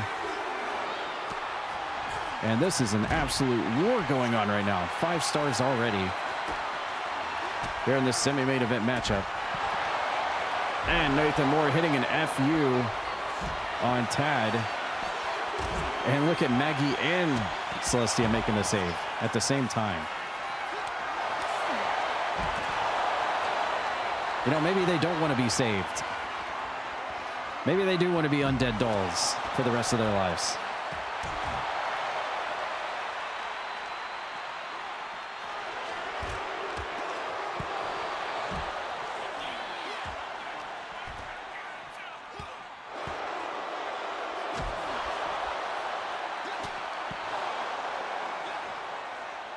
Yeah, there's this absolute carnage here. It's really actually kind of hard to call this because there's just so much going on. There's Tad with the cover. But Nate's boys were there to make the save. Tad now finisher locked in. Oh, he's got a front chancery here on Nate. Look at this, choking him out. And look at this, Nate struggling to... Oh, he choked him out. Tad getting the 3-2 advantage over Nathan Moore with 16 minutes left. And look at Tad and Asterial working together. We haven't seen that since season 1 of CPW as John Chaos works on the wife of Nathan Moore. Tad and Asterial, just like old times, working together here on Nathan Moore.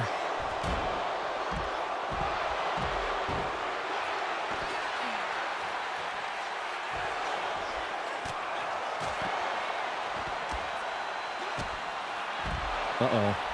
I'm seeing a pedigree here on the track. And Tad getting dunked right on his face. Nathan Moore trying to even it out here, going for yet another FU. Cover now, and Maggie's there to make the save.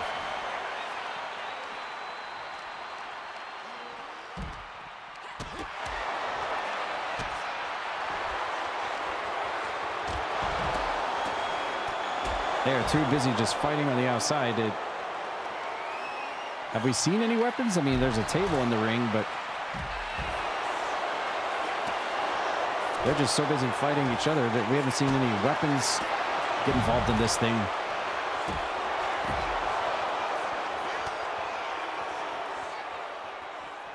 We do have a casualty of one broadcast booth, though. Oh, another person's face hits the ring post tonight. I feel like half the roster has succumbed to that on tonight's event. Great corner camera angle there. This just all-out brawl. Oh, got an inside cradle. Tad looking to make it. Oh, he does. And Tad Peters up by 2 over Nathan Moore now.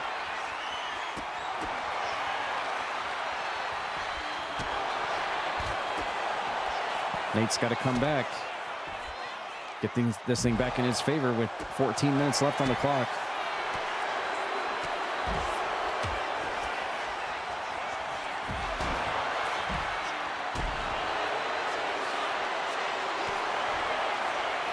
Nice save there from Rogue. Now we see the complete FAFO team working together. Oh my goodness. Long darted into the steel post. And Celestia didn't even see the pin. There it is.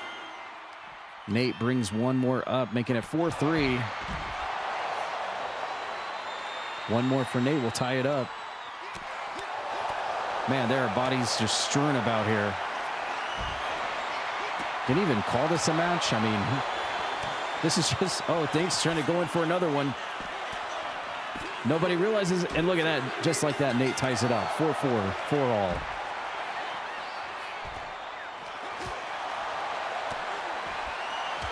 Oh, collision with the referee. It looks like most of the fighting has started going up to the top part of the ring area now, which allows Tad and Nate to kind of fight amongst themselves, which is the match that it is. Well, never mind. Now they're in the middle of it again, right in the muck of it.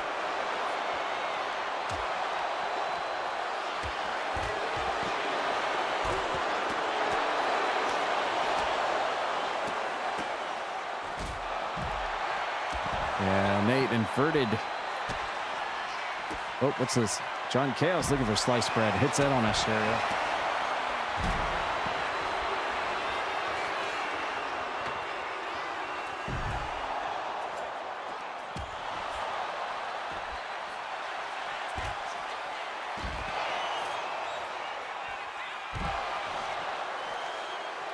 Looks like we've slowly maneuvered ourselves over to the left side of the ring now. Ringside area.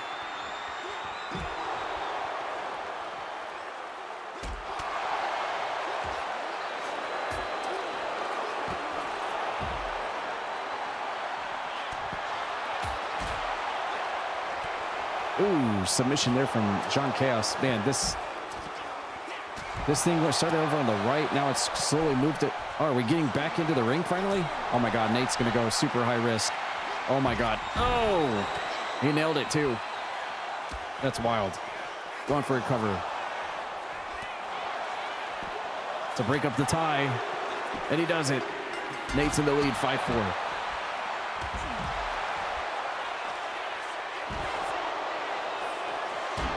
I want to say, I believe for the first time in the match, he's in the lead now. And here comes Tad cinching in that front chancery. But Nate's able to break out of this one.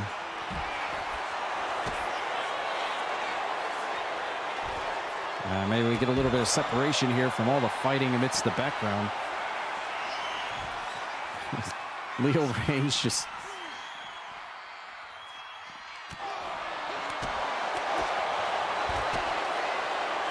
Uh-oh. Another pedigree from Nathan Moore. Oh, my God.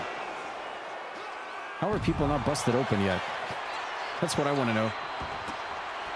Oh, he caught him. Nice reverse. And here comes Ash to help out. The women's champion, Ash Serial, here, putting her mark down on Nathan Moore. I never would have thought in a million years that we would see Ash and Tad on the same page again. And look at this. John Chaos meddling once again in Ash Serial's issues. Here's a cover. Tad trying to even it up. No dice. Looks like Rogue has finally pulled a weapon out from under the ring. We have 9.5 minutes left to go.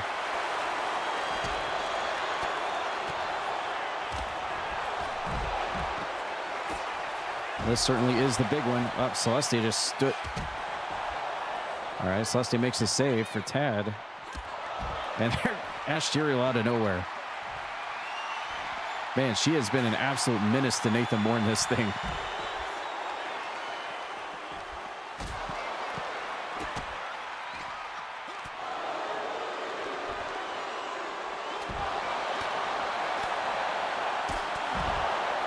Good Lord. Tad going somewhere. Oh, he's going for a weapon. He's got, oh my God, he's got the stick with the nails sticking out of it.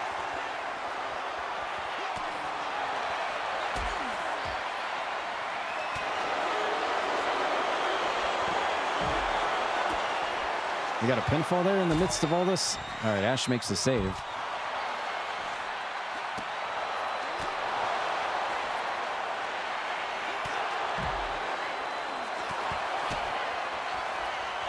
Feels like Leah Reigns has been paired up with Maggie Moore a lot. John Chaos paired up with Ash Serial.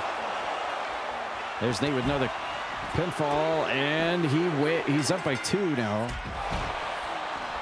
This is the biggest lead that Nathan Moore has had since the match started, with 8 minutes left to go. And Nathan Moore bonks face first into the post.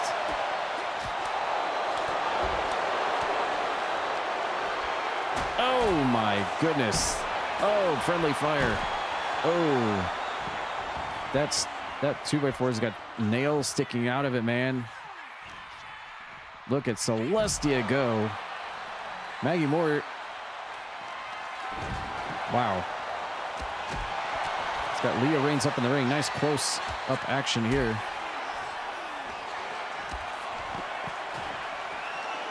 Now John Chaos getting hands-on with Ash Serial.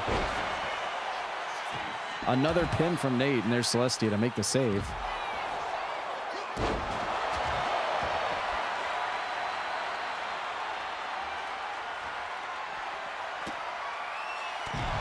This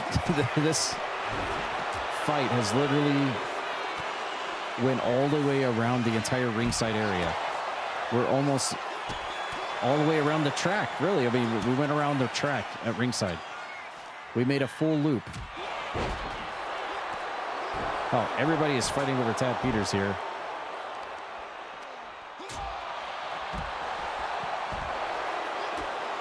And he walks right into a pedigree. It looks like the OGs are trying to clean up here tonight and get rid of Tad Peters once and for all.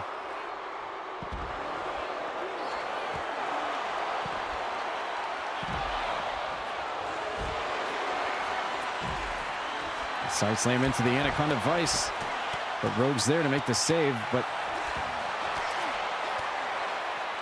so I don't think that counted. It's good on Rogue being there for his partner. Nice suplex.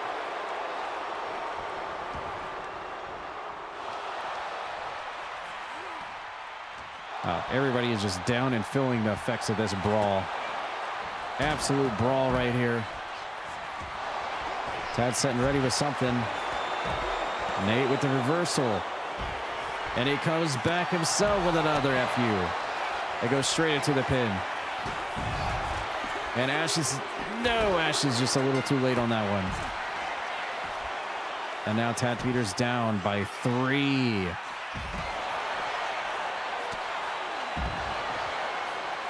This was a good call bringing Ash to the fight. She has certainly been a difference maker on the part of Tad's team for sure.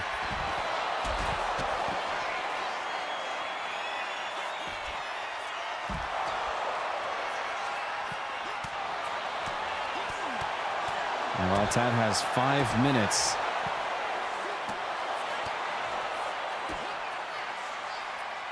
to get 3 scores. Here's Ash. Look at this. Ooh, hitting her finisher on Nathan Moore. That'll certainly help.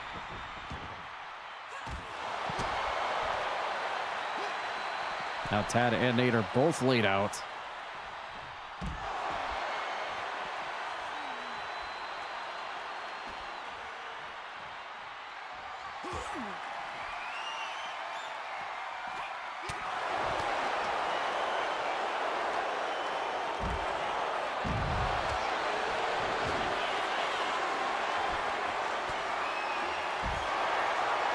This is just nuts. I feel like I'm just sitting back watching this thing like everybody else. See how it plays out. Here's a cover, but John Chaos is there to make the save. And Nate with the quick roll-up. And Celestia and Ash are both there to make the save that time. 4 minutes left. Can Tad do it? It's not looking likely.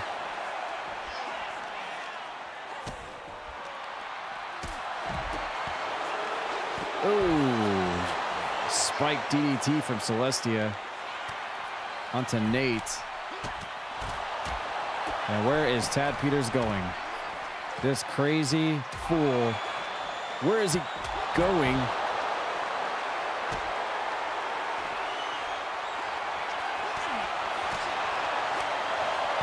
Oh my goodness.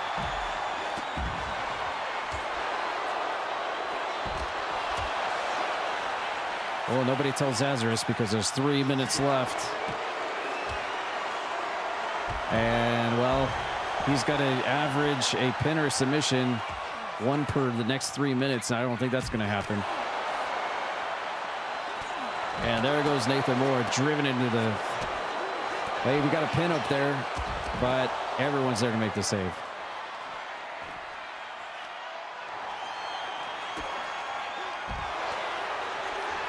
Look at this mass of humanity here at ringside.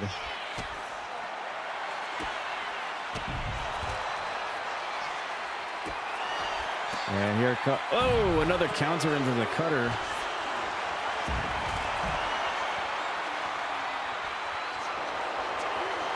Is he going to do it? Side slam into the Anaconda Vice. Is someone going to make the save? No, look at that. Okay, he needs to make 2 in 2 minutes to tie things up. While everybody else is just fighting each other. There's a spine buster, but Rogue makes the save. John Chaos makes the save. Tad Peters now locked. Oh, he's got that submission on Nathan Moore, it looks like.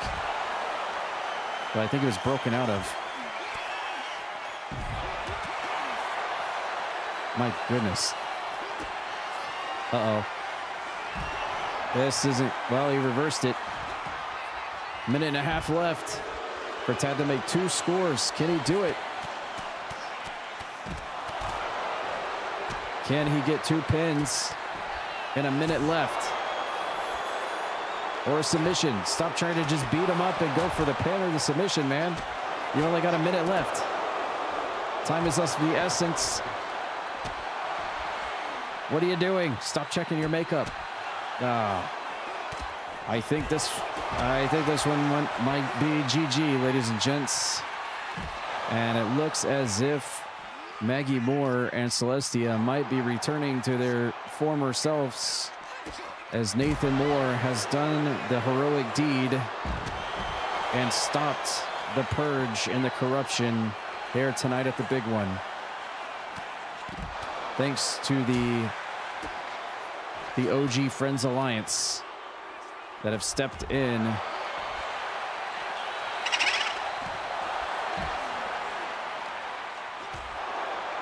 to stop the corruption once again.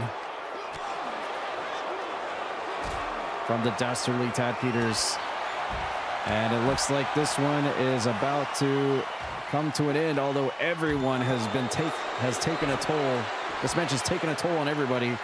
There's a pin, a little too late there, as Nathan Moore will win here tonight over Tad Peters. Maggie Moore and Celestia have been freed.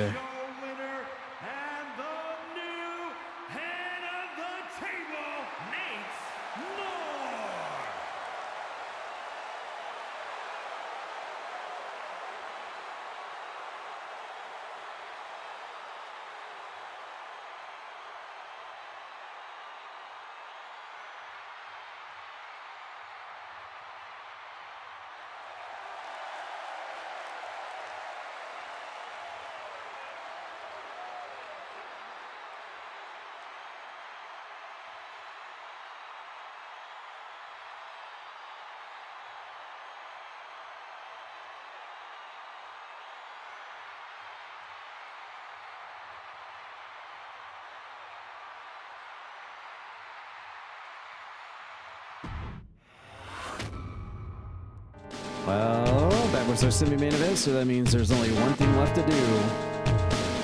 And that's to put that World Heavyweight title on the line and send it off tonight.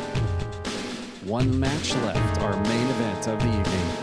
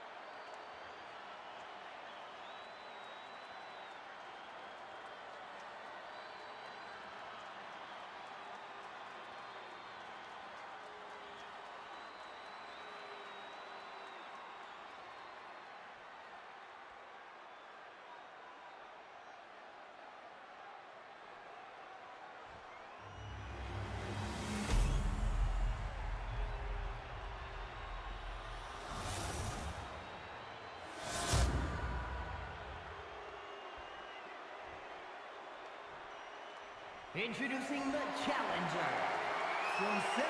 Louis, Missouri, Spinny.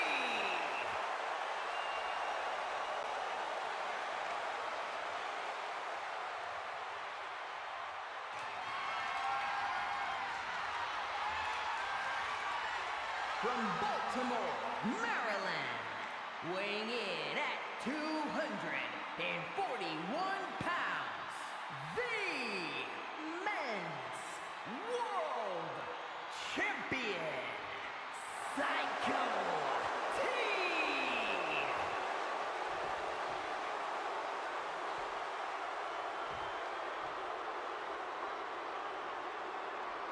And here it is. We made it all the way to here. 5.5 hours later, we are here at the main event. It is time for this year's Royal Rumble winner, the Croaki Cabaret winner, Spinny right there, to cash in her ticket to main event, the big one for the World Heavyweight Championship against our champion, Psycho T.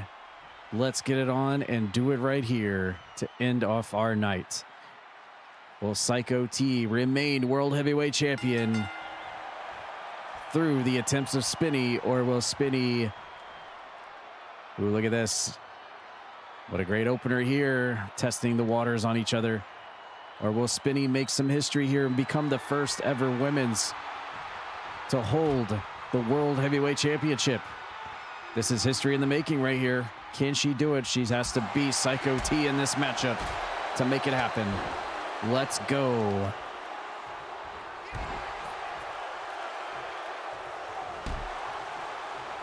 And Psycho T from the get-go of the match. Dropping the stomps and dropping the elbows.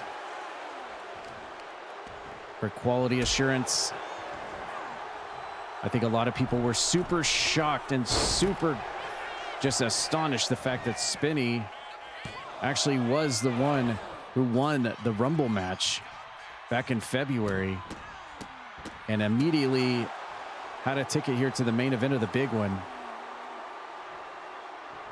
And in the process of that, originally at the time, I believe it was Cassidy Ryan was the World Heavyweight Champion. But then those plans got changed when Psycho T was added to the World Heavyweight title Elimination Chamber match in between. And then he ended up winning the World Heavyweight Championship for the first time ever and has had the world title since. So there was a little bit of a detour from the original game plan. But we're still here. We still made it here to the final lap of the big one for the world title. Psycho T hammering blows, utilizing the claw to mash it into the head of Spinny. And you'll notice Eric Bischoff has decided to have a little bit of leniency on the outside of the ring for this, specifically this match, because we certainly don't want this main event match to end by countout. That would be terrible. But at the same time, we definitely want to get this thing back inside the ring as well, as quickly as possible. And it looks like that's what Spinny's going to do here, throwing the world champion back into the ring. As Spinny comes back in, what a night it has been. Feuds, titles, storylines, plots have either come to an abrupt end or new ones have unveiled. Or developed, rather, throughout our night. And it makes you wonder what is going to happen moving forwards after the events of tonight. It looks like Tad Peters' operation has been shut down thanks to the goodness of the goody OGs. We've got new champions on the rise. We've got some champions that remain champion, overtaking their challengers and obstacles. We've got Aiden Gallagher now in possession of Connie for a month. We've got Mr. Coke losing at the hands of Roxas as a referee. Sumo with a guaranteed TV title shot now against Buttons as it stands. New World Tag Team Champions in the form of Mr. Cantot and Morzel. That might change the dynamic of the tag team division for sure.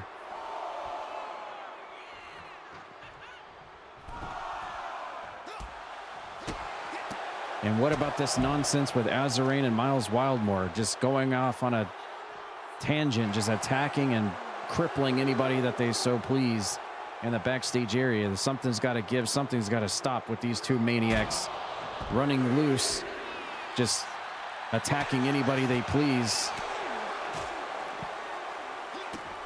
There needs to be some kind of policing enforcement on these two psychopaths after what they did tonight to Diamond, crunching her neck into a car door. Oh no, look at Psycho T trying to steal the soul of Spinny, but it didn't quite work. As we're back outside the ring again, we need to get this sucker back inside there. I don't know why they keep going outside the ring. I think Psycho T's hardcore title instinct just keeps wanting him to remain on the outside for some reason. But his game plan to try to steal the soul of Spinny and bring her to the Nightmare Realm didn't quite work on that one. She was able to dodge out of the way on it. As we're back outside the ring again. I think we've been outside the ring more than we have been inside the ring. And after what we witnessed in the last match, if you want to even call it a match, it has been a constant brawl on the outside of the ring lately. These two just hammering away at each other on the outside. They're gonna mess around and, well, he tried to go for the Soul Stealer again. Psycho T missing again on it. Spinny just has his number on the whole soul suckerage to the Nightmare Realm. I guess she has been doing her homework, figuring out what the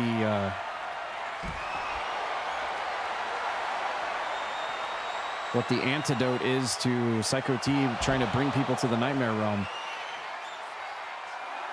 Well, Psycho T is stunned out of his mind. Spinny is not going to win the title by any kind of count out situation, so they need to get in the ring and stay in the ring, to be honest with you, but whatever.